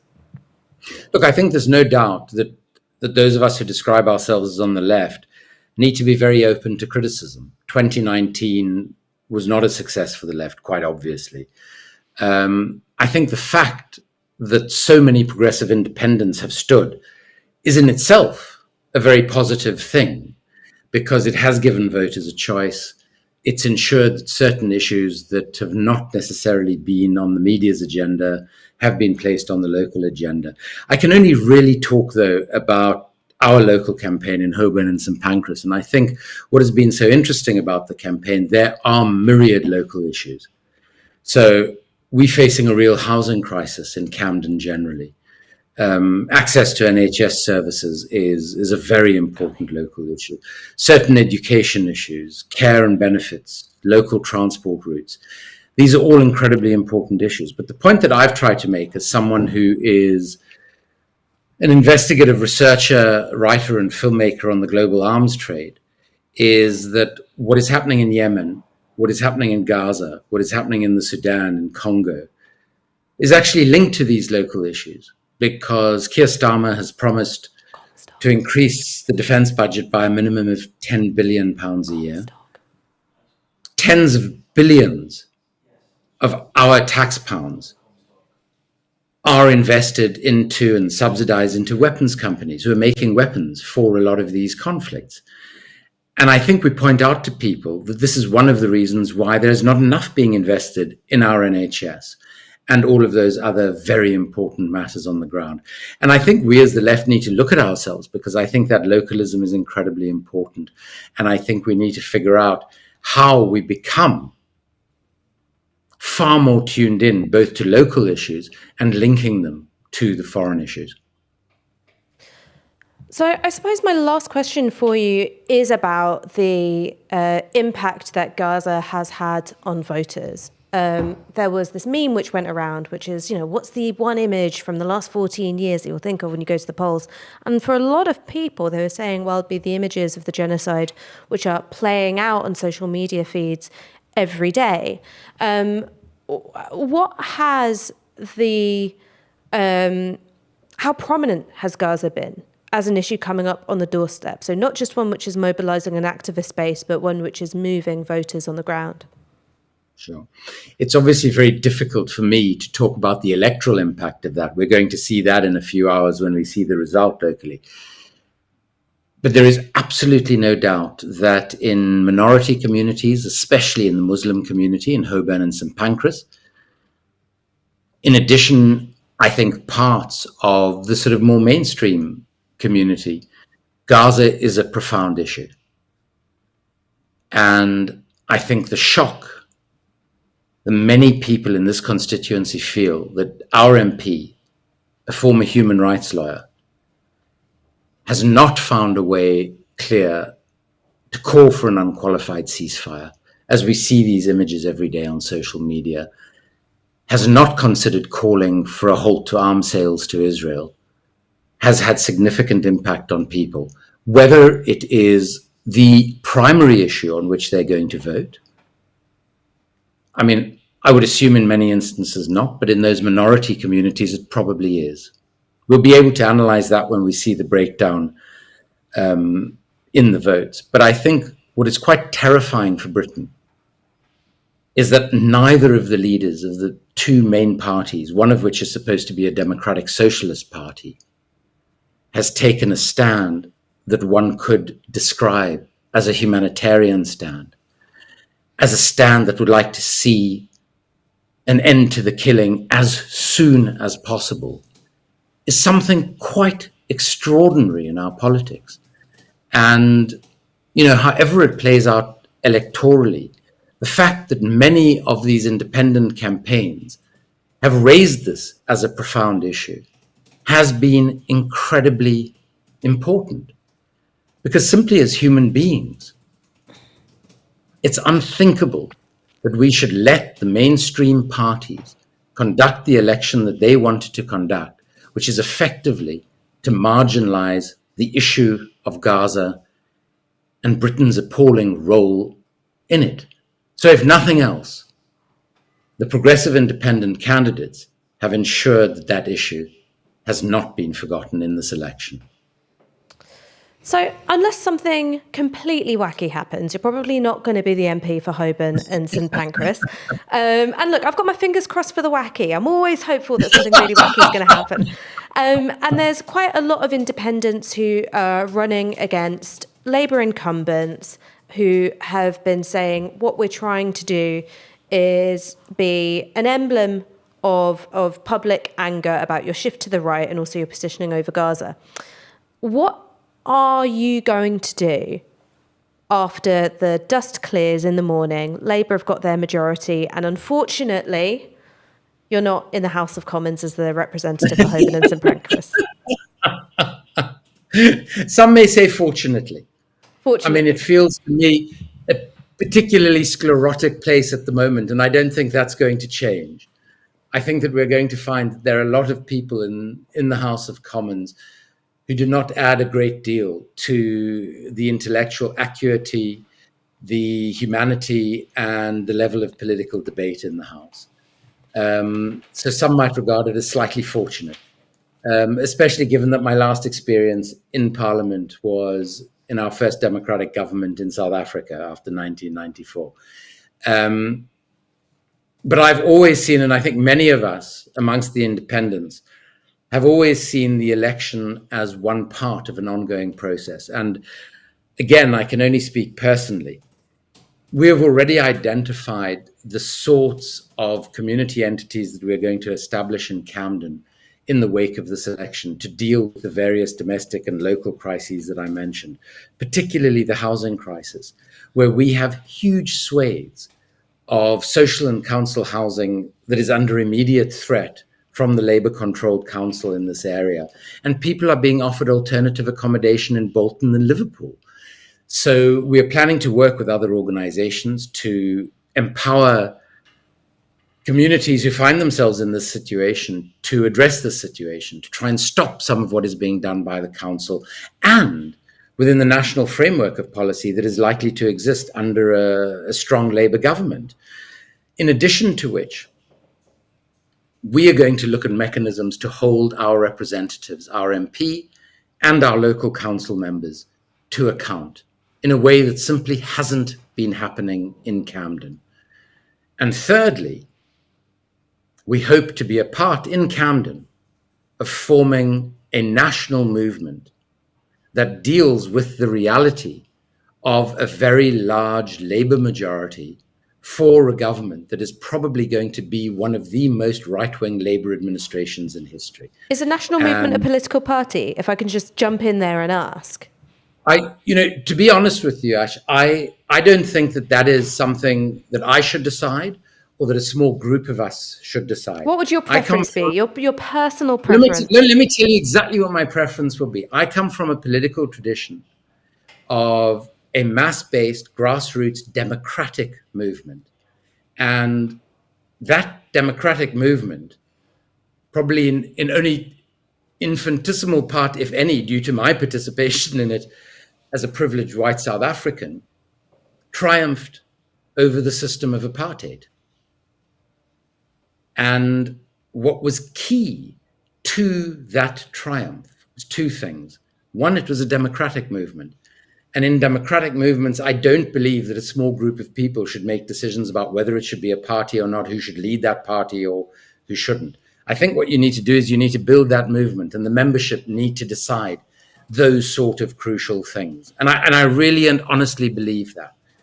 And I think that if we can build a movement like that, and a movement that is welcoming to the broadest base possible of Britons, who I think are going to feel very frustrated very quickly with a Labour government that is going to change very, very little in their daily lives, which are tough. For many people in this country, daily life is tough. And I think we need to, as the left, we need to build such a movement that is as welcoming as possible to as many people as possible. So when that disappointment and frustration sets in, that there is a real alternative. Andrew Feinstein, and those on the right.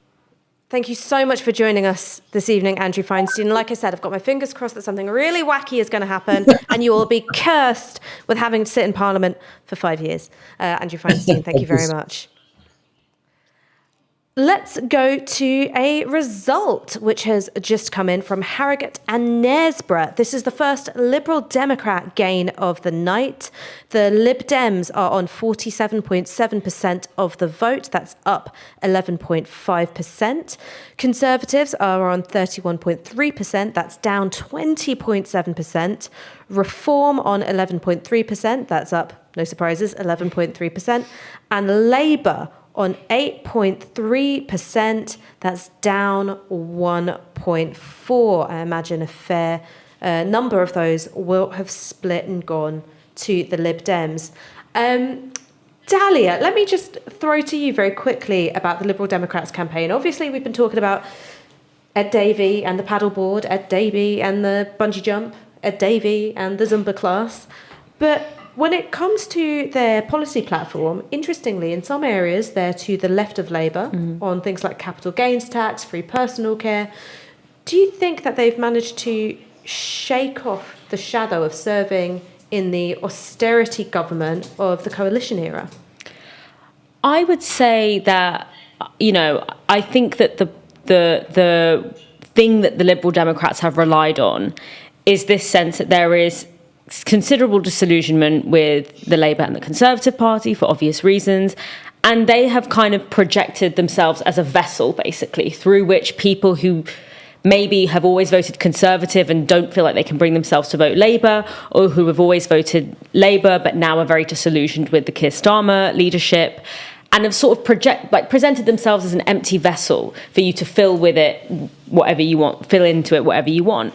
I actually do think that despite the fact that some of those policy positions they have announced those policy positions, but the fact, I think, and I don't want to be a Debbie Downer here, but I think the fact that in the midst of a genocide, in the Dalia Downer? I mean, come on, you're already alliterative. I know. Well, I don't want to be known for that, even though I am kind of doomsy, but, I'm always right, though. That's the thing. Dalia Doomster. But I actually think that in the midst of a genocide, in the midst of this cost of living crisis, I think the fact that they have not actually put forward, done a policy first or a vision first approach, and instead have gone for this very vacuous, sort of affable, kind of way of presenting themselves, this kind of jokey way of presenting themselves, I think is actually very unacceptable.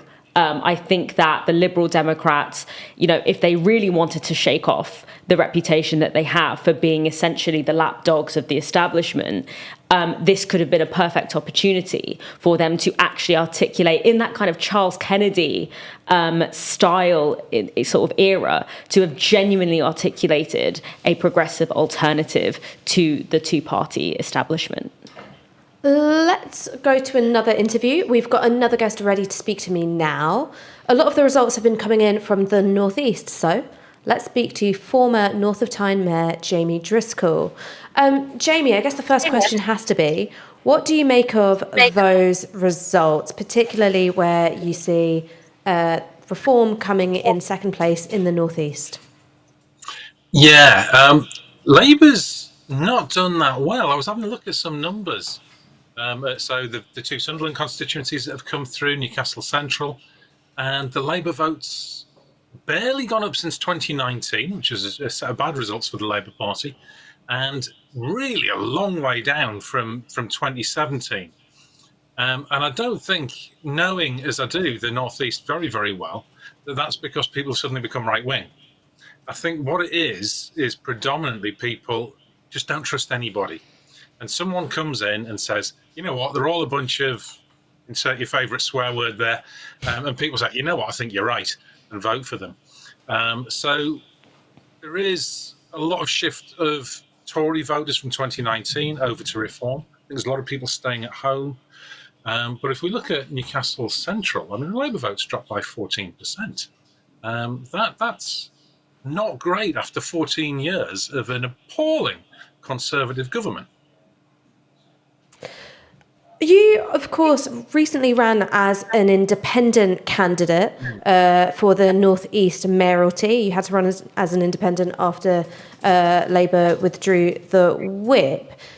An interesting thing happened where right before election day, a poll was released showing that it was very, very close between yourself and your Labour rival. When the result came out, it wasn't that close. What do you think that other independent candidates who are running in the general election might have learnt from that in terms of tactics, in terms of strategy, and the challenges facing independent candidates in terms of getting out the vote? Well, there are challenges facing independent candidates. Just for clarification, the whip was never withdrawn. There was never any complaint or allegation, and they even said that my record on competence was beyond question. They just didn't want me, and I wonder why. So the challenge that we had with the North East mayoral election, it was 1.5 million electorate. And you can't, on a single candidate basis, speak to that many voters. What we did find is we were getting like an 80 to 90% conversion rate with the people we did speak to. And that's the approach you need to win as an independent. Now, I don't think it's going to stay independent for very long after the election. I think there'll be a lot of coalitions forming. I'm forming one in the Northeast. And I think we are going to win a couple of councils over the next few years as well. And it's about making sure that people know there's something out there. Everybody's grown up in this country with this idea that a general election is a choice between Labour or Conservatives, and you might get a little bit of interesting fringe result on the side. And that's what we've got to break. And the Reform insurgency is largely showing that. And I mean, you've got to think what will happen if Reform wins somewhere. There's not a great deal of competence. It won't take long for them to lose any shred of credibility and people being even angrier with them. So the approach you need to take is to make sure that you've got all the core exports, like the for sale signboards all over the place, that you're building in the communities, that you're out there, and that you have a big base. I mean, Labour in the North East can't get anyone to go on canvas. You've got councillors leaving the Labour Party over the last week. I mean, Labour, obviously, from all the polls, landslide inevitable, and people are leaving the party. So I think we're in for a very turbulent ride. So what I'm doing is I'm building a coalition of independents, and with progressive views, based on quick plug, the book Act Now, which is out, co-written by a lot of academics. Zach Polanski wrote some chapters. I wrote some bits as well. But where the idea is that we train people, that we give them some skills, that we help them with the media training, with the campaigning. I did a big meeting in Newcastle Irish Centre just a few weeks ago. It was packed out. It was 200 people in there. We sold the tickets out immediately. And early on I said, that footballing expression, would you settle for that at half-time? Right now, who would just settle for a competent government for a few years? And this was a room full of people who support me. Pretty much everyone put their hand up. And I think that's where we've got to go. Because the danger of... I even reject saying left and right. I mean, the things that we're calling for, saying that genocide is morally unacceptable, I don't think that's a left-wing position. I think that's the basic position of every moral philosopher in history. The basic position that it's a bad idea to be pumping sewage into rivers where kids are playing. I don't think that's a left-wing position. The things that we're asking for, people describe the Labour Party as centrist. Rachel Reeves wouldn't be out of place in the Margaret Thatcher cabinet. It's just that the politics has shifted so much. So, good policy development. I mean, talking about that shift in politics, I mean, Nigel Farage obviously is a chameleon, all right? So one day he says, I want a fully privatised NHS. Then the Reform Manifesto says, we're going to keep the NHS free at the point of view. So he's someone who is perhaps non-monogamous with his political positioning, depending on what provides him with the best opportunities. Are you worried that this particular Labour Party might find themselves outmanoeuvred on certain issues, like an online tax or wiping out student debt for doctors and nurses, and that in some little areas, Nigel Farage will position himself economically to the left of the Labour Party? Are you worried about what happens with that kind of manoeuvring? The short answer is no. Nigel Farage is deeply, profoundly right-wing. Even a shred of social democracy is anathema to the bloke. But Reform, at the moment, able to allow people to project whatever they want onto them. As they become more established, that will very quickly become impossible. The core plank of their manifesto is 5% cut of all public spending over and above Tory/Labour austerity. So that's the Reform position. Will Labour be outmanoeuvred? Inevitably. I mean, there have been repeatedly over the past few years. The fact that the Labour Party aren't even getting the votes that they got in 2017 now, after everything, after 2 prime ministers convicted and 1 beaten by a lettuce, they still can't get more votes than they got in the last decade. So what we will see from the Labour Party, I had a good read of the manifesto in detail, especially the bit about mayors. And they are going to require mayors, all local authorities. They've pinned everything on growth. And they have no plan for growth other than trust-style deregulation of property development. And that's what we'll see. And all the battles will be about planning with local authorities. And that's what we're preparing people for. If you look at the way that Keir Starmer and his acolytes have run the Labour Party, they've adopted a scorched earth policy. People are leaving the Labour Party. They're struggling to get candidates. They're parachuting people in. And that will cause them losses in the long term because they won't have anyone on the ground. And we will see the same in government. That's their basic modus operandi. They panic, right? We must at all costs control this thing.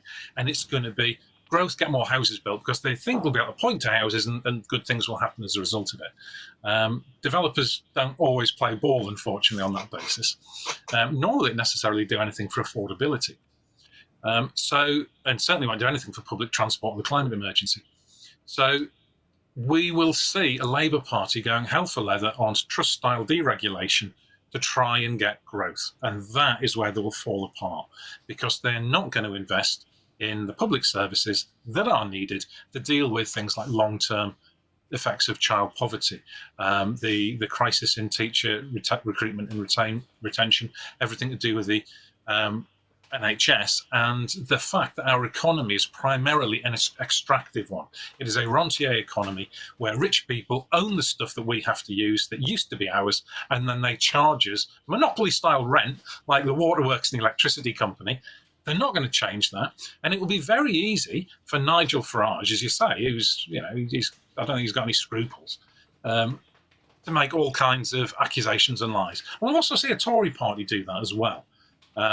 Where we need to be working is with the first past the post system. It's incredibly difficult to make gains in a parliamentary election, but in councils we can.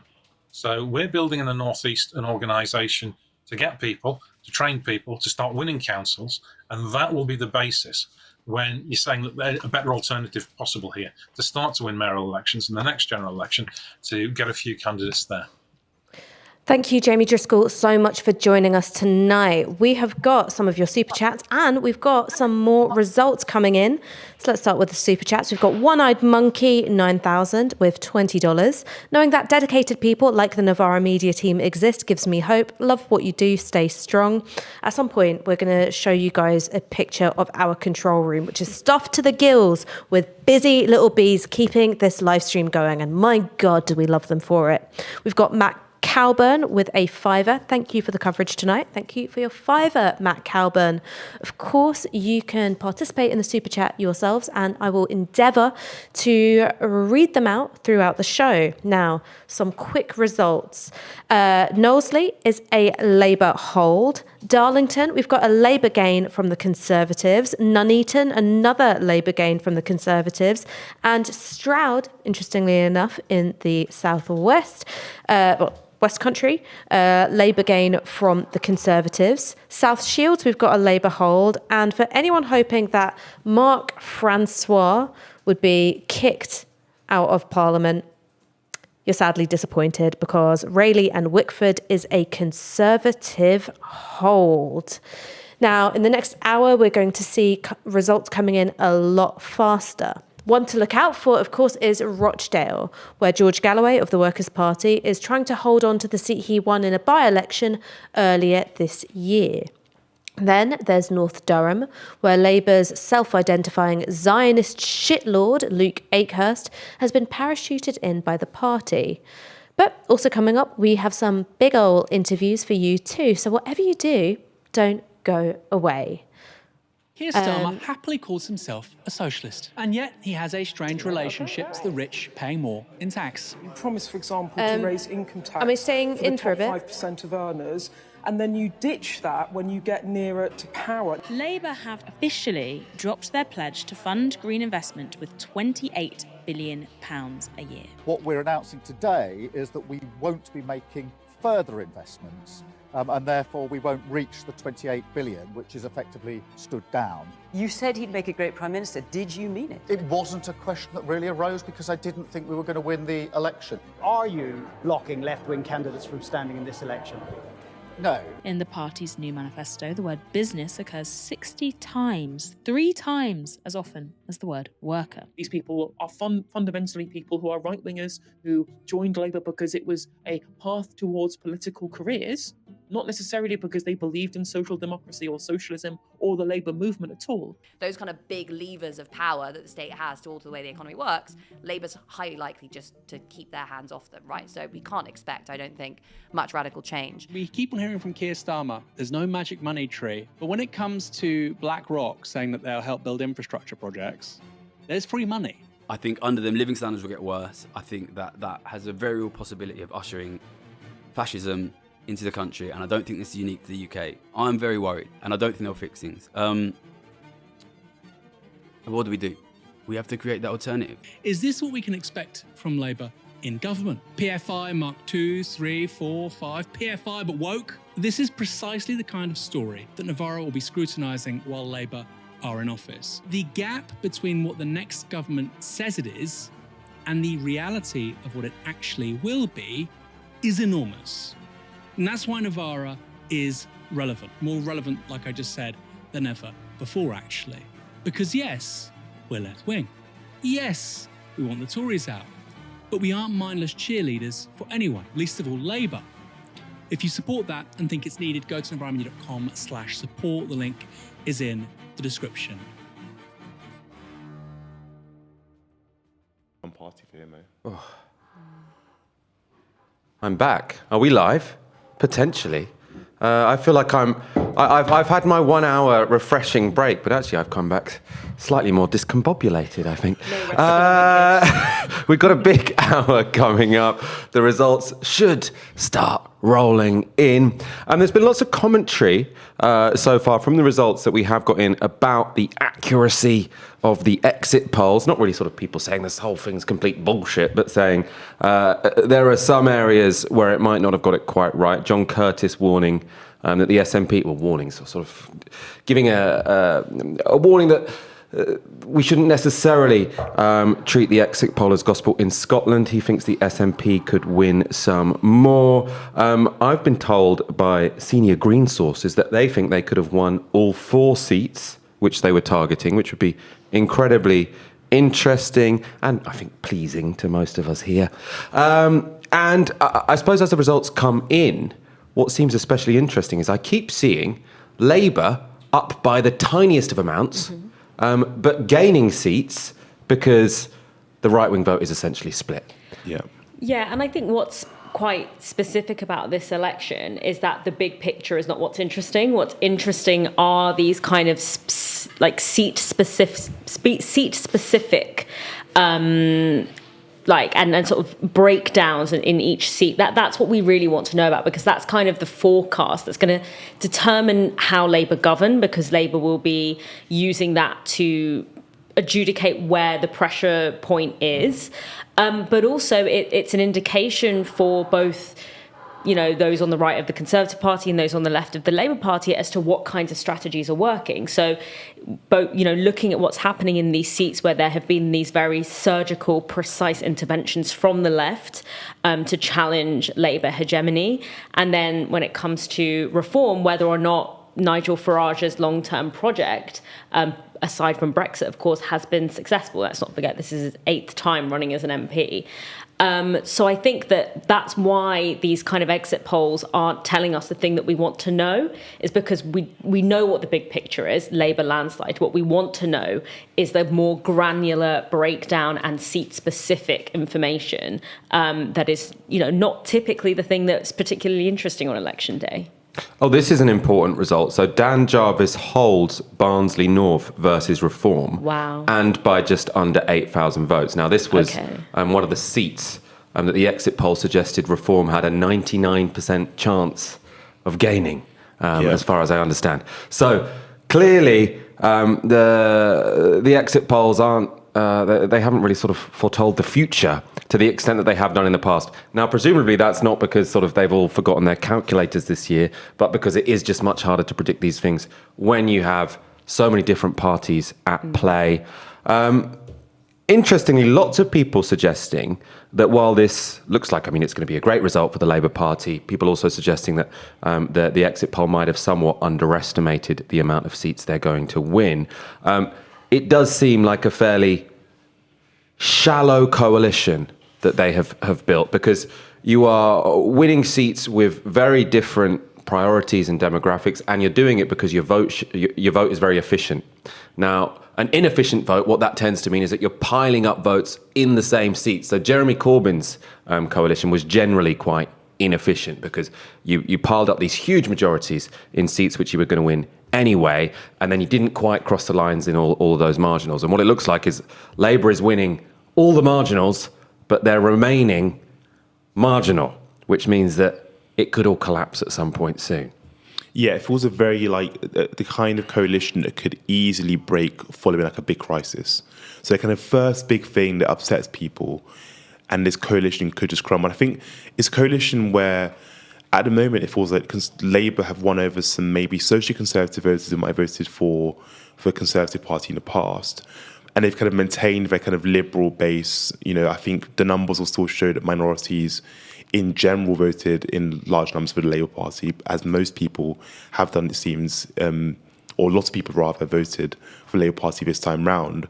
So I wonder how you can keep those two coalitions, those two people happy. How can you keep an ethnic minority voter happy and also kind of socially conservative voter happy these two people want very different things, right? So I think that's where the kind of breaking point might come for Labour when it comes to initial immigration, which I think is going to be a really big and important issue over the next kind of few years, and certainly in the immediate future as well. We're going to stop the boats.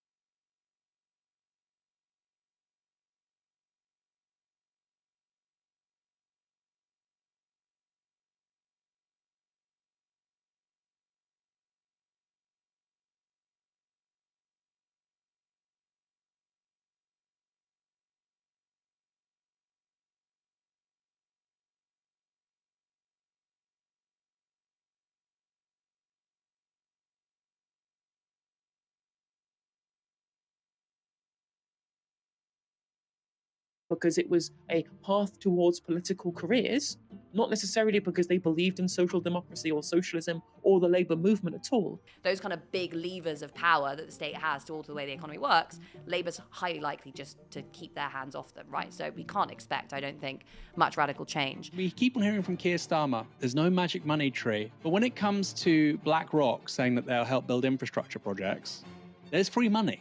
I think under them, living standards will get worse. I think that has a very real possibility of ushering fascism into the country, and I don't think this is unique to the UK. I'm very worried, and I don't think they'll fix things. What do? We have to create that alternative. Is this what we can expect from Labour in government? PFI Mark 2, 3, 4, 5, PFI but woke? This is precisely the kind of story that Novara will be scrutinising while Labour are in office. The gap between what the next government says it is and the reality of what it actually will be is enormous. And that's why Novara is relevant. More relevant, like I just said, than ever before, actually. Because yes, we're left-wing. Yes, we want the Tories out. But we aren't mindless cheerleaders for anyone, least of all Labour. If you support that and think it's needed, go to novaramedia.com/support. The link is in the description.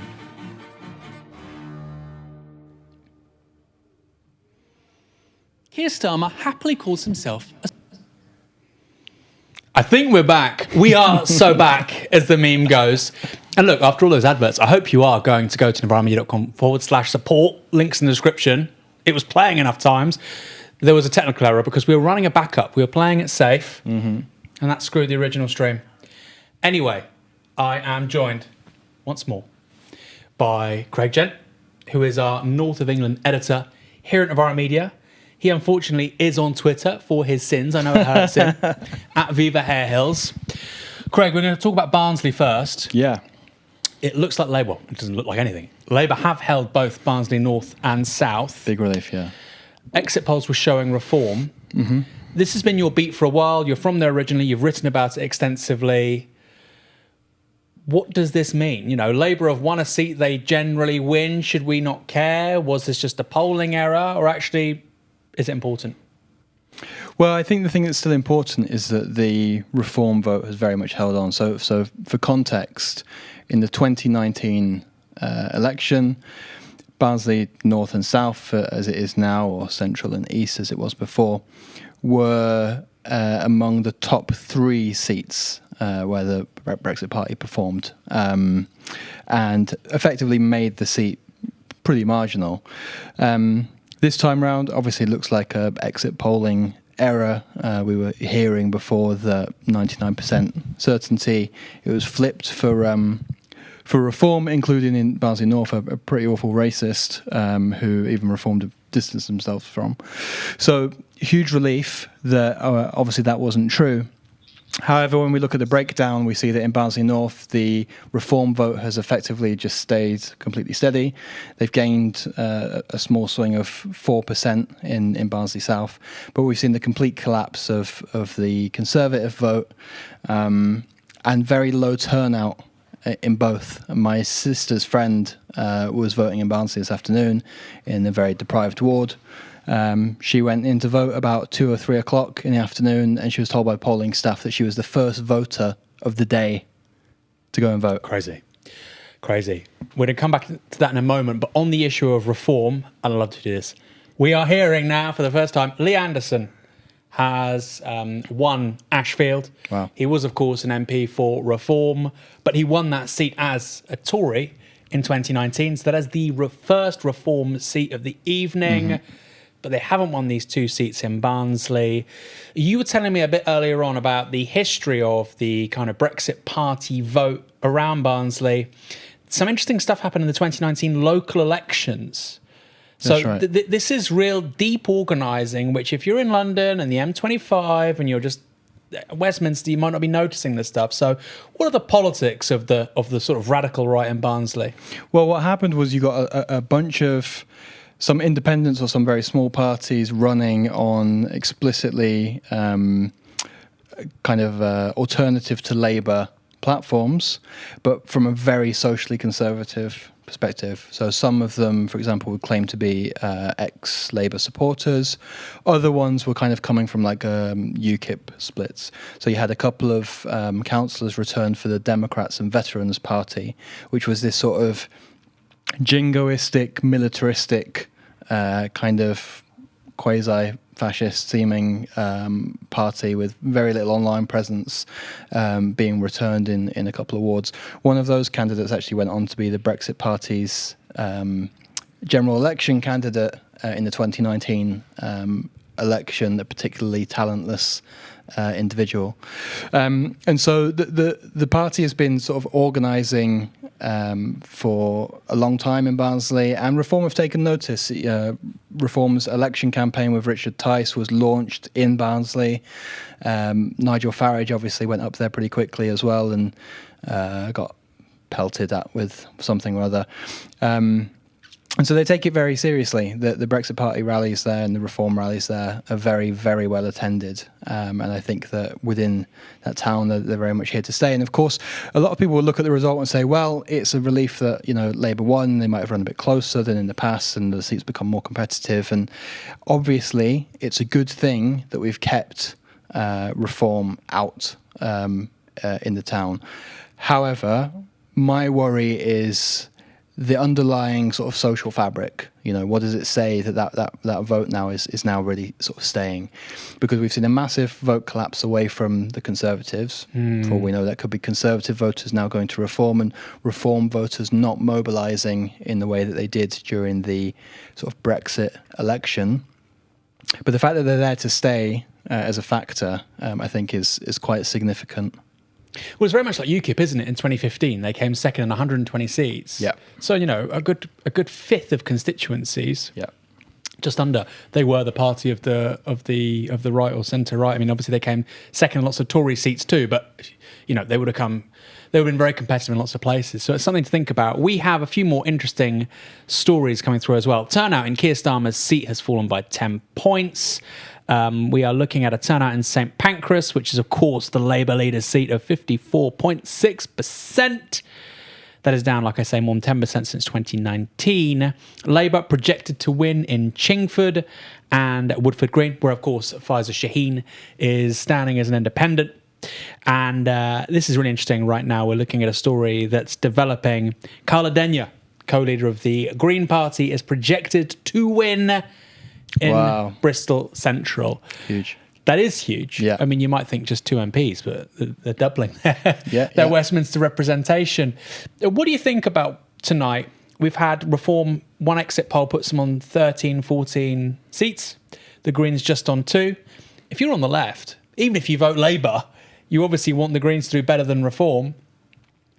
What do you make of that? Does that demonstrate certain failures in how the Green Party does politics, or is it just simply a fact that given the right-wing press, given the showmanship of Farage, given the issue of Brexit over more than 15 years, Reform are inevitably going to operate at some kind of advantage when compared to the Greens? Well, they are operating at an advantage, and certainly in terms of airtime. But I think one thing I'm really interested in is I'm looking out for where Reform is coming second and seeing where they're going to look to turn the screw over the next 5 years. And I think we would do well to do the same actually with the Greens. The Greens are beginning to come second in a lot of places, even in London, which I think is very encouraging and very interesting. And certainly gives them a base from which to build. The Greens' approach, as we showed in our own reportage when you went down to Bristol, is that they want local candidates to come forward and demonstrate that they can campaign effectively. And of course, if they're beginning to come second in an awful lot of places, that gives them a lot of targets in the future and really broadens their horizon in terms of where they're going to seek to make gains. I'm hearing that there may be a speech given by Keir Starmer very soon, so stick around for that. That'd be so exciting. That is, look, we all love a good Keir Starmer speech here at Novara Media. There'll be a lot more of those, by the way, because he's about to become the Prime Minister, it seems. This exit poll, fascinating because we're not quite sure which polls are wrong so far. Mm-hmm. All the MRP polls were showing the Tories, generally speaking, were going to be below 100 seats. I was being conservative. I said 135 at the top of the show because good things generally don't happen in life, and the Tories getting less than 100 would be good. But it now seems that looking at the data coming through, maybe that exit poll we got at the top of the show at 10 p.m, it may be slightly out with Reform, slightly out with the Greens, maybe slightly out even with the Tories. What do you think of that? Well, it's still very early, of course. I think that we have to remember that obviously a lot of the projections for Reform were based on Brexit Party performance in 2019, but the Brexit Party didn't stand in those seats where the Conservatives were most likely to get in particularly ones where they had a Brexit supporting candidate for the Conservatives. So a lot of the target seats this year for Reform obviously haven't come through yet. We're talking Clacton, Boston, Skegness, Great Yarmouth, Broxtowe. So some of these, I think Broxtowe might have come through actually, but whatever. Great Yarmouth, some of these sort of eastern seaside towns. So we'll see. I mean, if they are at 12, I'd be very, very interested to see the distribution of those. But as I say, I will also be looking out for where they're placing second, especially if they can create some marginal seats. And one other result that's come through, we mentioned Lee Anderson a few moments ago, another big result. First big result, I think, you had Robert Buckland, but I think the really big result for me so far is Gillian Keegan losing in Chichester. That has been a Tory seat non-stop since 1924. 100 years. The Lib Dems have won. I did a Vox Pop down there quite recently. And it was just remarkable. Speaking to 80-year-old, two men I spoke to, one of them was 80 years old, former Royal Engineers, wearing a barber in the pissing rain, lifelong Tory voter, and he said, I'm just not going to bother. And we talk about people giving up on democracy, the left behind, young people, minority communities, the red wall, blue-collar workers. No, this was somebody in a very affluent part of the country, probably doing quite well for himself, and he had switched off from the mainstream political process. How fertile a ground does that create for Reform, or are we just overstating that? Because, look, that was fertile ground, and they've only won maybe a dozen seats tonight. Yeah, I mean, if people haven't seen, they should go and watch that. It was a fascinating video report, and it was striking to me that almost everyone you spoke to was either disillusioned or delusional, and it was one or the other, but more disillusioned than delusional, I have to say. And a lot of people who are talking a great deal of sense about how nothing works, public services just sort of don't seem to function. The shit in the harbour, or not being able to get appointments and the rest of it. So I think it's certainly the case that Reform in many parts of the country is seeking to capitalise on disillusionment to wield a sort of anti-politics. Of course, the contradiction in there and the challenge for Reform is actually mobilising people in their state of disaffectedness to actually get to the ballot box and vote for them. And so that would be interesting to see where that's succeeded and where that hasn't. But I do think that this election was always going to be decided by who stays at home. We haven't seen anything so far to suggest that people have rushed out to the ballot box for the Labour proposition. It seems to very much be that, as we suspected, it was the Tories' election to lose, complete collapse in the Tories' vote share.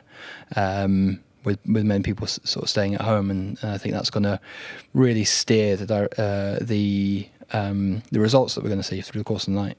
Yeah, before I go back to Michael, I mean, headline results, we've not talked about this enough really. Exit poll, putting the Tories on between 25-26%, their worst ever percentage, 131 seats. That would be the lowest number of seats the Conservative Party have ever got. Wow. Worse than 1908. On that, Michael, over to you. A result from Cannock Chase in the West Midlands. The Conservatives down 40 points, which is mad, down 40 points. So Labour have gained that. I'm seeing people on Twitter say, where are they going to get these 131 seats from?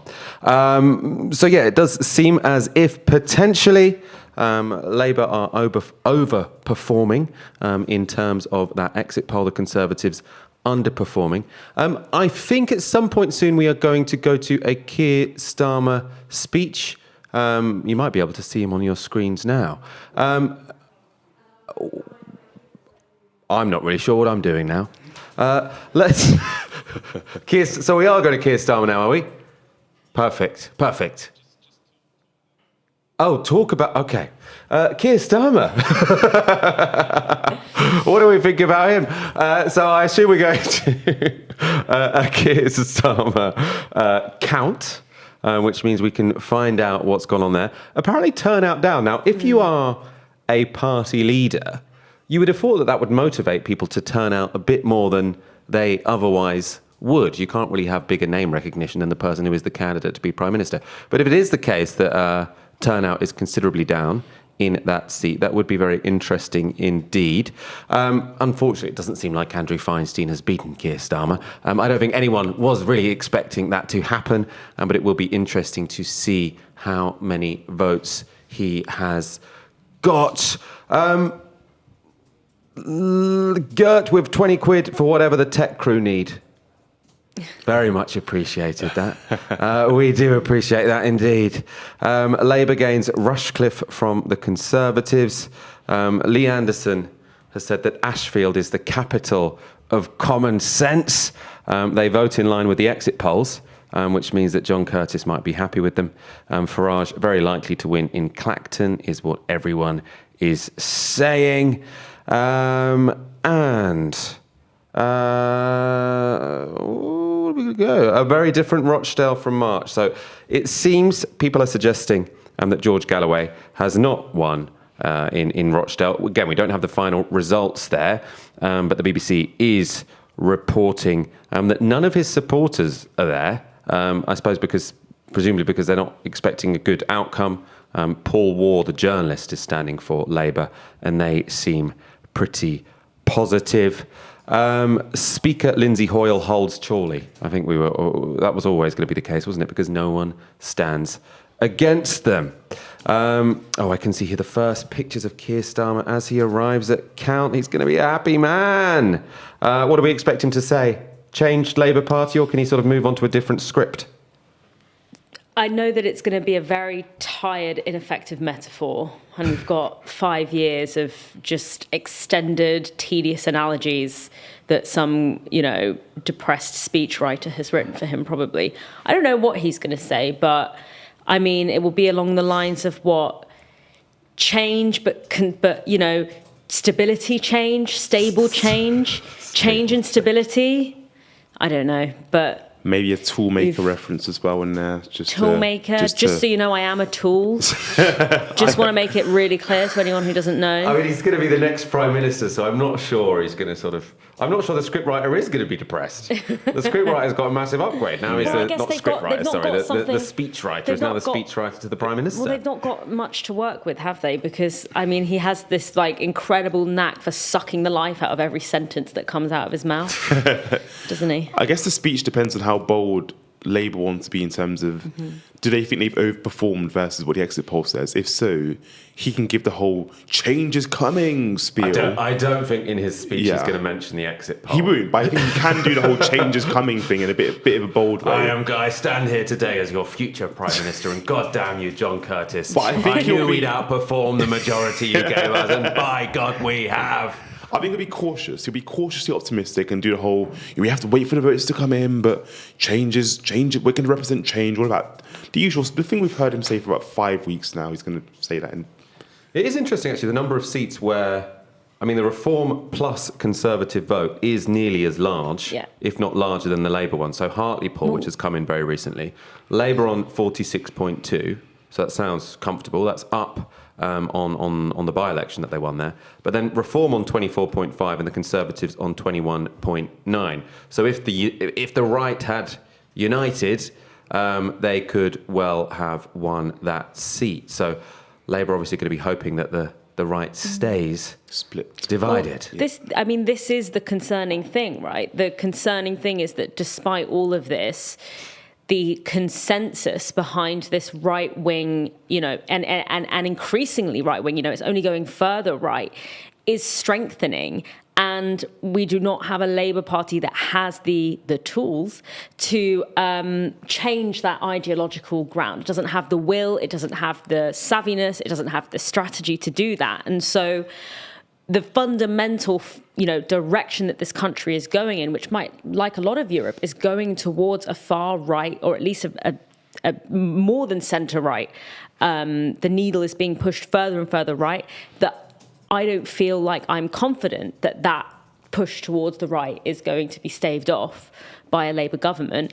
Because even in this the peak of Labour success, which is probably today, because I think from tomorrow it's going to be very, very difficult, that even then the consolidated right-wing vote, matches or outsizes this otherwise historic gain. And again, won a smaller percentage of the vote than Jeremy Corbyn in 2017. And an even more dramatic result when it comes to sort of Labour winning because of a split right. So in Erewash, I hope I'm pronouncing that right, which is in between Nottingham and Derby, Labour have won, but on only 40% of the vote, and they've only increased their vote share by 5 points. What has happened, though, is that the Conservative vote has collapsed, falling by 30 points, and Reform, who didn't stand there before because it was as the Brexit Party, they didn't stand there because it was a Conservative-held seat, they're on 21. So the Conservatives plus Reform on, oh my God, can I do my maths at this time?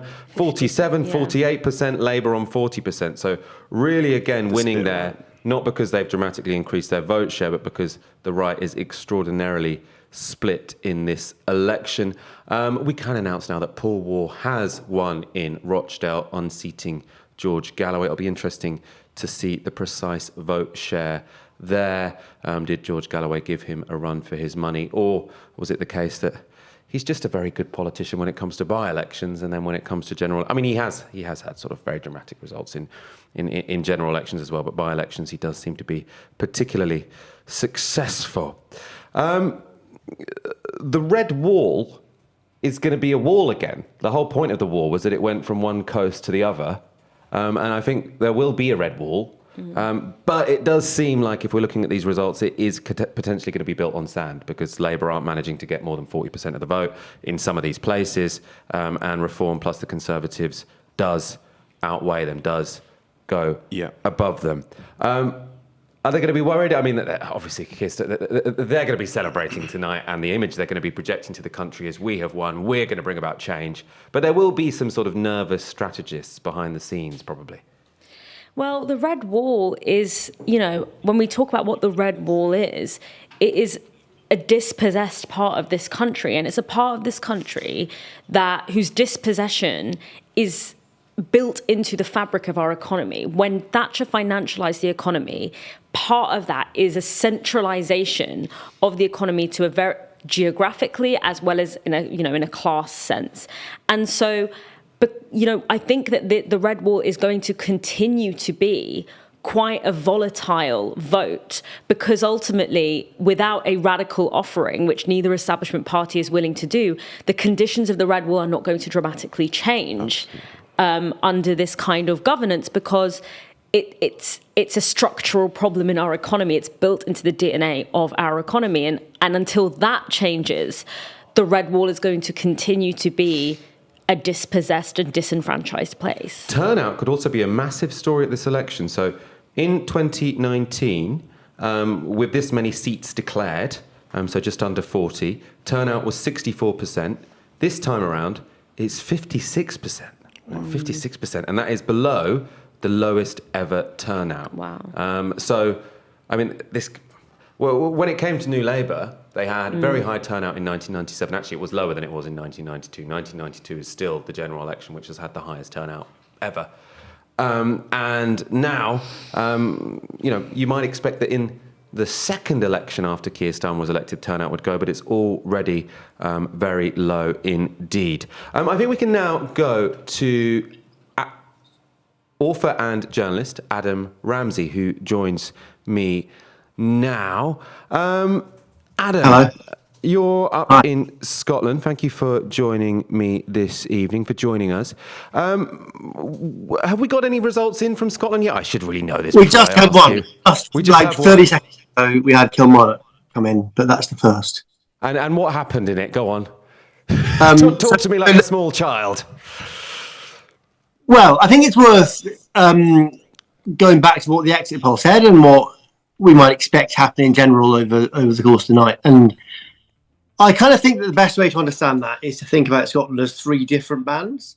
So you've got the Central Belt. I'm in Portobello, which is the east coast of Edinburgh. You've got the Central Belt that runs across the middle of Scotland, which has about 3 out of the 5.5 million people in Scotland living in it. It goes from Edinburgh to Glasgow and all the bit in between. And until 2015, for 100 years, those seats almost always voted Labour. There's a deep coal bed under this stretch of Scotland. It's an old mining area. It's where the Industrial Revolution began, where the Labour Party began. And in 2015, people will remember that those seats all suddenly flipped to the SNP after the independence referendum. In 2017, some went Labour, some stayed SNP. In 2019, they all went back to the SNP. And basically what the exit poll says that all these seats are going to go Labour this time, and that's what Kilmarnock did. And we can expect to see that over the course of the night. That most, the SNP might keep 1 or 2, but most of those seats are going to go to Labour.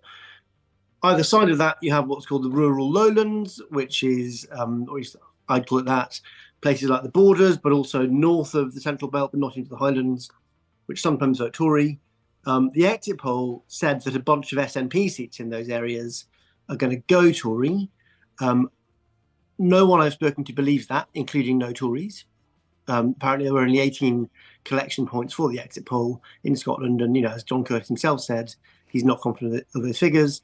I don't know what to think, but I grew up in one of those areas. I think it'd be very surprising if the Tories managed to take seats off the SNP in this election in those areas. But certainly, it's not implausible because the Reform vote in Scotland isn't as strong as it is in England, so there isn't that same splitting effect. And then there's the Highlands, where the Lib Dems traditionally fought against the SNP, and it looks like the SNP might hold on in most of those seats. So that's what we're kind of expecting to see. So far, we've only seen one of those results, and we'll find out over the course of the night how that goes.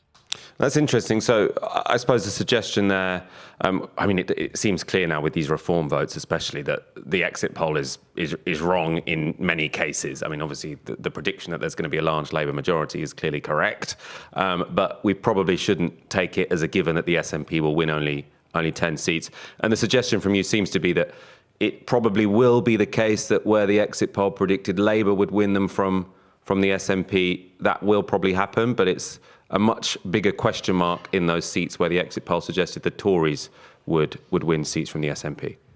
Yeah, so I've spoken to someone at the Edinburgh count tonight who is pretty clear that the SNP are losing their 3 seats, well, 2 of their 3 seats in Edinburgh and possibly the 3rd as well.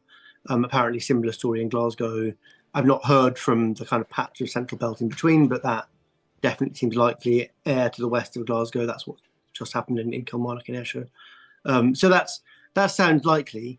Where the SNP... So, the problem the SNP have in the first past the post election is their vote is very flatly distributed across Scotland. So in 2015, they won almost all the seats because they went, they got 45-ish% of the vote, and that means you win everything. But you suddenly lose only a small amount of that, and you're losing to Labour in the Central Belt, the Tories outside it, and the Lib Dems in the Highlands.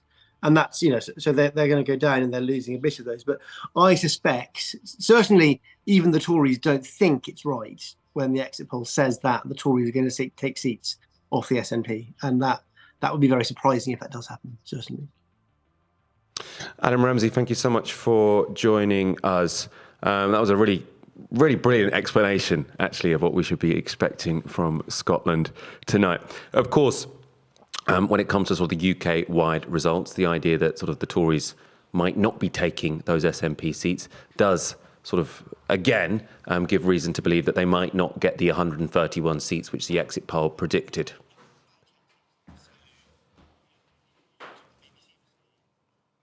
Scotland was the one place that Jeremy Vine had the Tories doing well compared to 2019.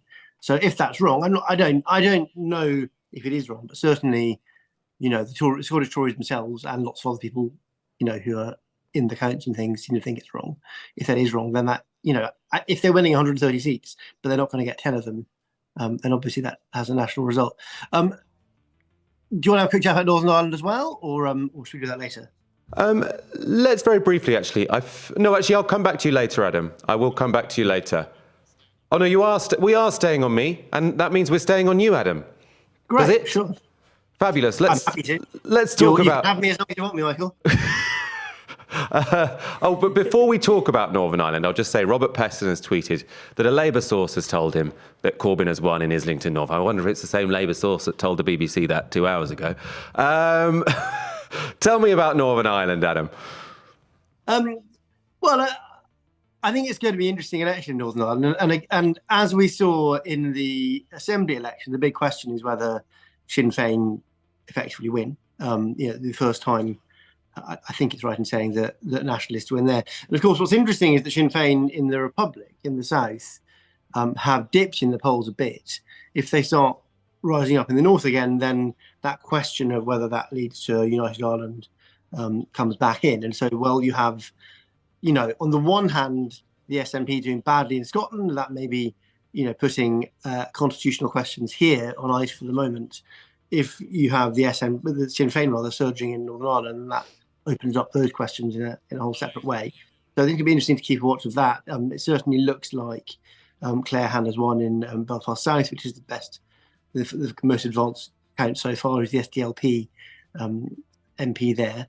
It's been redrawn, so it's Belfast South and a bit of North Down. But yeah, I think it's going to be very interesting to watch that and see how Sinn Féin do. And I think that, I wouldn't be surprised to see them doing a bit better than some expected, although they might lose Fermanagh and South Tyrone right out in the west. So they might end up as the biggest party, but having lost a seat because of total collapse of the DUP. Adam Ramsey, thank you so much for joining me in that insight on what's going on in Scotland and Northern Ireland. Right now, I think I've got John McDonnell on the line. John, thank you so much for joining us this evening. So much to talk about. I suppose to begin with, how are you feeling about this? Presumably, you definitely wanted a Labour majority, but is there a sort of bittersweet element to this? Obviously, 5 years ago, it was you were there as the Shadow Chancellor. We were here, we were all wanting a Labour victory. Now it's sort of your opponents, our opponents in the Labour Party, who they've always argued Labour can only win from the centre, and lo and behold, they moved to the centre and they've got a massive majority. Of course, I wish I would have given my right arm to be able to stand in this situation where you've got basically, I think that what's happened in terms of the election itself and people's response to it, this is an election just to get rid of the Tories. And you can understand why. There's 14 years of austerity, Osborne and Cameron, first of all.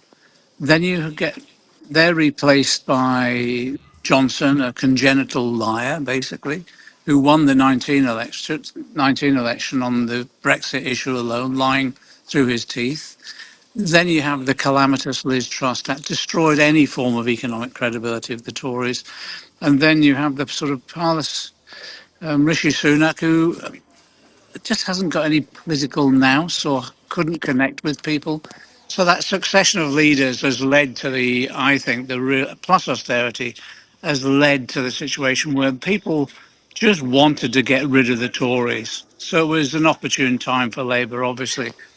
On the ground, what I've been finding is just people. It wasn't one of those election campaigns where there was huge enthusiasm, but you could understand that because it was just about getting rid of the Tories and an unsureness about what Labour was promising because it was so limited. And as a result of that, there was very little dynamism and very little hope, I suppose. That led into the distrust of politicians. We're getting that on the doorstep as well. Anyway, I'm so pleased to have got rid of the Tories from the damage they've done to my community. We've got a Labour government with a very limited programme. It's 6 policies that they're advocating. But what a Labour government does, the election of a Labour government opens up the political debate. This is when politics really start. And it will be the most toxic inheritance any Labour government has had. I just want to talk about, John, sort of the debate, and I suppose what the role of the Socialist Campaign Group might be, because I think I've already asked John Trickett about this, but I think it's sort of an important question, which is the Socialist Campaign Group seems to have been fairly quiet for quite a while now, and I think the reason will be fairly obvious to most people, which is that people were worried, or MPs were worried, that they get kicked out of the Labour Party if they get a bit too noisy before the general election.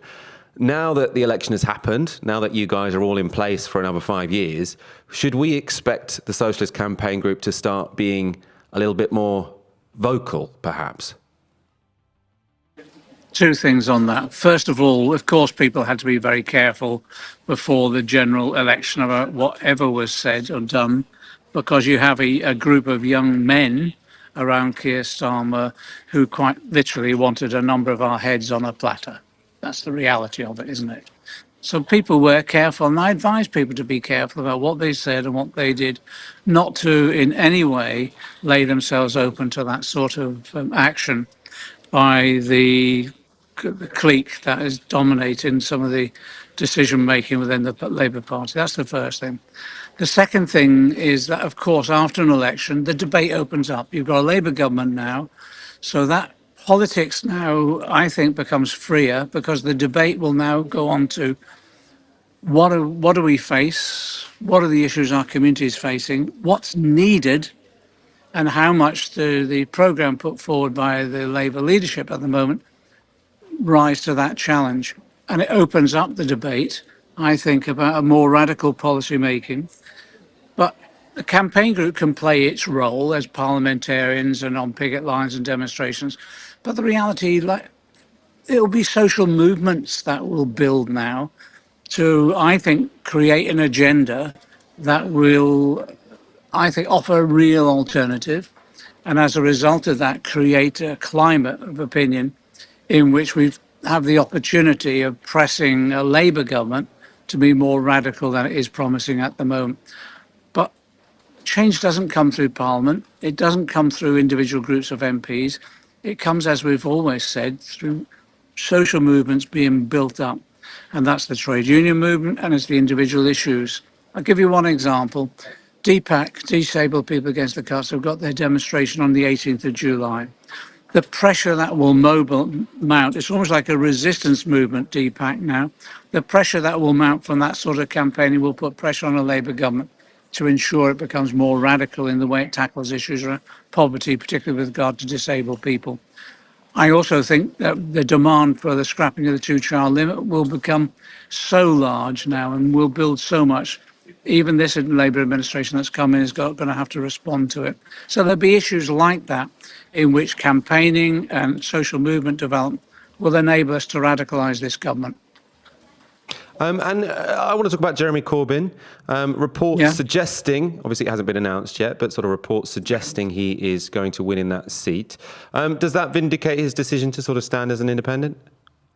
He didn't want to stand as an independent. He wanted to stand as a Labour MP. He wanted the members of the Islington North Labour Party to have the right to select an MP of a candidate of their choice. He should never have been put in this position. And I've said publicly, if Jeremy is elected tonight, I will be calling for the restoration of the Labour whip, and I'll be continuously calling to it. You know, Nye Bevan was kicked out of the Labour Party. He lost the whip, and it was restored to him, as of many other left MPs in the past. So if Jeremy wins, we'll be out there campaigning, both within the party and beyond, for the restoration of the Labour whip to him. And, you were known before you became Shadow Chancellor as sort of a notorious rebel within the Labour Party, as was Jeremy Corbyn. What are the first issues that you can sort of imagine breaking the whip on? Or are you sort of going to give Keir Starmer the benefit of the doubt and vote with the whip for a while yet? This thing about, you were a rebel, you voted against the whip. Neither Jeremy nor I would have ever accepted that description. We voted on principle. We voted on what we believe in, and that's what we've always done, and that's what we'll continue to do. The first big issue, as far as I'm concerned, certainly from my constituency, I've got over 30% of children living in poverty in my constituency. The two-child limit means that quite a large number of them are forced into poverty by that particular policy. So what I've said already is that when Rachel Reeves comes forward with her first budget, and that will be within the first 8 to 10 weeks, that's the normal process of designing a budget with the OBR commenting on it, etc. I'll be seeking to amend that budget to scrap the two-child limit. And that's not rebelling. That's simply saying there's an issue of fundamental principle that actually I think we represent the vast majority of Labour Party members. I also think we actually represent the vast majority of people in this country as well. So it's that sort of thing where it's not about undermining a Labour government. It's not about rebelling. It's about saying on this particular issue, principle on that matter. And I think, though, you look across the Parliamentary Labour Party, I know there's been lots of individuals parachuted into constituencies, etc. But I think even within the Parliamentary Labour Party, there will be a majority for supporting scrapping the two-child limit. And unless we do something on poverty, my fear is this. You get a Labour government after a long period of Tory government. It implements a programme that isn't matching the challenges that it faces. It isn't transforming people's lives. Disillusionment. John, we're losing. You're breaking up. You're breaking up a little bit. Happened in France and Germany and Italy, the far right benefits. That's the fear that I have. You're breaking up a little bit, so we're going to have to let you go. But I'm sure we'll be talking to you very soon. It's going to be interesting having conversations with a Labour government. No. Thank you so much for joining us this evening. Some updates. Former Theresa May advisor and architect of the 2017 May manifesto, Nick Timothy, is a Tory MP holding Suffolk West. Again, I'm still just stunned by this turnout figure. So down almost 10 points, so down 8 points since the last election. And this is a change election, right? Change elections are supposed to be the ones where people really want to turn out, and it's supposed to be sort of after you've got into government and disappointed some people that turnout begins to fall. So I mean, credit where it's due. I think one of the reasons why Keir Starmer has been able to sort of win a big majority is he hasn't scared anyone, but he sure as hell doesn't seem to have infused many people either. Yeah, I think it tells the story of this being an anti-Tory election. So what happens in that context is people don't want. Oh, the declaration is currently just to interrupt. The declaration is taking place currently in Keir Starmer's constituency of Holborn and St Pancras, which we might be going to now. Across Holborn and St Pancras constituency at the UK parliamentary election on the 4th of July 2024 or maybe we're not. Was 38,602. Feel free to continue. Oh, yeah. Rejected there we are. 123, and they were rejected for the following reasons: want of official mark, 0. Voting for more than one candidate, 73. Writing or mark by which could we hear this in this room? Identified, 2. Unmarked or void for uncertainty, 148. Therefore, I hereby declare that Keir Starmer has been duly elected as the Member of Parliament for Holborn and St Pancras constituency. I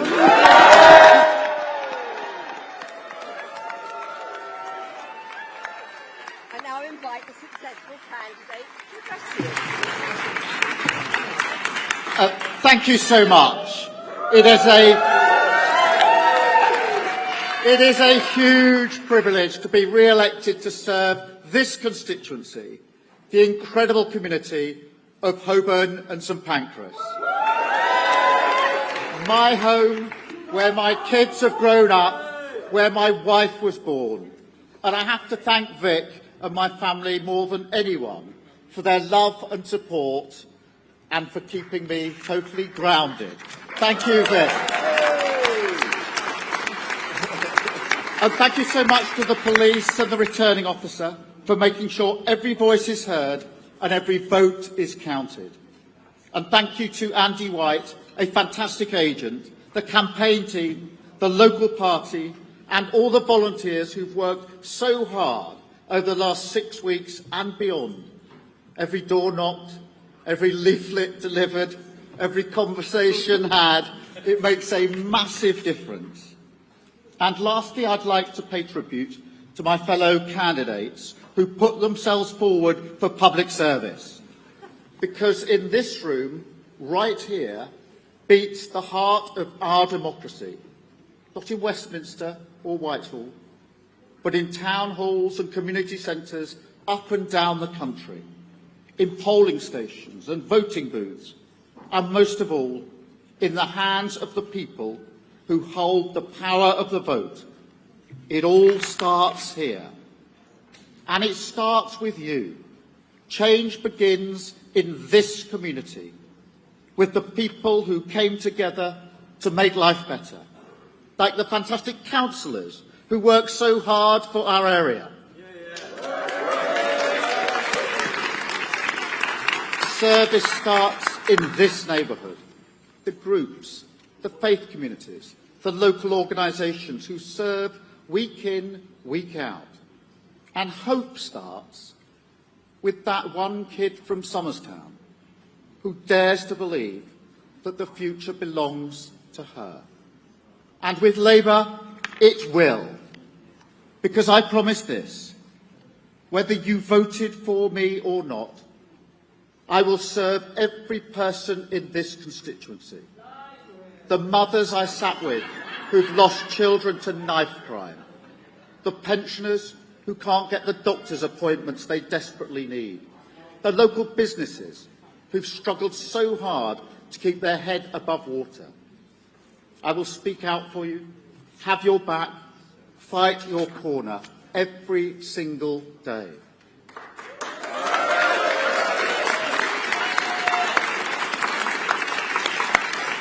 Because tonight people here and around the country have spoken, and they're ready for change, to end the politics of performance and return to politics as public service.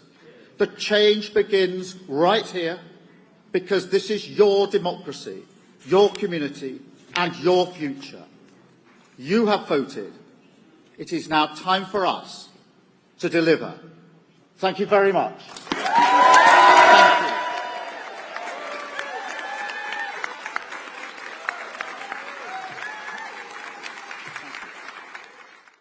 So, Starmer there, winning the seat. I don't think that was a surprise to anyone, giving his first speech as the sort of presumptive Prime Minister. Interesting results, though. Andrew Feinstein got 7,000 votes and came in second place, which is a pretty impressive performance. And if you look at Starmer's vote, so in 2019, Starmer won 36,000 votes in the constituency. In 2024, he won 18,000. So the number of people voting for Keir Starmer in that constituency halved. Yeah. That's quite incredible, right? And it wasn't as if it was a marginal, because you could say, oh, they thought it was, obviously Keir Starmer's going to win because Labour are doing well this election. It wasn't a marginal in 2019. And the number of votes for the leader of the Labour Party, the presumptive Prime Minister, have halved. That's really quite amazing. I mean, it's humiliating. Well, I mean, he's Prime Minister. But Yeah, I mean, but it is. we shouldn't go over the top. Right, but this is what it goes to what Mike was saying before about this being an anti-conservative vote. And it speaks to this wide but shallow victory that Labour are having. And it's really important to mention that, Andrew Feinstein, his platform was Palestine. And that is what that is what punished Starmer at the polls. And it is sad that, the kind of the voice, the pro-Palestinian voice does not have a strong enough avenue to really make headlines in this election, because to me it is the biggest issue on the ballot box. Britain is aiding and abetting a genocide. That feels to me like something that should really be motivating how people vote. And it should be the headline news, and there should be a way for us to express that at the polls. But it seems that insofar as that is possible, a candidate like Andrew Feinstein coming second to Keir Starmer on a pretty much exclusively Palestine platform, or at least foregrounding Palestine as a platform, that's quite a specific and targeted message to Keir Starmer, which I appreciate. Absolutely, but I do think he is going to be obviously the next Prime Minister. And the fact that so many people haven't turned out to vote for Keir Starmer in his constituency, again, indicates to me that this isn't about people being so enthusiastic about Keir Starmer's Labour projects, but rather people are just like, we just want change from the Conservatives. We just don't want these guys in power anymore. These guys seem inoffensive enough, so we're going to vote for these guys instead. Or I'm just going to stay at home and not vote at all, which is what some people have decided to do. So I do think you are right, Dalia, about this kind of the pro-Palestine thing. It obviously wasn't going to be made a big issue by the mainstream press, but it should have been, because it's one of the most important issues of this kind of current moment that we live through. Like, our government is aiding and abetting a genocide, and it should be made a much bigger deal of, but it's not at the moment. The first cabinet minister has lost their seat. Justice Secretary Alex Chalk has lost in Cheltenham. The Lib Dems won the seat. I think Aaron might have said earlier that Gillian Keegan had lost her seat. She hasn't yet lost her seat, but lots of people are reporting that people think she will lose her seat in Chichester. That would also be, I imagine, to the Lib Dems. Gillian Keegan, interestingly, the only Conservative cabinet minister who's ever been on Novara Media. Perhaps will be the only ever Conservative cabinet minister to ever come on Novara Media. Although, actually, now they're all out of their jobs, potentially we could get some more sort of inside scoops from former cabinet ministers. They can tell us what went on. I would certainly be very up for doing those interviews. Yeah, just hope that their infighting lands in a way that means they come and tell us all of their dirt and spill gossip. the tea. I want the tea spilled on Novara. That's what I want. You think Keir Starmer could, to move seats, to somewhere a bit safer than Holborn and St Pancras? I mean, it is still a big majority, isn't it? But I suppose if Andrew Feinstein just keeps standing there over and over again, maybe it could be competitive at the next seat. I'm actually really, I'm quite surprised. Yeah, I mean, he was organising there for how long? It was only since the election was called. Exactly. Or a little bit before, but that's really impressive to beat the Liberal Democrats, the Greens. Again, this is why that particular vote, I think, is a message about Palestine. Because if it was just a general, we don't want Keir Starmer in, or we don't like Keir Starmer, the Greens, the Liberal Democrats, etc., were there. But specifically Andrew Feinstein, that's Palestine. Yeah, absolutely.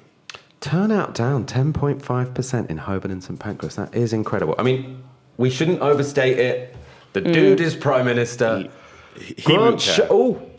Grant Shapps has lost his seat. We do have our biggest gun so far of the night to have lost.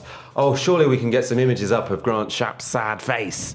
At some point, hopefully, we will be able to bring those to you. I want to see some sad cabinet ministers. I want a montage of Conservatives losing their seats. We're definitely going to be able to manage that for tomorrow's Novara Live. My serotonin requires it, because my serotonin is at an all-time low right now.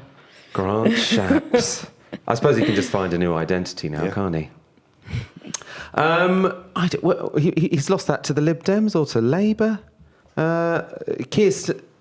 To Labour. Oh, interesting. That is interesting. So it looks like the polls have basically underestimated massively the scale of Labour's victory. And overestimated Reform, touch wood. So it looks like Reform probably win a handful of seats, Labour win a bigger majority than expected, based on the exit poll, and Lib Dems probably win a few more seats.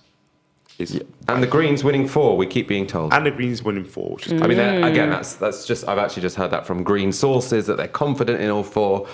It's probably way too early to sort of announce. Plus, apparently some independents are doing well as well, which is good. Some pro-Palestine. Yeah, there was an independent, Iqbal Mohammed, who has won in, I'm not sure exactly the seat, but that was also, seems to be like one pro-Palestine independent win. This has happened, has it? Yeah. I've seen... It was tweeted by... who was it tweeted? Fantastic. You both look for that. I will read you through... let's have a look. Again, more tactical voting in Chelmsford than expected by the MRPs. That's from Patrick Flynn from Focal Data. So that's lots of people trying to get those Conservatives out. So it does seem like they are going to get much lower than that 1-3-1 that the exit poll suggested. And to remind you, the cabinet ministers who have so far lost their seats are Alex Chalk and Grant Shapps. Hopefully many more to come. Ian Dale tweeting that IDS has won in Chingford. But that's just one LBC host saying it. That is not an announcement. I have to make that clear. Oh, Sky News have called that as well, have they? So IDS1 in Chingford. It felt the The most Labour likely Party outcome. only have themselves to blame. Absolutely. Disgusting. It was Pfizer's. It would have been Pfizer's It would seat. 100%. Pfizer had done so much work in that seat, and I think the story of that seat is Labour blew it when they screwed Pfizer. Well, the story of that seat is, as I said before, Keir Starmer's faction first, party second, country third, because Pfizer is incredibly embedded in her community. This is someone who has been working for years to build ground in that community. It's her community. She is certainly a good candidate, and it was literally because she was a good candidate and therefore a possible threat to Corbyn's Starmer's faction in the Labour Party that she was deselected. They would rather an IDS victory than the victory of a possible threat to Keir Starmer's faction. And this is in the interesting as party. well. So Pfizer Shaheen came 0.1% behind Labour. So obviously, if this was a situation where sort of, Labour had been beaten by IDS by sort of 8 points and Pfizer won 9 points, right? Yeah. Then you could call it, that was a vote, that was a pointless exercise in vote splitting. But Pfizer coming 0.1% behind Labour, again, that's really impressive, right? In a seat where you were fighting. Pfizer Shaheen isn't as famous as Jeremy Corbyn, right? But still, via grassroots campaigning, she was able to come 0.1% behind with no Labour. time to prep as well. With no time to With prep, little absolutely. support from Labour, even when she was a Labour candidate. Chingford desperately wanted to vote out IDS, and the Labour Party sabotaged that by confusing people at the last minute. So I'll read you the numbers here. So IDS with 17,000. Pfizer Shaheen gets 12,445. Labour gets 12,524. So that was a seat which Labour should have won with Pfizer Shaheen as their candidate, the rightful candidate, right? Apparently, Leicester East, the Conservatives have just gained from the Labour Party. Is that Claudia Webb's old seat? Oh, that would make sense, wouldn't it? That's Claudia Webb's old seat. So she obviously was suspended from the Labour Party for a criminal conviction, as far as I understand. What have we got coming up? No new news. So how's everyone's night going? Yeah, how's everyone's night going? I'll keep refreshing. I'll keep refreshing my feed. Let's see what I'm being told. Yeah. Okay, interesting. Cabinet members losing. What are they going to do next?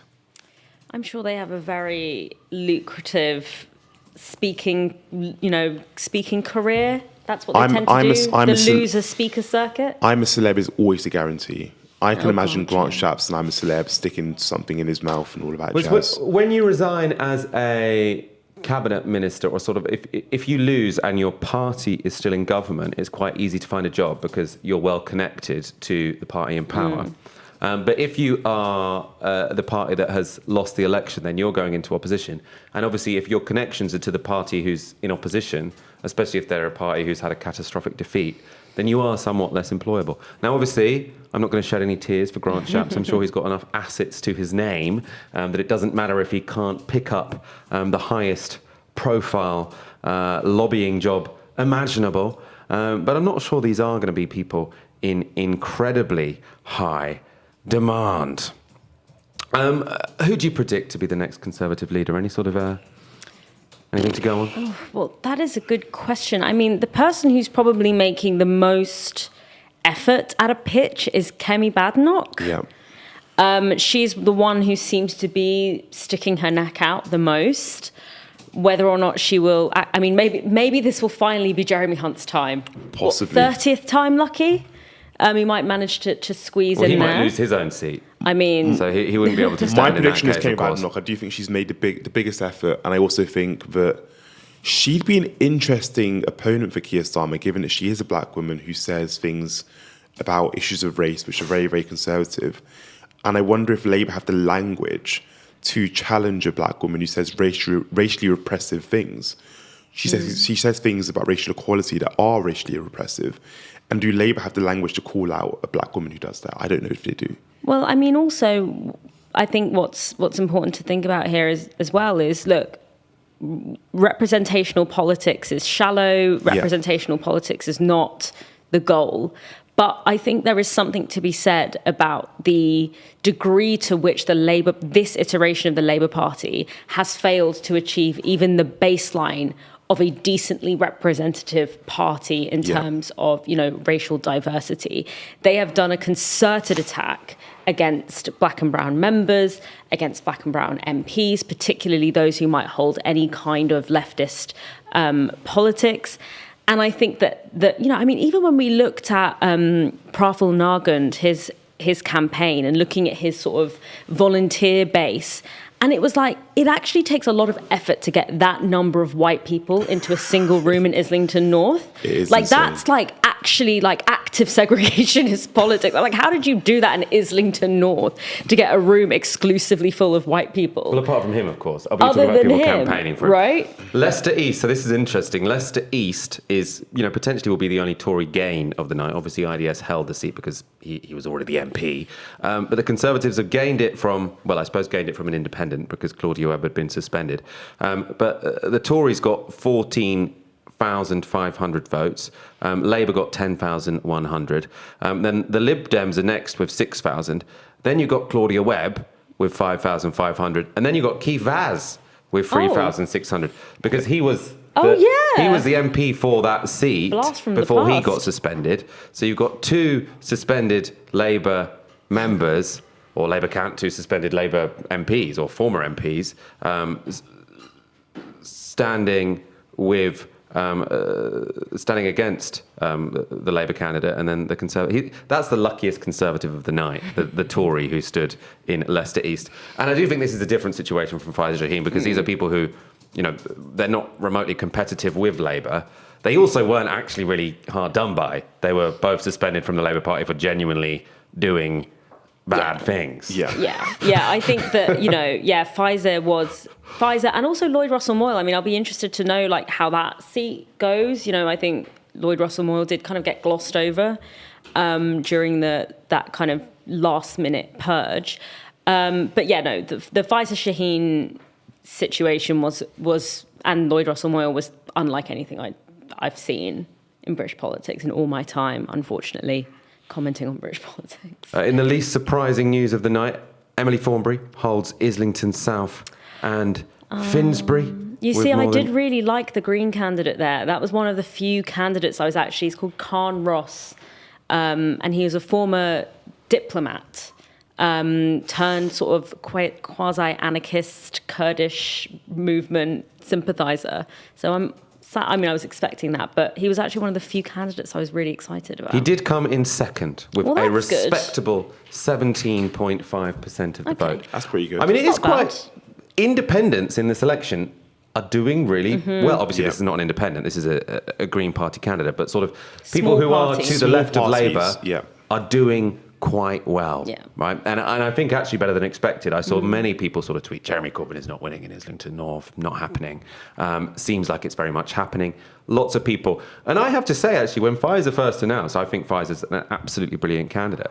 But I was worried, essentially, because most people don't follow politics. And with Jeremy Corbyn, he was famous, right? With Pfizer Shaheen, I was like, she's been on Newsnight, she's impressive, she has knocked on lots of doors.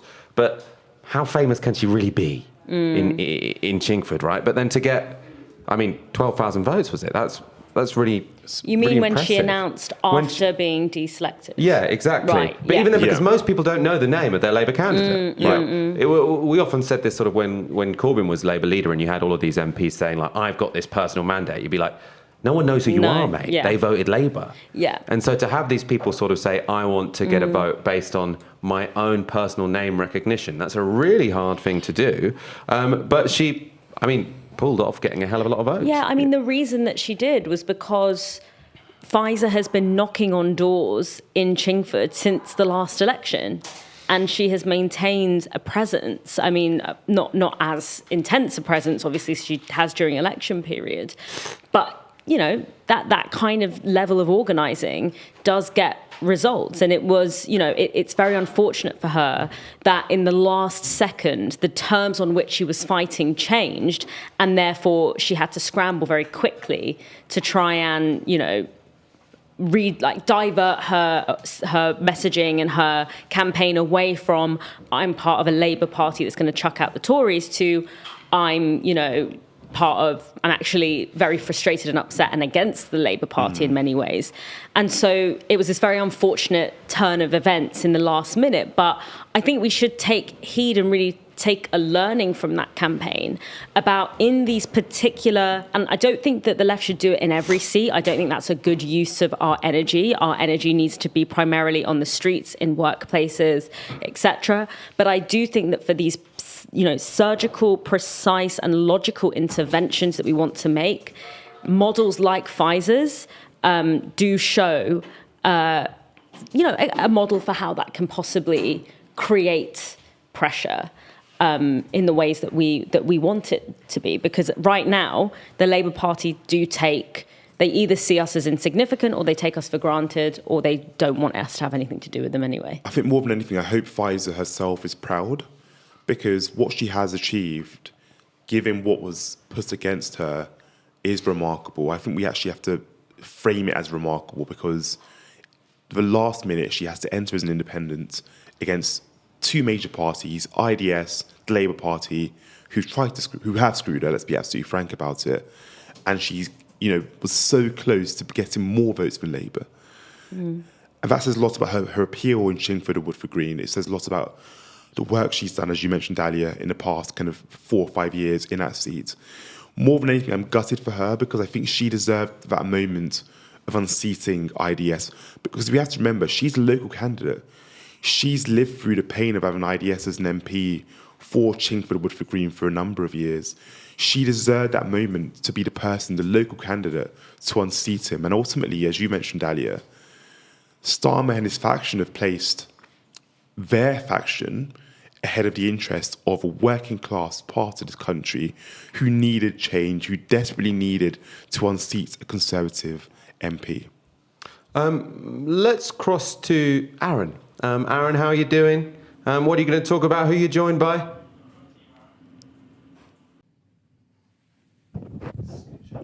I had literally no warning there. Thank you, Michael. Nobody was in my ear or anything, but that's just how we roll here at Novara Media. Is it this camera or this camera I'm looking at? This one. I am joined, though, in much better news, by Henry Hill. Hi. The Deputy Editor of Conservative Home. Yep. A big dog at Conservative Home. A very important publication for the Conservative rank and file. Thank you. You're trying to make me feel better on no, this, it's this true. terrible evening. Well, you've had a good 14 years. That's true. Well, more or less. Yeah. How are you feeling about this exit poll? It looks like it may have got actually the numbers wrong and the initial sort of estimate of 131 seats. That may have been an optimistic projection. Yeah, the concern is how optimistic. So I think actually it's a sign of how atrocious this campaign has been, that actually when that exit poll dropped, and it is the worst historic Conservative result ever, it was still like, oh, all right, 130 seats, that's brilliant. It's not 60. Davey isn't leader of the opposition. Wonderful. Yeah. So the question now is like, how much are the Conservatives going to underperform it? Because if it's 120, even if it's like 110, that's still fine. The psychological effect, which is we've done better than expected, we're kind of all right, will still be there. If it dips below 100, I mean, it would have to be very wrong for it to dip below 100. Yeah. But if that were to happen, we would be right back into full-blown meltdown territory over the weekend. What does that mean, full-blown meltdown? Well, who knows? That's the exciting thing about a full-blown meltdown. We have absolutely no idea what that would entail. I mean, the thing is, at 130, 120, the party can dust itself off. It's comfortably still this country's right-wing party. Yeah. It is comfortably the opposition. It looks as well as a Reform are grossly underperforming the exit poll, which will be a huge comfort to CCHQ.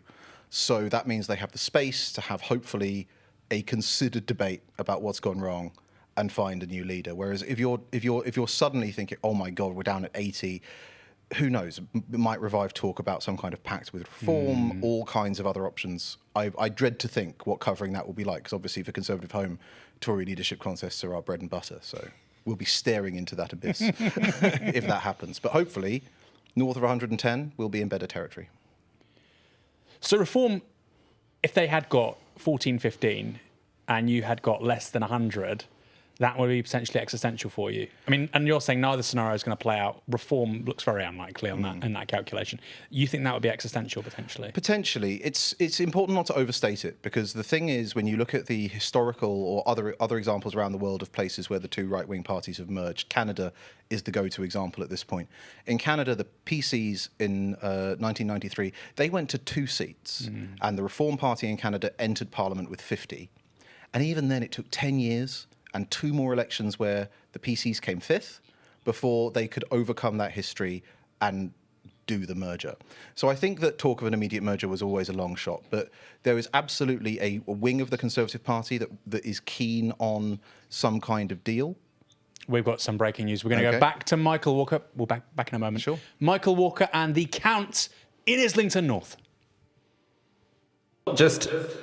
We have not just the count from Islington North, but the result. Corbyn, 24,000, and the Labour candidate, 16,000. So that's not just a win, that is a massive win. And I think we can probably go to hear from Corbyn now. Maybe not. Okay, perfect. It's about to come. While we're waiting for Corbyn to begin to speak, this is a big deal. Jonathan Ashworth has lost his seat to an independent. So Labour having a really good seat everywhere other than Leicester. Going really badly for them in Leicester. Labour's Jonathan Ashworth losing to an independent. I'll need to check this, but I imagine that would be a sort of pro-Palestine independent. So. Obviously, Leicester has a very large South Asian population. So it does seem to me that sort of independents, pro-Palestine candidates are overperforming at this election. The brown and black wall. Compared to, I'm declaring it. Let's go. Let's get that trending. A wall made up of Leicester and North London. We'll need to build a bridge between those two regions. Replace HS2 with that. But this is good. I mean, to be honest, from a left-wing perspective, this is sort of a better result than most people would have imagined, right? Labour winning, terrible night for the Conservatives, but people to the left of Labour also doing remarkably well. Absolutely. Wow, Jonathan Ashworth losing to an independent. That's fantastic.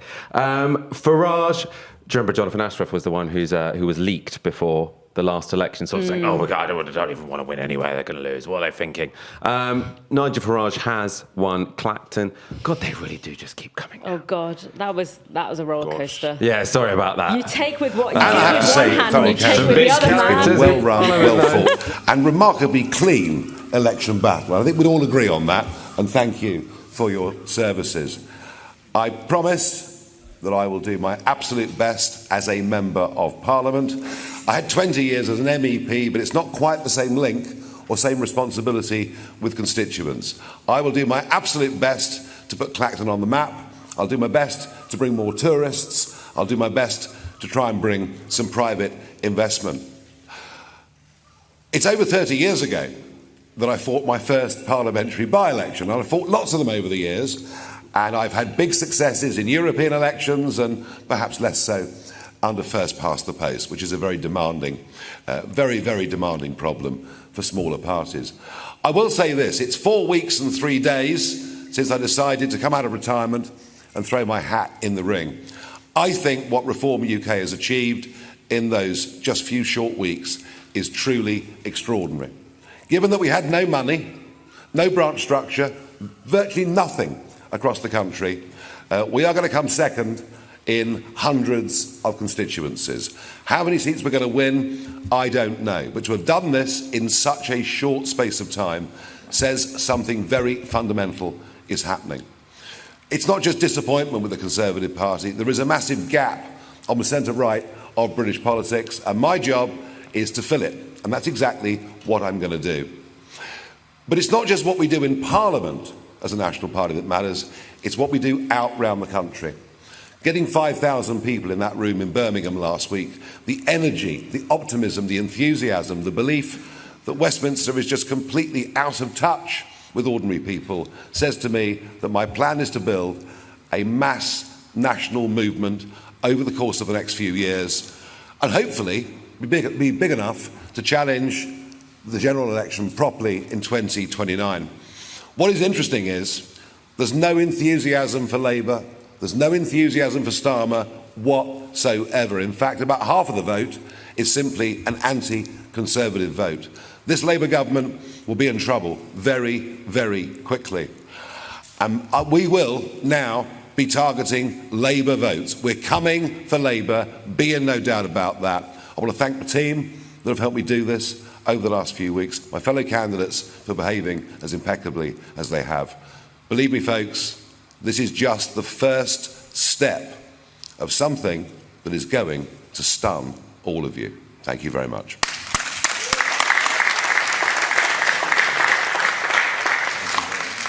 Thank you very much indeed.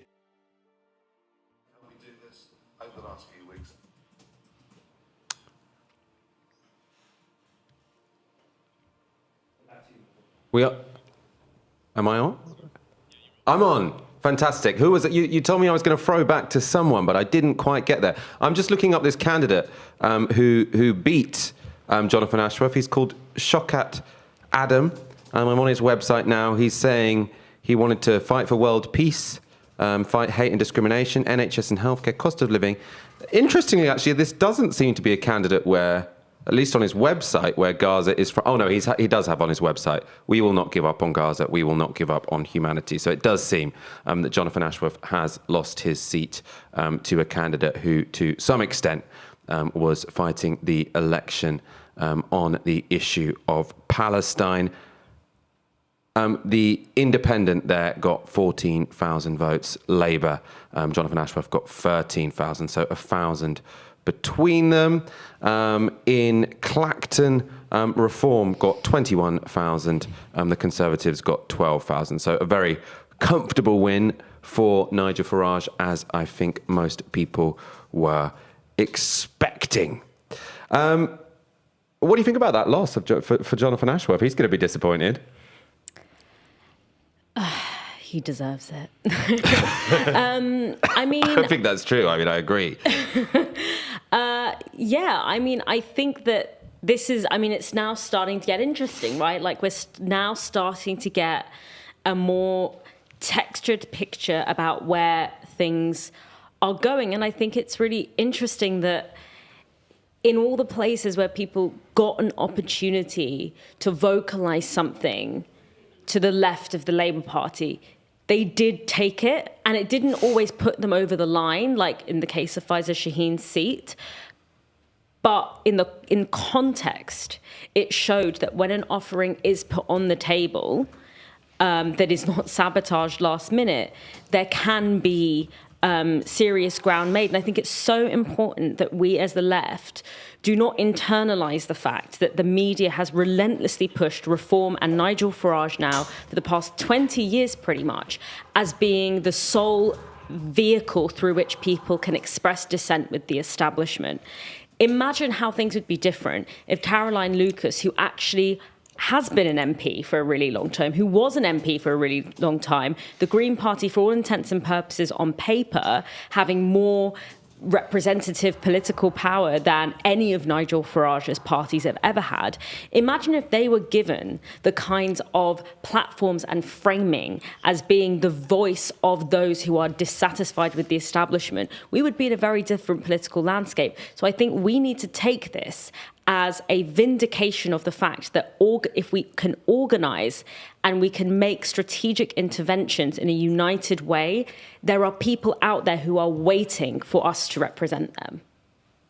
I think we can go to Faiza Shaheen in Chingford and Woodford Green. Oh, she's not ready yet. We will have Faiza Shaheen in a moment, something to look forward to. Nigel Farage winning his seat. People used to mock him. They say sort of like, why are people paying attention to this guy? He's tried and failed to be an MP 7 times. I mean, he is one now. Well, they do say 8th time lucky, don't they? So do they say 8th time lucky? That's a new one. They do in his case. So look, he's an MP now, and I think we're going to hear even more about him. And I think he will dictate the debate on issues like immigration. I think that's going to be something we speak about a lot throughout this parliament, especially in the first couple of years with Stop the Boats and everything else. But yeah, he's there now. People are now going to justify giving him coverage because he is now actually an MP. But as Dalia said, it is completely disproportionate that he's received as much coverage as he hasn't in the past, given that he quite literally wasn't an MP. He was just, to put it mildly or maybe rudely, he was a guy who ranted about immigration for years. That's literally all he was. And I compare that to, I think the Green Party example is really good, because what's happened during Caroline Lucas's time in office is the climate emergency has become an increasingly salient issue, yet because we have a press that leans to the right, it hasn't received anywhere near the amount of coverage, and the Greens haven't received anywhere near the amount of coverage they should have. That should have been one of the key stories going into this election, actually. What we see in the Caribbean at the moment with the hurricane and everything else is the climate emergency is a real thing. It's a really big threat to our future, and we need to be speaking about it. So, yeah, Nigel Farage will continue to dominate things, but I think what we should be thinking about, and hopefully what we do see as the Greens maybe do well in some seats, is, well, the Greens are actually a really important political force that we should be speaking about. I'm waiting to hear my latest here. I think I can hear whatever room Faiza Shaheen is in. They all sound very positive. I'm hearing lots of laughter. Hopefully there'll be an interview at some point as well. Hopefully she's in a good mood. I mean, it would be difficult for her to be buoyant, but... There's yeah, interesting. Okay. I wonder if do we know if Jeremy Corbyn has said anything yet? I would imagine that he has. Right. He has. I can't wait to see it. I cannot wait. I can't wait to see what he says either. I still want to see some sort of miserable Tory cabinet ministers losing their seat. Who would be your favourite to lose their seat? Who would be? I think Rishi Sunak would be funny, wouldn't he? But maybe that's... Across Labour and Conservatives? Well, yeah, actually, we could do West that. Streeting. West Streeting. I want to see that seems a that possibility, man doesn't out. it? I want to see him out, and I want Leanne Mohammed to get him out. Yeah. That's my manifestation. I would be quite happy to see Kane Badder not lose her seat. I would have to say. I think that would fill me with a lot of joy. I guess, but I feel like she's not... I mean, unless she does become leader of the Conservative Party, she doesn't feel like someone who is at risk of being relevant anytime soon. Yeah, but the thing is, I think she'll be the next leader right, of the Conservative Party. Yeah. But you're right, West Streeting is someone who's going to take the NHS, certainly, in a direction that would be detrimental to our future. And, I do wonder if the right, those who are even further on the right of the Labour Party to Keir Starmer will have their, knives out, ready to go for him pretty soon after he wins, because he's now fulfilled his purpose, which is purging the left and not spooking the right, not spooking. Yeah, now you mentioned West Street. It'll be interest. interesting to see how many votes Leanne Mohammed gets in his seat, because it could be quite a lot if the... I mean, Ilford is, that is not a... I mean, if we're talking about the Black and Brown Wall, Ilford is in the Black and Brown Wall. Like, we're going to go back to Aaron Bastani and Henry Hill. It's good to be back, and it's good to still be joined by Henry. We probably will get interrupted again because the results are coming through thick and fast. I cannot wait for Carla Denyer to hopefully win in Bristol Central. Anyway, who would you like to see as the next Tory leader? Conservative Home, for quite obvious reasons. Doesn't say, because we have quite an important role as kind of ringmaster in that contest. We don't even know how many of them are still going to be in Parliament at the end of the night, so it would be precipitate anyway, but as we're not going to give an official position as yet. So you're going to have Suella Braverman left, Kemi. That's those two, right? Potentially. I mean, it's going to be the challenge for the next Tory leader is that obviously we can't completely rule out this government completely collapsing. Boris Johnson won a big majority in 2019 and look where we are now. But realistically, they're not going to be re-entering government, but they will probably select the Tories who do reshape the Conservative Party and take it back into government. If you think about 2010, David Cameron and George Osborne entered Parliament in 2001, Michael Gove in 2005.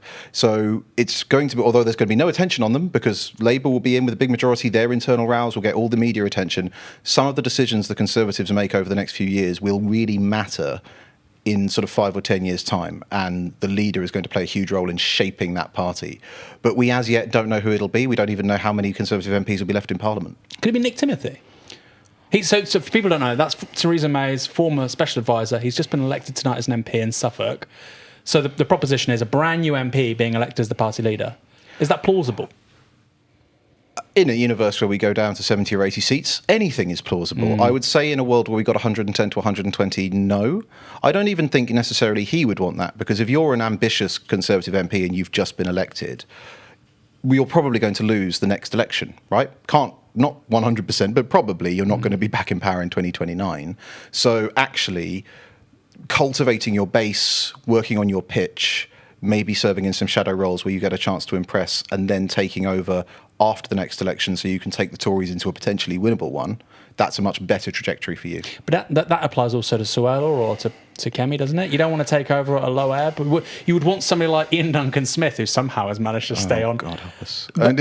Some sort of elder statesman, a bit like Michael Howard did after 2001. It was after IDS, because IDS came in after 2001 and then his leadership imploded. Yeah, so sorry, Howard goes into 2005, gets a surprisingly good result. So you'd probably want somebody who'd do the same sort of thing, or is there just nobody of that sort of calibre and age? I think, you have to think, who was Michael Howard? He was a former Home Secretary, very well respected, at a point at which the Tories had been out of office for 2 cycles at that point.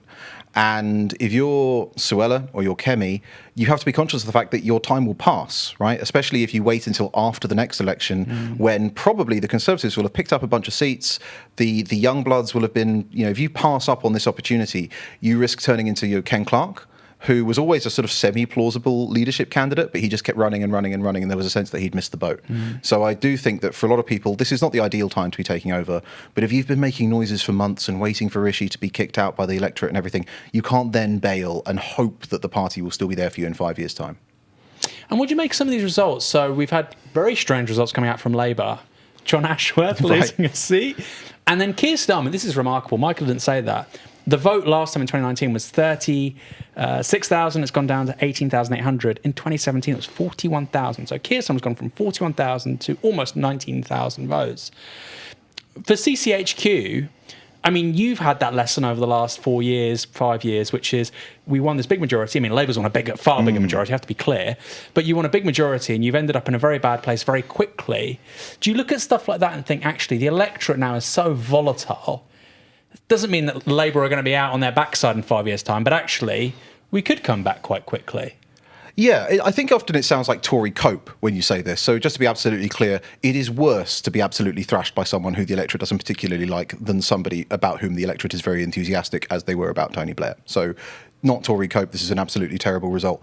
But I do think that there are some people who are talking about, this is going to close the book on a period of instability in British politics. We're entering a new normal. You've got Rachel Reeves talking up the stability that might attract inward investment. And it's like, healthy, happy democracies don't give vast majorities to parties that the public don't particularly like, with very thin manifestos that no one is inspired by. And yeah, we saw this with Boris Johnson in 2019. He stitched together a big majority with a tissue of vague promises for nice things. And actually, when you actually had to govern, he proved incapable of doing it. And you look at Labour and you think, okay, Rachel Reeves is talking about driving up living standards. Well, this country hasn't had real wage growth in almost 20 years. What's the economic analysis for that? Is Labour really going to create conditions where businesses are forced to raise wages or invest in productivity? The business lobby is going to howl its head off. They've just spent all that time winning it back. That would probably involve restricting immigration. Is Labour actually prepared to do that? I don't think so. And I was going through this, even on housing. Housing was the one area I thought Labour might go really big, because it just makes so much sense. They could print money on it. They could hose housing at areas that vote Tory. Tory MPs in opposition could do nothing about it. Their plans are the weakest, most procedural nonsense. They're not going to build new towns. They're going to set up a quango and invite councils to bid for new towns. I think that this government is setting itself up either to fail, or Reeves and Starmer get about 2 years in, realise they need more radical medicine. They haven't got a mandate for it from the public. They haven't sold their MPs on it, and they're in deep trouble. This is a great conversation. We're going to get you back for a downstream. Sure. Which is our Sunday show, if you're not already familiar with that, every 3 p.m. Henry Hill, thanks so much. Thank you. We are going back to Michael, and he has a very special someone down the line. We are, I am delighted to be joined by Faiza Shaheen. Faiza, 12,000 votes, 0.1% off the Labour candidate. And I have to say, looking through Twitter, I was expecting to see loads of people saying, Faiza Shaheen, she's given the seat to RDS. I think because you got so many votes, people are saying it was really Labour that threw this one away. Absolutely. I feel such a mixture of just been overwhelmed by the support. Like in 4 weeks, what we achieved here is amazing, and that people supported me in this way after what Labour Party did to me and trying to ruin my life and my community did that. It's overwhelming, and I don't know.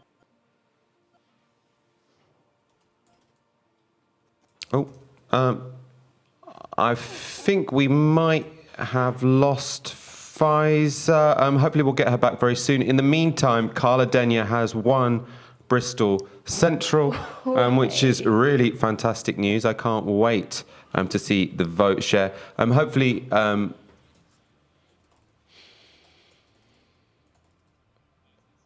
yeah, Pfizer definitely is freezing. Hopefully we'll get Pfizer back at some point soon. Carla Denyer winning Bristol Central, which means Fangham Debonair losing her seat. You've got a history of Fangham, haven't you? Fangham Debonair doesn't like me very much. So, you know, thoughts and prayers. Sorry's prayers. This is turning out to be an absolutely fascinating election night, and I'll tell you why. Because I can't think about another time where a party has won such a landslide like Labour are, and they're also being punished in the way that they are. So Carla Denyer winning in Bristol Central, that's because the Labour Party have lurched to the right. They abandoned many of their key promises when it came to green spending, and of course their positioning on the genocide in Gaza has been absolutely indefensible. Jonathan Ashworth in a surprise defeat in Leicester. Sure, that's being driven by the Labour Party's abominable position over Gaza, but I think he also treated constituents who are concerned by it as though they were, you know, thugs and harassers rather than people who were morally disgusted by what his party were doing. Jeremy Corbyn hanging on to Islington North when just a week and a bit ago he was trailing behind Praful Nargund. I mean, this is really quite astonishing, and I think it proves something that we've been saying for a while now. Starmer's support has been broad but shallow, and when you've got candidates who are able to take the fight to Labour and really illustrate the differences between his policy platform and what people actually want, they can make gains. And I think that, look, no one in this organisation is happy about Ian Duncan-Smith holding on to Chingford and Woodford Green, but this is an entirely self-inflicted wound by Labour. Had they stuck with Faiza Shaheen as their candidate, rather than going through this ritual humiliation of her, it seems it's likely she would have been their MP and the seat would have been a Labour gain. So I think that there is a sense that Labour, while they are in the sort of flower of their victory, they're also being brought down by hubris. Really interesting. Remember lots of results this time around in 2019 when we were told this is the first time Labour have ever lost this seat. Lots of sort of trends sort of massively being overturned. Bury St Edmunds apparently has been a Conservative seat since 1820, and the Labour Party have just won it. Although in a story which is sort of similar to what we've been looking at throughout the night, Labour have won another seat on a very low vote share for winning, so 32.9% of the vote, and they've won the seat. And that's because, in particular, the right has been split. The Conservatives on 30%, Reform on 16.9%. Interestingly, also, actually, the left vote split in this constituency. The Greens on 11.3% and the Lib Dems on 6.2%.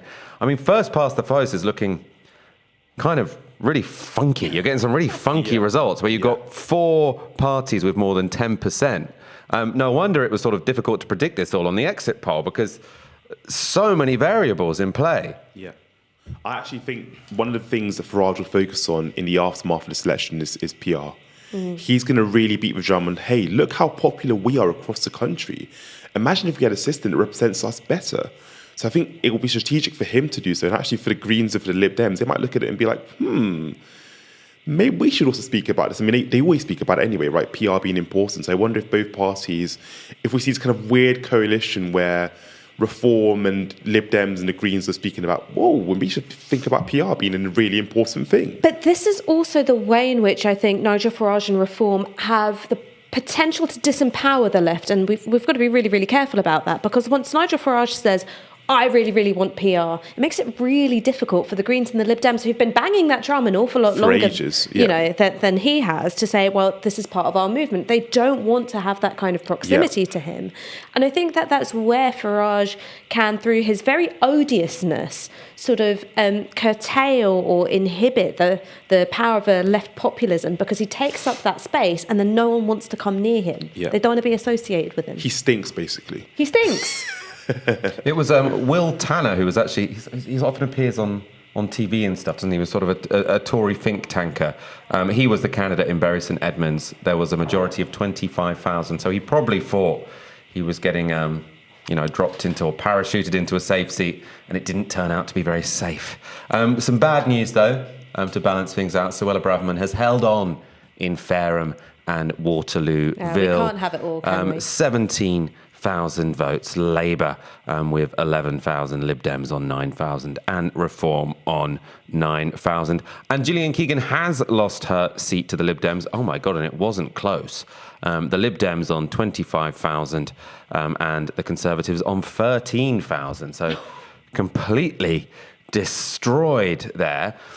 What's somewhat surprising at this point is we've been talking about how the exit polls seem to have had some significant mistakes in them. The BBC have now decided to update their exit poll, but they've updated it in a somewhat surprising way, considering what we've seen so far. So they've rounded down Labour to 405, and they've rounded up the Conservatives to 154. It'll still be their worst defeat ever, but that is sort of somewhat. I'm somewhat sort of confused by that. Maybe their statistical bods are sort of smarter than I am. They've rounded the SNP down to 4, and Reform also down to 4. So that seems surprising to me. Ash, you look excited about something. I am excited, and it's not just because there's a car alarm going off somewhere in this building complex, which has woken me right up. I actually have some incredibly sad news. The most incredible Whig in the House of Commons, Michael Fabricant, has lost his Lichfield seat to Labour. Now, Michael Fabricant, as well as having the world's weirdest barnet, is also, in my opinion, someone with a history of Islamophobic comments. He's not someone who I'm sorry to see the back of. But is there going to be anyone else with hair as striking as that? I think we should give the Whig a peerage. Give the Whig a peerage. I think that's what we should do. That's the Michael kind of expertise. Fabricant is already a sir. He was one of those, when Boris Johnson sort of gave everyone rewards for being loyal on television. If you went out on television for him at his lowest moment, you would get a knighthood. We have the percentages in from Bristol Central. Another one which wasn't even close. The Greens on 57% of the vote, Labour on 33%. And it is it's worth pointing out, Bristol Central, Islington North, these were all seats where Labour threw everything behind them. I was just constantly seeing on Twitter, big high-profile Labour right figures spending so much time campaigning in Bristol Central, spending so much time campaigning in Islington North. I think sort of pumping quite a lot of advertising money in there as well. And it's not close at all. 57% to the Greens. Presumably that's now going to be a safe Green seat for a very long time, I would imagine.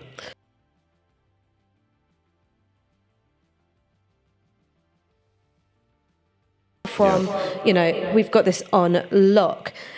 One of the, I think, fascinating things about this particular race in Bristol Central is that you had a Green Party candidate, Carla Denyer, who very much is to the left of Labour, and you thought that maybe Thangham Debonair would have read the tea leaves, looked at the demographics in her constituency and said, you know what, maybe I shouldn't be the mouthpiece for the, nastiest facets of the Labour right.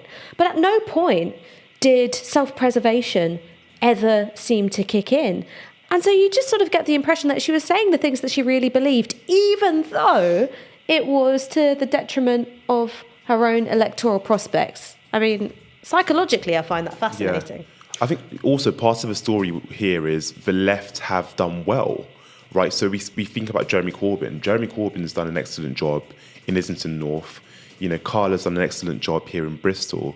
And Pfizer, again, I mentioned Pfizer. Pfizer's done an excellent job in Chingford and Woodford Green. So I went into this election as someone on the left, a bit worried about what could happen in terms of the stories we can tell ourselves to motivate ourselves for next time, and the kind of the seeds we can plant that can germinate in the future. But I actually feel really hopeful. I feel hopeful that there are some things we can mobilise around. And it isn't just about mainstream politics. I'm not the sort of person that thinks we need to win X amount of seats, otherwise we're screwed. But there is a way in which we can mobilise around these small victories and perhaps see some grassroots movements grow as a result of this. And who knows? I think these little wins should be celebrated by us. I thought I'd be injecting pure cope, but I feel quite buoyed up now. Yeah, it's true. It's really. I mean, it's the results are quite good for the left. Actually, I wasn't really expecting that this evening. It's fun. This is interesting.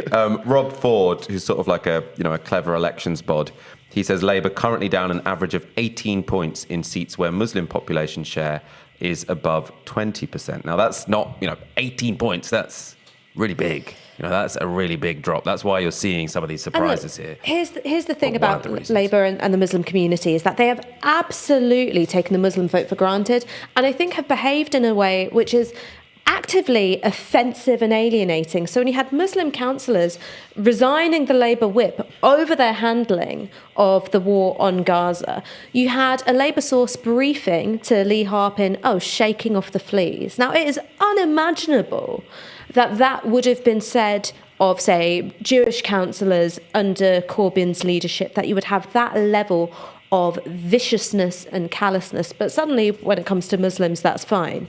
You also had, particularly in the earlier part of this year, peaceful protests being maligned as threatening, intimidating, quasi-violent, when it was voters and Muslim voters expressing their democratic right to protest over Gaza. And you can only do that for so long before people go, I'm sick of this. Here's the thing about Muslim voters is that they're well organised. Religious communities often are well organised when it comes to voting. And you can only tell people, fuck off, we don't need you, we don't like you, we're kind of embarrassed by you, before they go, you know what, fair enough, not going to vote for you. It has come to bite Labour in the arse. Now, that hasn't been, a uniform thing. It hasn't stopped them from winning a landslide, but it has meant that they can't just enjoy a victory lap uninterrupted by these sort of noises of criticism. So the Green Party co-leader Carla Denyer won by 10,000 votes. I'm sorry.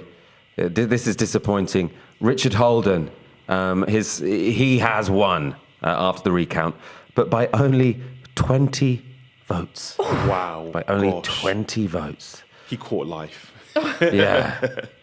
So it was worth fleeing from his northern seat to go down to Basildon. One delayed but 20 bus votes, would have that's changed close. everything. Yeah, that's annoying. If I'd forgotten to turn out in Basildon, I would be very disappointed. But there are no safe seats, it seems, this time around. This is interesting. In terms of where sort of the Greens are going to be coming second. So obviously, this is very relevant for both Reform and the Greens. Where you come second in this election is something you can build on at the next one. Bristol South, so obviously the Greens have won Bristol Central. In Bristol South, they are now second with 25% of the vote, Labour on 42%. So that will be a really big target for the Greens at the next election. Richard Tice has also won in Boston and Skegness. Reform have also won in Great Yarmouth in a close three-way split. So that's 4 Reform 4 seats already. MPs, which according to the updated BBC projection is the only MPs they're going to win, but I'm kind of giving up on these projections. I had a lot of faith in all of these election wonks. We're all over the place at the moment. They have been all over the place. Yeah, so we need to hold our horses and I see remember what else. in 2017 and 2019, we were just like, the exit polls, they're always right. So those are basically the Lies, results. damn lies, sort of and went exit polls. 10 seats either way. But yeah, this is all over the place. Well, I guess because there are so many small parties doing well and independents are doing well as well, it's difficult to call some of these really tight marginal seats. So yeah, I think there'll be some more surprises, guys, is what I think. Hopefully some good left-wing surprises. Oh, this is interesting. John McTernan Jeremy Corbyn will be the father of the House, and when re-elected, Diane Abbott will be the mother of the House. Yes. Yeah. Fantastic. So the left might not have that many MPs, but we got the oldest ones. We've got the father and the mother of the House. And that counts for something. You know what? There's something so psychologically warped about the fact all of us are like, Mama, Papa, is that you? I mean, something which just occurred to me is that Jonathan Ashworth, Thangam Debonair, and indeed Praful Nargand all have something in common, which is they really, really hated being held to account in any way. Yeah. So when Owen Jones went to Bristol Central, he was being fobbed off by Thangam's staffers, and then you had all these journalists piling in saying, oh, is, Gaza part of Bristol Central now? Owen, why are you going there? Oh, why are you harassing her? Jonathan Ashworth, as I mentioned, seemed to be calling the police when constituents were saying, look, we want to talk to you about your positioning on Gaza. Praful Nargand ducked out of a hustings, didn't want to debate Jeremy Corbyn head to head.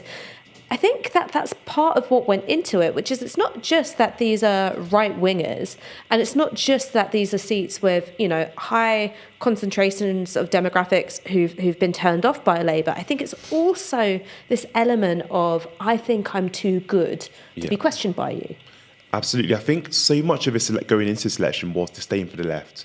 You are not legitimate actors. We don't need to engage with you guys. You guys aren't worth our time. And what we've seen in some of these seats is actually, they were very much worth your time because they've beaten you.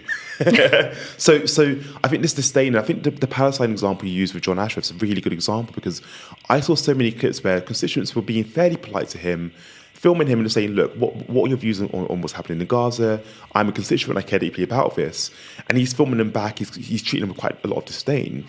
And what happened is there was this framing of pro-Palestine protesters as thugs, as violent, unrelenting thugs who are going to go around and intimidate politicians and threaten their physical integrity. But actually what was happening was deeply passionate constituents who care a lot about the plight of Palestinians in Gaza, the suffering of Palestinians in Gaza, the genocide that's happening in Gaza, were simply questioning their MP, passionately of course, about this issue and being treated like thugs. So I do feel like these victories we're having in these seats, John Ashworth's seat being lost, Islington going to Jeremy. These are important victories for us because they're actually saying, well, actually, we are legitimate actors and you have to acknowledge us. Yes, we might not have total power, but these victories indicate that your disdain for us was completely unjustified. Fair point. Fair point. Well put, well said. I just want to see some more crying Tories. We should say, we commissioned a poll, didn't we, in Islington North, and it was completely wrong. I think we contracted a polling company to do it. I've got no faith in pollsters anymore. You know what? I think that pollsters inevitably do their weighting based on the election before, right? And that is not the election now. So if you've got a high turnout election where certain demographics are really going to turn out and others aren't, and then you base your weighting on that, it doesn't account for the fact that demographics who didn't turn out last time might feel so disappointed or might be so well targeted by independent campaigners or less establishment figures that they're going to turn out and vote. And that's something which polls can't capture. I think that poll which we commissioned and was carried out with Stats for Lefties, El Follen, it showed Jeremy Corbyn really quite far behind the Labour candidate, Praful Nargand. Now, it might be a combination of things going on at once, which is that the poll didn't represent adequately the spread of opinion in Islington North, entirely possible. It might be that it failed to properly gauge the support for Jeremy Corbyn, but also had a galvanising impact on getting out the vote. Because the minute that poll dropped, sure, there was all of this debate on Twitter about whether or not it should have been commissioned. I think it was a good thing it was commissioned. But in terms of, group chats and broadcast lists, it was being shared everywhere as a reason to get people out. And you had activists coming from all over London, people who voted for Jeremy Corbyn in 2017 and 2019, pouring themselves into this one seat. So I imagine their get out of the vote operation was really, really good. Absolutely. And don't forget, Corbyn's team would have had a decent amount of data as well, because he's been the MP in that seat for 40 years. So those two things working together, I think the poll may have, helped, not that the activists needed a kick up the arse. They were very, very dedicated and committed throughout. But it was just that extra boost, that extra something. I think we're going to take a quick break. Before we do that, we have had some tech problems, but I still think we have really raised the game since the last time we did this. Of course, that's only possible because of our supporters. You make all of this happen. Our nightly Novara Lives, our brilliant downstreams, our articles, our audio, our podcasts. So if you are a subscriber to Novara Media or a supporter of Novara Media, thank you so much. If not, you can go to novaramedia.com/support. We'll be back very soon.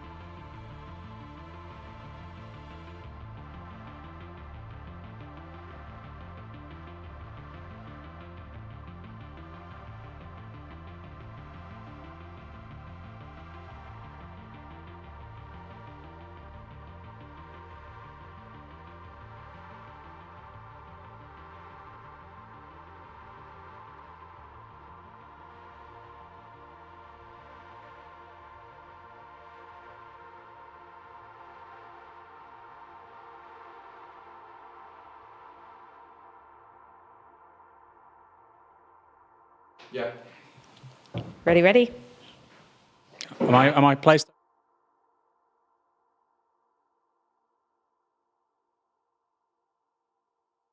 By Ash Sarkar still and Aaron Bastani.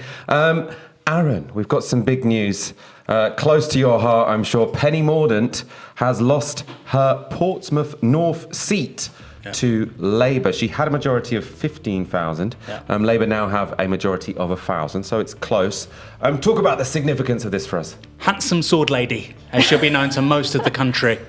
Penny Mordaunt, well, okay, where do we start and end? Look, this was the Labour seat until 2005. Historically, the north of the city, the industrial part of the city, was the Labour part. The south was Liberal Democrat. Stephen Morgan won the south for the first time in its history for Labour in 2017. He's still the MP there, he'll do very well. That, in a way, was the microcosm of what happened to Labour's coalition.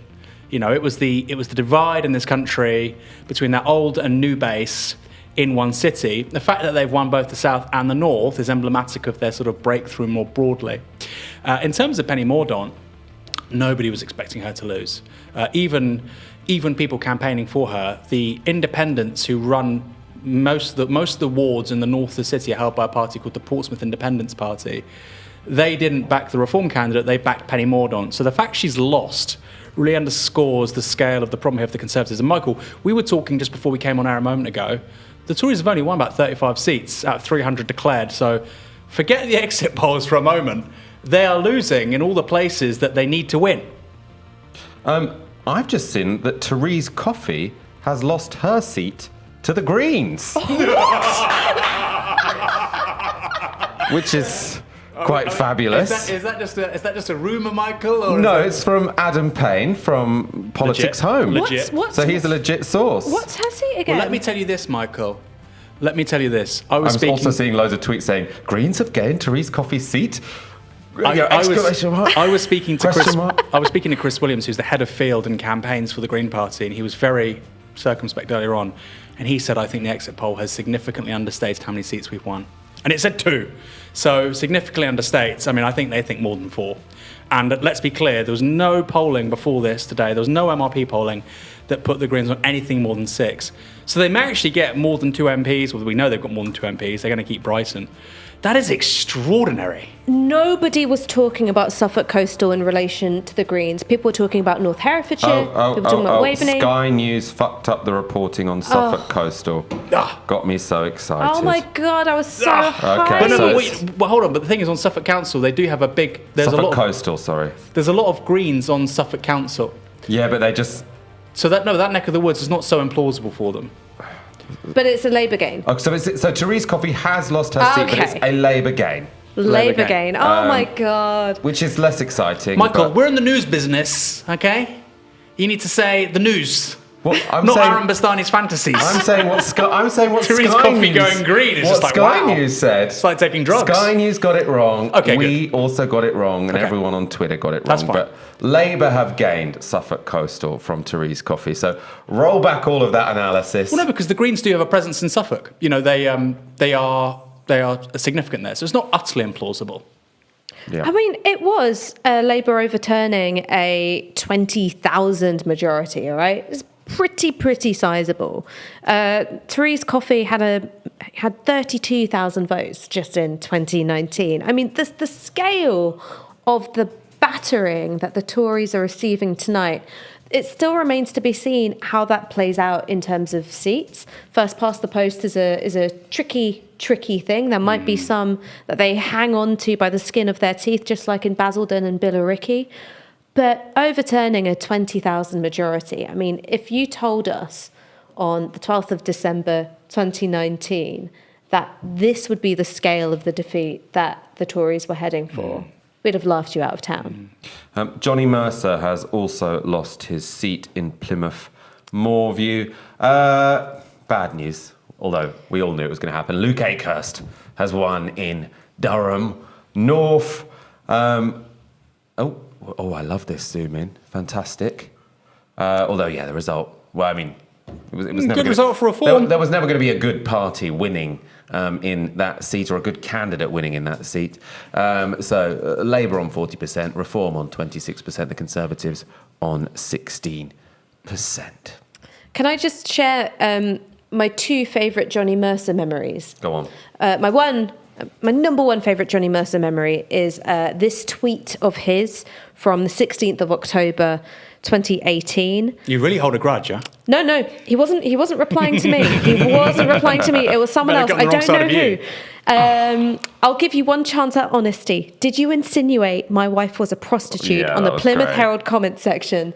I read that and I found that inspiring. I was like, get you a man who will stand up for you against, some randomer from the comment section like Johnny Mercer.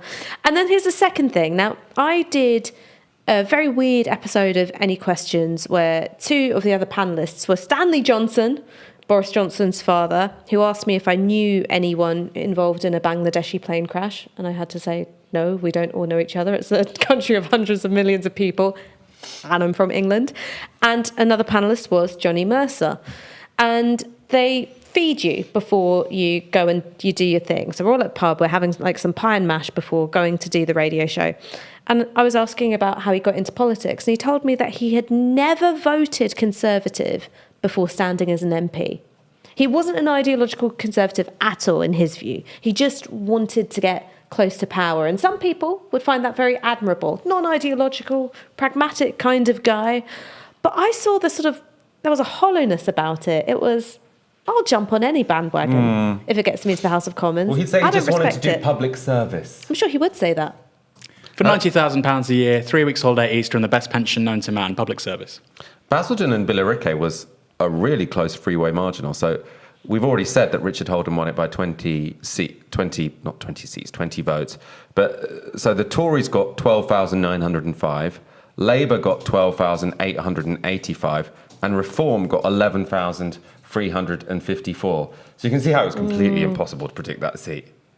Henry Hill, who I was speaking to a moment ago, and not the Henry Hill from Goodfellas, played by Ray Liotta, Henry Hill, the deputy editor of Conservative Home, he said to me that, look, if it goes below 100 seats for the Tories, this is a complete meltdown clusterfuck. It's not impossible. It is not impossible.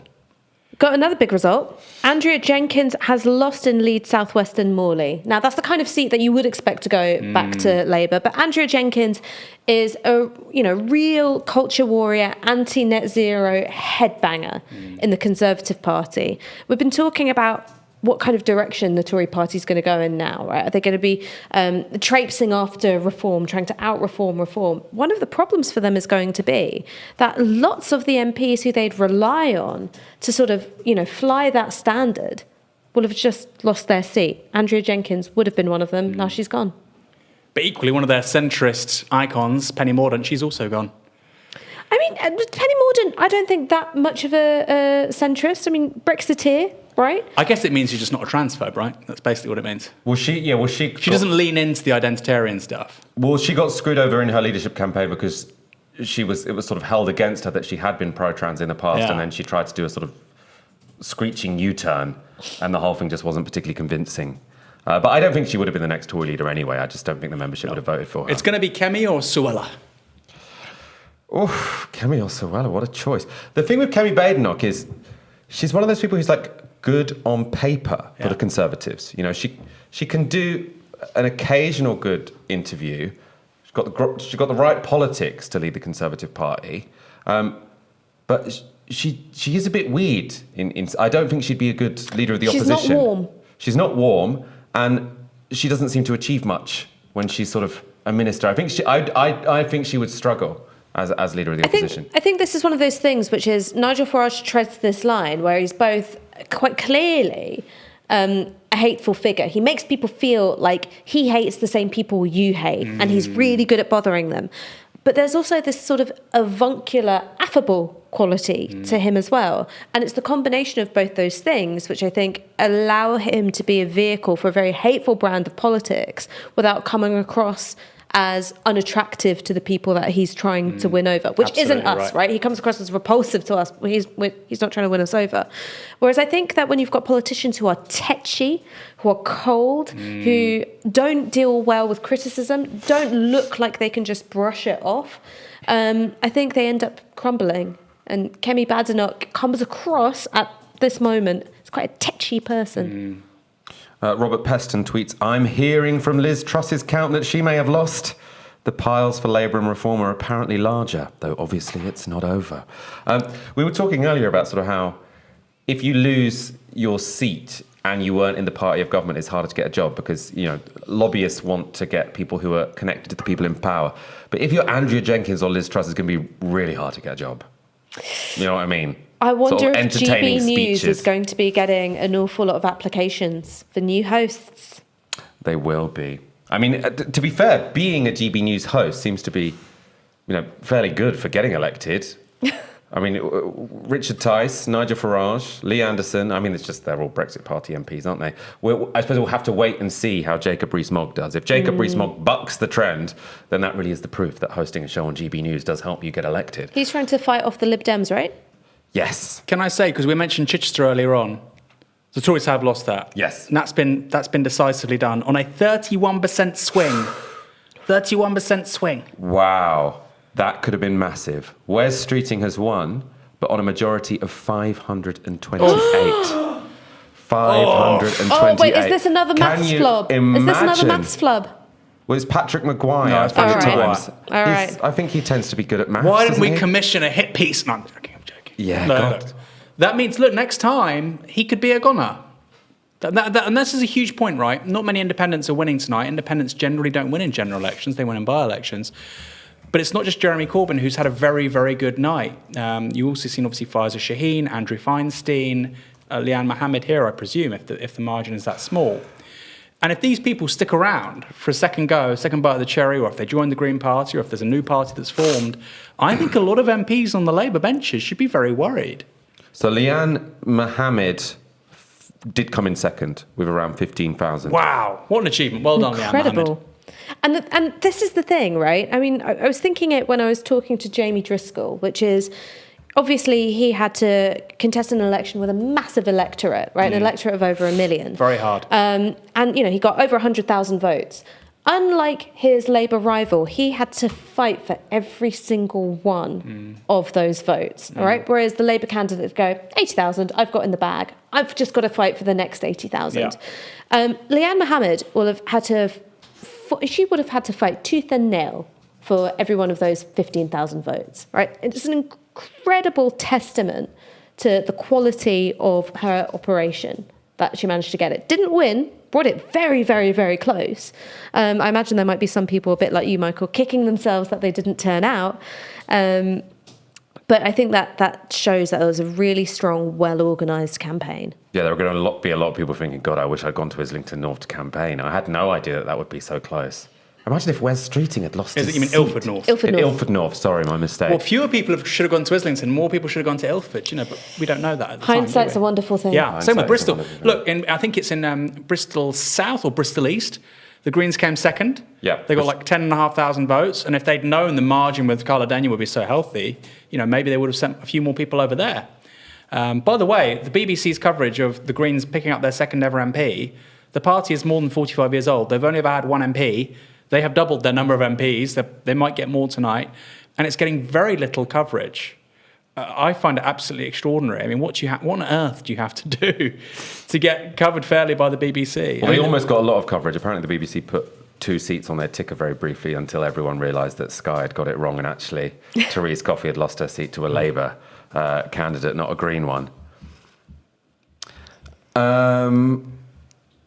Okay, so what's our verdict for the night so far as these results keep coming in?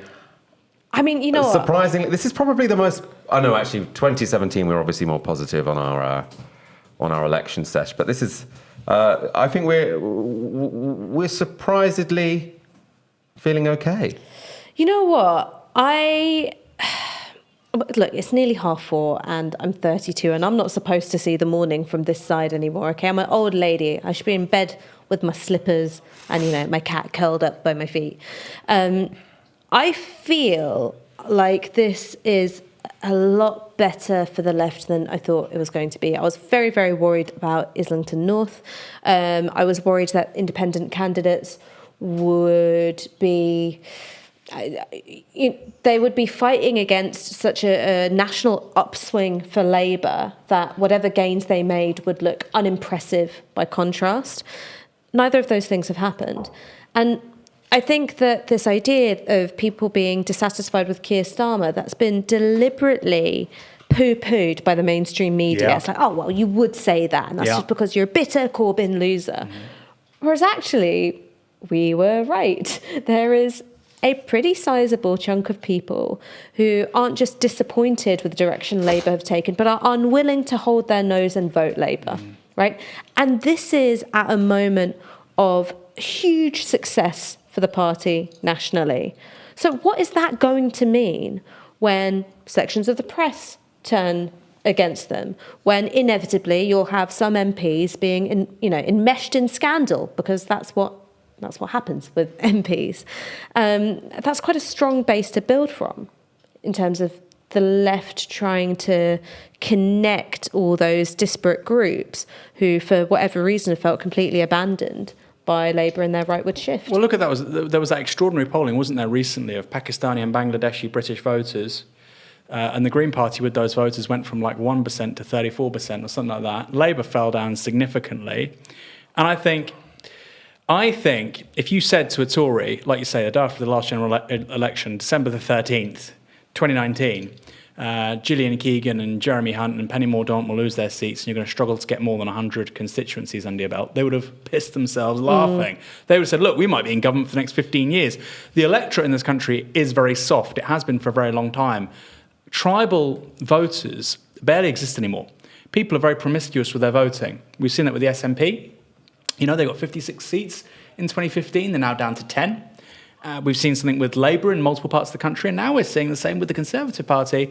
And I wonder, are there enough clever people in the Labour Party to recognise that and say, you know what, actually, we're going to have a big majority, but we can't take that for granted. I mean, I know they say that as some sort of rhetorical flourish. Do they mean it? Because I think you're right. What we've seen tonight is millions of people aren't particularly happy with Labour. Are they organised? No. Do they have a shared political platform and agenda? No. And all of the wind is in the sails of the Labour Party beyond that. Look, if those people in any way get their act together, have an agenda, get networked, I think it's not a problem for Labour, because I would like to see it push Labour left more than anything else. And then, of course, I'd like to see PR and more parties on the left and then, broadly shaping politics. But the point is this. Labour are now in charge. And there has just been a constant change argument, anti-incumbency argument in British politics now for basically the best part of 2 decades. Are they going to ride that dragon, and how? It doesn't look like Keir Starmer offering more austerity. I could be wrong. We've been wrong with Keir Starmer so many times about so many things. But I struggle to believe it. And I think John Ashworth, Wes Streeting, I think that could be a flash of the future for many more of their colleagues on the Labour front benches. A few more updates. So Sinn Féin looks set to be the largest party in Northern Ireland for the first time, or to send the largest number of MPs to Westminster, although they won't actually send them to, but to have won the most MPs in a general election. Jeremy Hunt apparently possibly could be close to losing his seat. 100 votes in it, apparently. Dems, 100 votes in it, wow. And just to sort of remind ourselves of the list of Tory cabinet members who have so far been confirmed to have lost their seat: Grant Shapps, the Defence Secretary; Simon Hart, the Chief Whip; Gillian Keegan, the Education Secretary; Alex Chalk, the Justice Secretary; Penny Mordaunt, the Commons Leader; Lucy Fraser, the Culture Secretary; Johnny Mercer, the Veterans Minister, and then we can add to that. Actually, is Therese Coffey still? Maybe she's not in the cabinet anymore, is she? You look like you're about to say something, Aaron. Labour have gained Aldershot, which is the home of the British Army. And I think the fact that Labour have gained Portsmouth North and they've gained Aldershot, which is the home of the British Royal Navy and the British Army, look, we can talk about Labour winning the country. I don't think that's necessarily the case, but they've certainly won the South. I mean, this must be up there with the best ever results for the Labour Party in southern England. This is the heartland of conservatism. And what's happening today, in terms of Labour destroying Conservative Party based in southern England, is far beyond what happened in the quote-unquote Red Wall, which we heard about endlessly in 2019, mostly because of Seb Payne in the Financial Times. This is a real reconfiguration of Britain's sort of political geography. The south of England is now a Labour Party heartland. The southeast. This is another very interesting result. So people had been suggesting that Reform could beat Yvette Cooper. In fact, Yvette Cooper in Pontefract and Castleford has beaten Reform by 7,000 votes. Yvette Cooper on 17,000, Reform on 10,000. What's really interesting here, actually, compared to sort of, well, the exit poll, I suppose, and other expectations, is where we were thinking at the start of the night that Labour were going to lose to Reform. They've done really well. Where Labour are actually struggling is against pro-Palestine independence. So, I mean, great, fantastic. Let's take a look at the results in Wales. And to help me do that, I've got Martin Shipman on the line. Thank you so much for joining us. And what can you tell us about Welsh results so far? Well, there's a bit of a paradox going on here, really, because it seems very likely that the Conservatives will be wiped out, so that there won't be any Tory MPs in Wales at all. The last election in 2019, they actually got 14 seats. So they're on course to lose all of them. And yet, what is happening is that while Reform isn't winning any seats, very recently, for example, there has been a result in Llanelli, which has always been a very safe Labour seat, and they were within 1,500 votes of defeating the incumbent MP Nia Griffith. And there are quite a number of seats elsewhere in Wales which have been won from the Tories by Labour, but where the Reform vote is bigger than the Labour majority. So what has clearly happened is that the right-wing vote has split and allowed Labour to come through, which I think is probably indicative of the fact that, unlike back in 1997, when there was a lot of enthusiasm for Tony Blair, who was perceived at the time by many people as a very charismatic leader, Keir Starmer doesn't really inspire those feelings. And there has been very much a case of people voting against the Tories, as I'm sure you've been saying, rather than being enthusiastic about the quite right-wing policies of the Labour Party. And so you've got a situation where I think alienated people, alienated working class people, are in Valley seats, for example, being enticed to vote for Reform.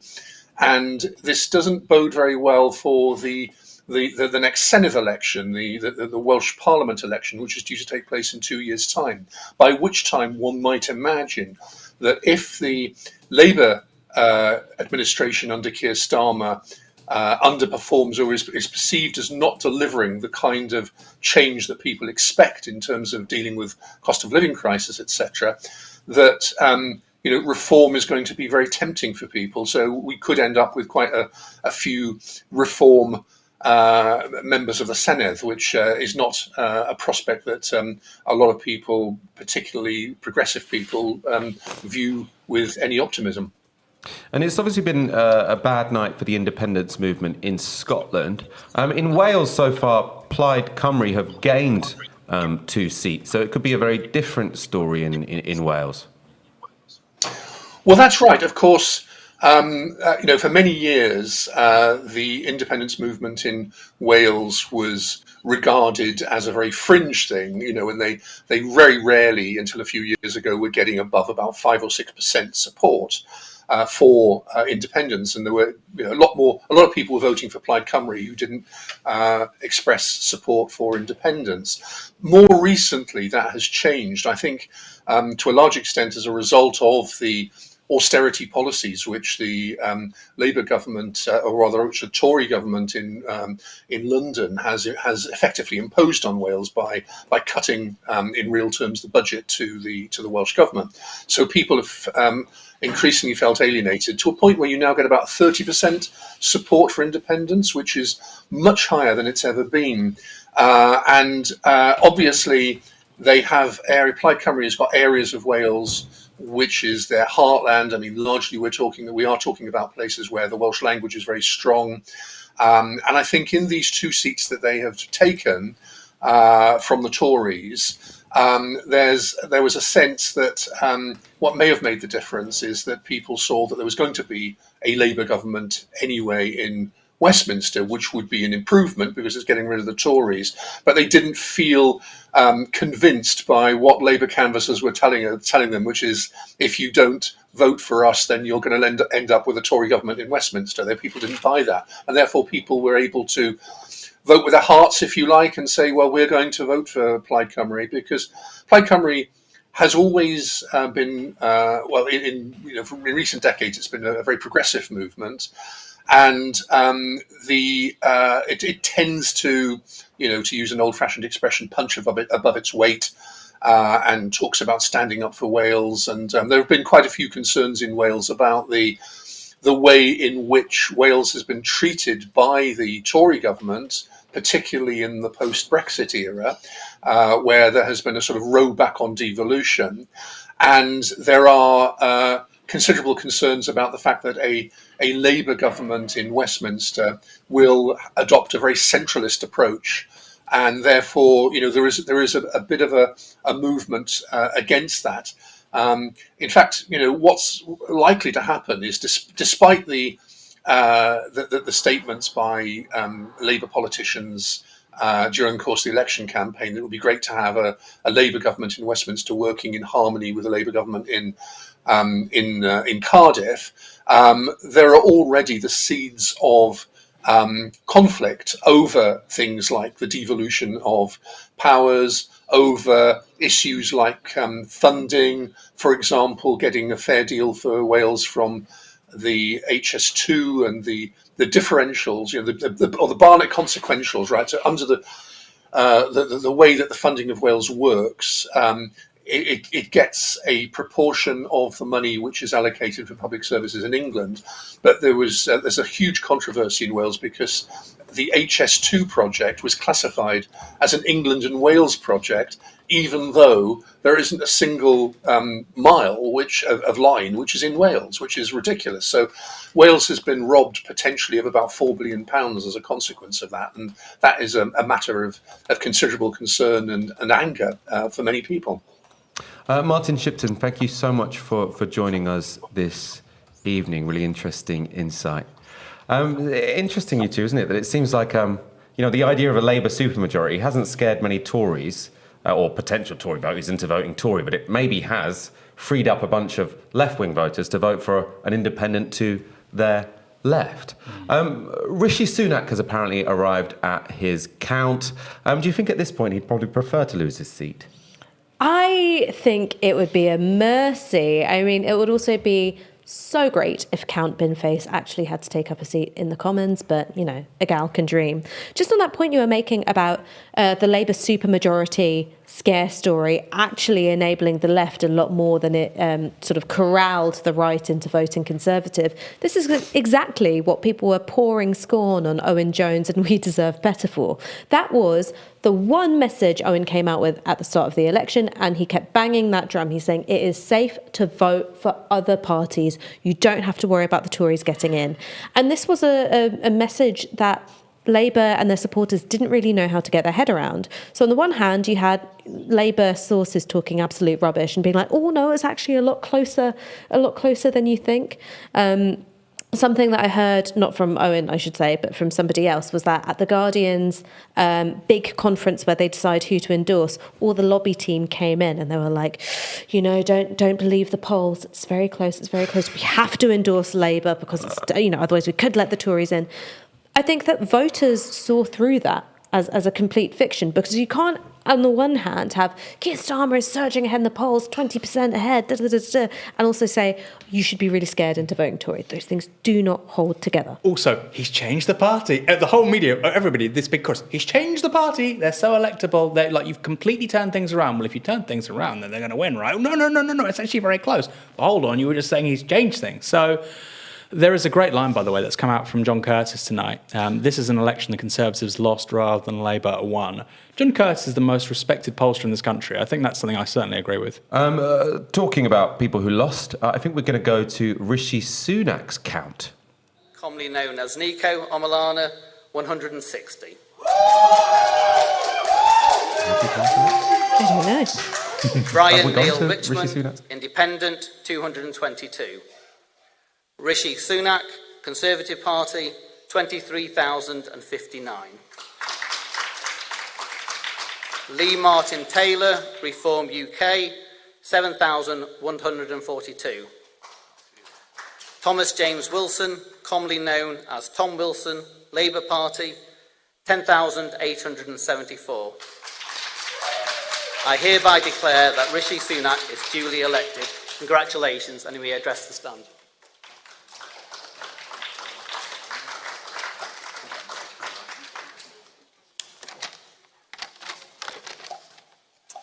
Good morning.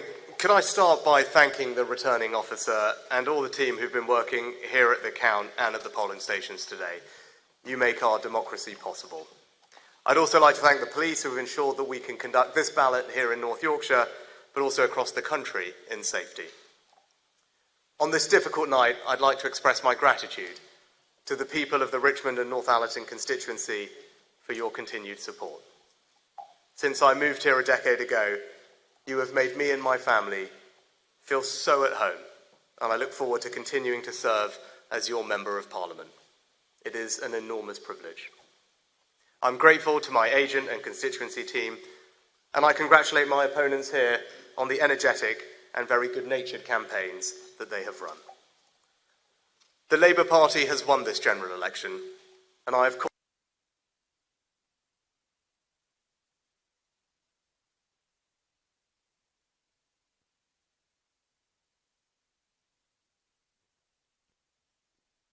Okay, coming back.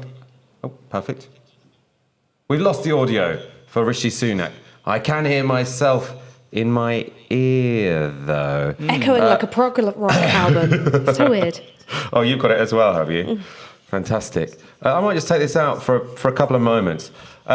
Rishi Sunak comfortably won his seat, it seems. Some people have been suggesting that the whole D-Day sort of mess-up could have caused him problems because there were lots of military people in his seat. I think there's a military barracks. But Rishi Sunak has achieved a reprieve, as has Jeremy Hunt. He's kept his seat by 800 votes. Survived. I did not think that Jeremy Hunt would have survived the night. I would have thought that it would have gone Lib Dem. Aaron, your phenomenal Godalming video. Please say the line. Beautiful Godalming. Your beautiful people here, right here in Godalming. It really a made lot of me, people are saying it. It really made me think that there wouldn't be enough of a pro-Tory vote to cancel out all of that apathy and disappointment.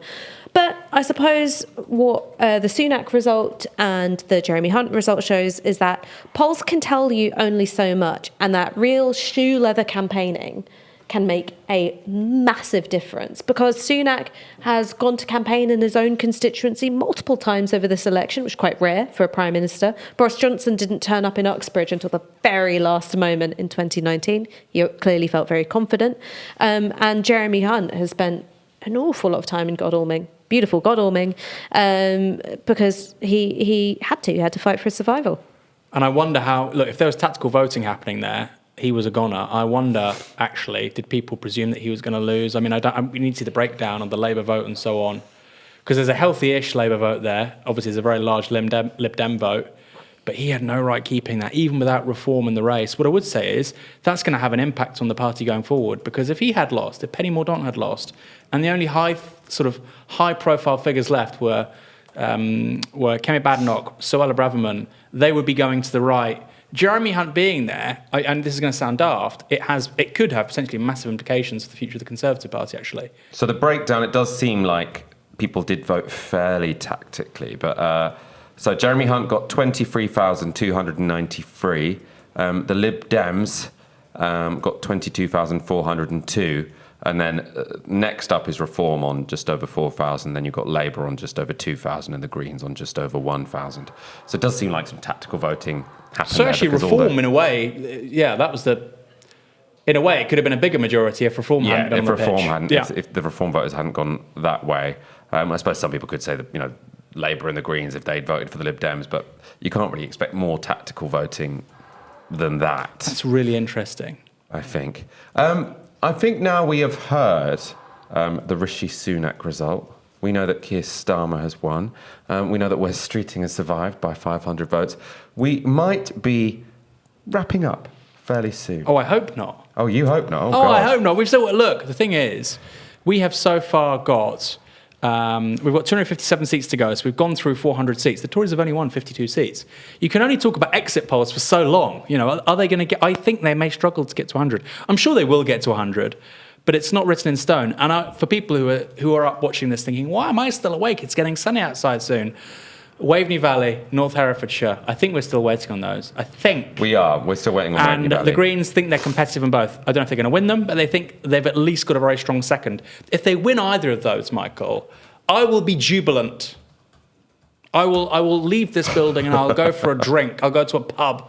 I'll call Jezza and I'll say, look, Jeremy, I know you're teetotal. Let's have a shot of tequila. Danny Dyer style. I think you're truly delirious with lack of sleep at this point, Aaron, I've got to say.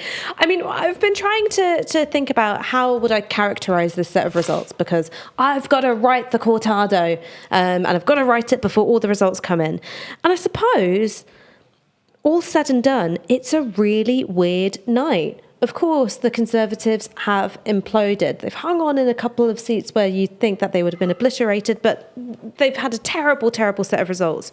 Reform, they're not going to get the 13 seats that were predicted at the start of the night by Sir John Curtis, but you wouldn't say that they've underperformed either, right? So it's this sort of strange set of expectations created by the exit polls. So you're measuring performance up against that, and I think that's kind of wrong.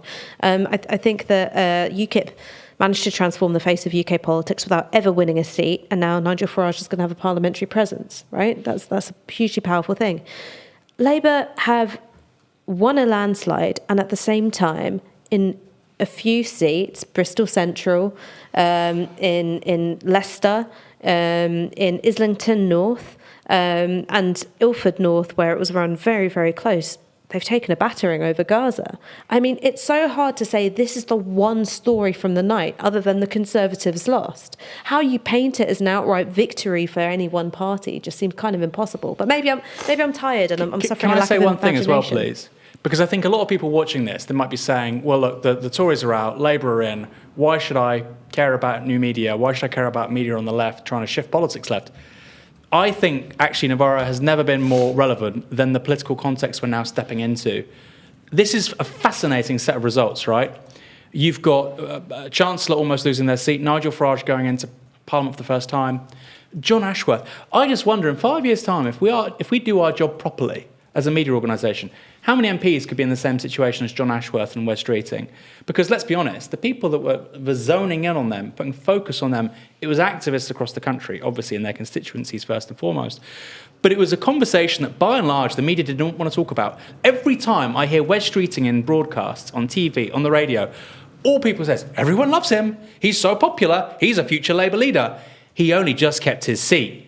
And so for people watching, I'd say, if you want a media which scrutinises these people in a way that, let's be frank, broadcast fails to, go to novaramedia.com/support. The link's in the description below. Amen. Amen to that. It's Novara time. Another close call. Jess Phillips has held her seat by 700 votes. Wow. Can you imagine if both Jess Phillips and Wes Streeting lost tonight? Wow, it could have happened. Could have happened. Wow. We'll just have to settle for Jonathan Ashworth. I mean, that's big. That is fairly big. Aaron, this is one for you. I think Bournemouth East, Labour have won for the first time in a long time. Your old stomping ground. That's great. I mean, Bournemouth. There's two seats in Bournemouth East and Bournemouth West. Tobias Elwood is Bournemouth East. The man's a complete idiot. It's very good that he's no longer an MP. Labour have never had either seat in Bournemouth before. I believe also they're getting both the Isle of Wight seats. It goes back to that point I was saying. The south of England is no longer a Tory heartland. And this is not a flash in the pan. It's something we've talked about for a very long time. It's a result of shifting demographics. It's a result of shifting cultural attitudes. People have talked about the red wall for so long. The blue wall is over. The blue wall is more over than the red wall. Look at Bournemouth. Look at Portsmouth. Look at places right across the coast. Worthing as well. I don't know if that result's come in. East Worthing and Shoreham. They didn't have a single Labour councillor for 47 years until 2017. They now control the council, and they're looking to win that seat for the first time ever. So the south of England and its political geography has changed for good.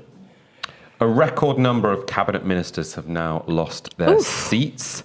8 have done so. Michelle Donnellan became the 8th minister to lose.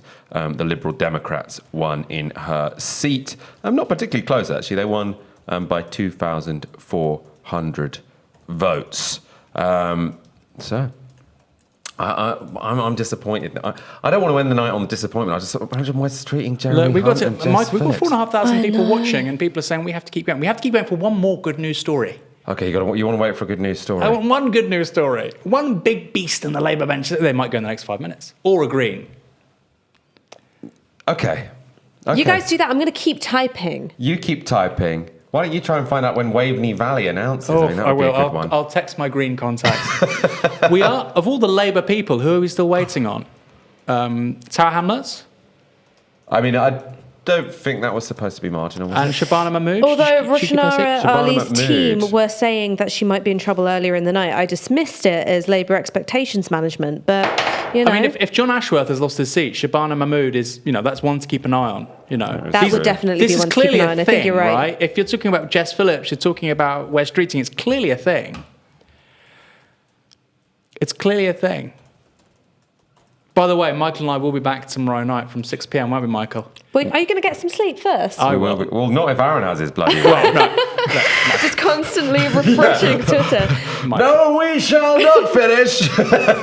Look, we are 2/3 of the way through regarding seats, and the Tories only have 63 seats. I think they're going to get over 100. But right now, they're bang on 100. Incredible. Isn't it incredible that Nigel Farage has won a parliamentary seat and it's not even a big story? What do you think he's going to do with it? Just make TikTok videos. It's going to be like when he was in the European Parliament. It's just going to be social media. And you'll talk to 16-year-olds who don't know anything about politics, and they'll be like, isn't Farage the Prime Minister? Because he'll just be on their phone all the time. That's what's going to happen. I don't think the Labour Party or the Conservative Party are ready for it. I don't think they understand what's happening in terms of his presence on particularly TikTok. Someone's saying Jacob Rees-Mogg, but I'm not sure how reputable it is. Let's see if we can work this one out. I mean, that would be a great note to scalp. finish on. That would be a great note to finish on. There is so much stuff in the chat. There is. I know it hasn't been announced yet. Also, by the way, lots of great second places for the Greens. Lots of great second places. Many in London, many in Sheffield. I think 3 around Sheffield. Obviously, 1 in Bristol. They're having a great night. If they get one more seat.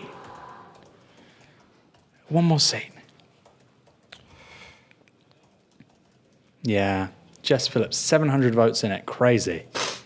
Labour are 4 seats away from a majority. God, at just 5 I say just 5 in the morning. I'm currently Just 5 in the morning, blinking and unable to form sentences. Wow. Incredible. Breaking. And this is from Taj Ali, Tribune. Labour have lost a further 2 seats to pro-Gaza independent candidates. Whoa, Dewsbury Blackburn and and Dewsbury and Batley. So that's 3 seats. Blackburn, Dewsbury and Batley, Leicester South. They've lost to pro-Gaza independent candidates. He says Birmingham Ladywood also That's looking Shabana tight. Mahmood, is it? Birmingham Ladywood? Birmingham Ladywood is Shabana Mahmood. This is an issue, by the way. The media denigrated and mocked. They said, oh, you're not going to lose voters on this issue. Well, actually, they've lost constituencies on this issue, not just voters. That is extraordinary. Yeah, Birmingham Ladywood is Shabana Mahmood. Independents winning in general elections, it does not happen. By-elections are somewhat different. Adnan Hussein has won in Blackburn. He's beaten Kate Holland by 140 votes. Wow. That was the Blackburn result, was it? Yes. Labour have won the general election. Labour have won the general election. It's won. They won it. I mean, look, we're going to have to talk about it not just from the perspective of how have left-wing candidates done, but just thinking about Labour have won. They're going to be able to pass whatever legislation they want through the Commons. They are not going to have a problem, right? Their majority is going to be bigger than Boris Johnson's in 2019. And unlike Boris Johnson in 2019, where he said, OK, he's going to want to do at least some rhetorical levelling up and he's going to want to, push Brexit through and he doesn't want to have his hands tied by having to rule out a no-deal Brexit. You knew what he was going to do with that majority. What are Labour going to do with it? So Sky is saying Dewberry and Batley has been won by an independent on 41% of the vote compared to 22% of the vote for Labour. So that would be huge. And in Blackburn, that was much closer. So the independent on 27%, Labour on 26.7%. We are coming up to 5 a.m. We've had some good news to end on. The election has been won. Aaron, we're going to have to catch up on all of this tomorrow at 6 p.m. And we're going to get a little bit of sleep before then. Aaron, do we have your permission to end the stream? Well, 4,400 people are being let down, Michael, but obviously you don't seem to mind. No, look, you need some rest, Michael. We'll be back tomorrow night. And look, we're just getting started here at Novara Media. This is the beginning, not the end. British politics is only getting more crazy, more interesting. And the little people, right? 3 independents winning over Gaza have more power in politics than they've had at any point in my lifetime. That's true on the right, that's true on the left. The big legacy incumbent organisations of politics in this country are no longer the only game in town, and I think that applies with regards to the media too. That applies to us here at Novara Media, telling the kinds of stories that, frankly, legacy media doesn't want to touch, ignores, or says these things are unimportant and mock them. Well, what we've seen tonight is 3 independents have won on the issue of Gaza, an issue which, frankly, has been denigrated for months by the media as unimportant and the political province of the ridiculous, the unhinged, the silly and the sycophants. How wrong they've been. Look at Jeremy Corbyn's majority. There is a big group of people out there who are completely unrepresented in the media when it comes to politics. We're going to change it, Michael. Amen. Ash, I can see you're close to having finished the cortado. Can we get your final thoughts? Okay, my final thoughts. Muslims, man. We're organised. We can get voters to the polling station and call us please at your peril because we will remember that shit. It's interesting that all these independents won and George Galloway didn't, actually, isn't it? Well, look, there was a big anti-Galloway vote. That's the thing. If you've got a big political brand, it also puts a big mark on your back, right? And we've seen that with Farage. Farage had a very strong political brand for a very long time, but it also meant there was always this very strong Stop Farage vote. When you're a new independent that nobody's heard about, I think it can be an advantage. They don't see you coming. We are going to wrap up. Thank you, all of you, for tuning in on what has been a really extraordinary election night. Thank you to all of the Novara team working into the early hours. Do come back tomorrow for Novara Live at 6 p.m. where we'll be breaking down the results and looking at reactions. We'll see you then.